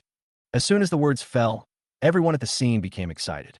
Oh my God, is this poor boy so arrogant? I don't know. Could this guy be a hidden rich second generation? The gold medal private room in Tierney number 1 costs at least 3 or 500,000 a night. Can he afford it? Are you stupid? It seems that he just acquired the shares of Tierney number 1 from Lin Xiao. His status is different now. For a moment, when everyone at the scene looked at Ethan, their eyes changed. Originally, they were looking down at Ethan, but now they were looking up at him. However, this was not the end yet. Ethan waved to Li Heng, who nodded. Then, staff members brought in countless blue roses from outside the door. Everyone at the scene was shocked again, especially the girls, who showed envy and jealousy in their eyes. Chapter 75. I don't want you to be outdone by others. 1 bouquet, 2 bouquets, 3 bouquets, 4 bouquets. Countless blue roses were carried into the gold medal room by the staff, and the crowd at the scene was shocked again. Wow, how many blue enchantresses are there? There are already more than 999 flowers, and it seems like more are coming in continuously. Is Ethan so generous? I'm so envious. There are so many blue enchanters. The women at the scene, in particular, were extremely envious of the huge number of blue roses and completely lost their resistance. For a whole hour, 9,999 blue enchantresses filled the entire gold medal private room. And with the three-dimensional virtual beauty of the sea of flowers on the surrounding walls and ceiling, the entire gold medal private room became a romantic ocean. Ethan walked down from the stage, slowly came to Jessica, took her hand, and said, "Jessica, these are for you. Do you like them?" Jessica opened her mouth in disbelief. So many blue roses were actually given to her. She was so moved that she was at a loss. "Thank you." A blush quickly rose on Jessica's pretty face, and her heart beat like a deer. She was so touched that she was at a loss. She couldn't help but stand on tiptoe and kiss Ethan on the face, and her pretty face turned even redder. And her high school female classmates, who used to criticize Jessica for having a poor boyfriend, are now all envious of her. Jessica really has good taste. The man she found is so romantic. Yes, he is so generous. I'm afraid it will cost at least 300,000 to get these 9,999 blue enchantresses. Why does Ethan look so handsome now? He even bought shares of Tierney number 1 in a matter of minutes. So handsome. Ethan did this because he didn't want Jessica to be looked down upon by others because of him, and he didn't want her to be outdone by others because of him. Soon, Jessica's high school classmates and best friends came to her one after another to reminisce about the past. Unlike their previous coldness and boasting, this time they were all envious of Jessica for having such a romantic and generous boyfriend. "Jessica, you have good taste. You found such a romantic and generous boyfriend. Unlike my boyfriend, he is still thinking about the pot while eating the bowl. She's the most beautiful girl in class, so naturally the men she finds are better than you. What's there to envy? Jessica, how do you know Ethan? He's so handsome. I'm just lucky." Although Jessica was not interested in comparison, she felt a little happy for no reason when she was surrounded by them and envied by them. Especially compared with the previous sarcasm, Jessica was a little bit arrogant. It was very late when everyone gradually dispersed. Jessica was so happy that she drank some wine, and her pretty face was flushed. When Ethan sent her back, Jessica's pretty face was shy and timid. When she looked at Ethan, all she could see was his figure, and the car was full of blue enchantresses, and the trunk was also full. Victoria, who was sitting in the back row, felt depressed. She was surrounded by those damn blue roses. Linda, who had fled in a panic, were now applying medicine in the hospital. Lin Ye's face was swollen after being slapped several times by Victoria, and he needed some medicine to reduce the swelling. But Lin Ye felt a little furious when he looked at his disfigured handsome face. What kind of background does this guy called Ethan have? How dare he plot against me and his cousin? If I get the chance, I will kill her. He doesn't have any background at all. I've already found out from Jessica. He's just a poor boy from the countryside. His cousin is probably from the countryside too. Otherwise, how could a girl be so rude? Linda was also a little depressed. She originally wanted to bring Jessica and Lin Yi together so that she could use this opportunity to attract some investment from Lin Yi. Now it seems that this path is becoming more and more difficult. No, I have to get my shares back from that kid, Ethan. These shares are worth 20 million. I can't let him get them for nothing. Linyi was unwilling to accept this. Ethan had actually purchased his shares worth 20 million yuan with only 100,000 yuan. How could he swallow this? It seems like I have to ask Brother Nan for help. Otherwise, I won't be able to beat his cousin. Linyi suddenly thought of a brother who was a gangster in the south of the city. Brother Nan, like Brother Long in the east of the city, was a gangster who watched the scene, but his strength was slightly stronger than Brother Long. He also had dozens of brothers following him, and his strength in the gang was considered good. Brother Nan? Zhao Nan? Is this guy reliable? Linda seemed to have heard of this guy named Brother Nan, but she still said with some concern, "Reliable? I've asked him to do things for me before, and he's very easy to deal with once the money is in place." Lin Yi smiled coldly, and then thought for a moment and said to Linda, "Linda, help me make an appointment with Jessica and Ethan tomorrow, and tell them that I want to apologize to them and invite them out for dinner." Apologize? Treat me to a meal? Linda frowned. With Master Lin's vengeful personality, how could he apologize to a poor boy? He must have his own reasons. You are planning to hold a Hongmin banquet for that poor boy. Young Master Lin is really the best. Linda quickly understood what Lin Yi meant. You are really smart. You got it right away. Tomorrow, I will make that poor bastard not only give me his shares, but also teach him a lesson to let him know how powerful I am. And his cousin, I will kill her then. Damn it. Otherwise, I will never get rid of the hatred in my heart. Lin Yi felt a little nervous when he thought of Victoria. Okay, Mr. Lin, I'll take care of inviting them out. But Mr. Lin, when will you invest in my dad's projects? Linda didn't follow him for nothing. She had a purpose. Their family's capital chain is about to break, and they need a large amount of financial support. Otherwise, their family will most likely go bankrupt. Otherwise, Linda would not be so shameless in trying to please Lin Yi. Don't worry, once you take down Jessica and beat up that poor kid from the countryside, Ethan, I will definitely invest in you. The investment amount will be no less than 1 billion. Lin Yi smiled coldly. He had never thought of investing in Linda's father. His father's projects were very expensive. He didn't know how much money he had to invest to get his money back. That's why he wouldn't choose to invest in an industry that didn't have much money to invest in. Once he got Jessica, he would definitely kick her out. But at this time, Linda still looked grateful to Lin Yi. Thank you, Mr. Lin. I will definitely help you catch up with Jessica. Okay. A hint of coldness flashed in Lin Ye's eyes. Chapter 76, Hongmin Banquet. In the Purple Crown Villa, Ethan sat on the sofa and looked at the information about Lin Yi that Elena had sorted out, feeling quite surprised. I didn't expect this pretty boy to have invested in so many industries. Moreover, 90% of the projects he invested in were profitable. This guy's a good eye.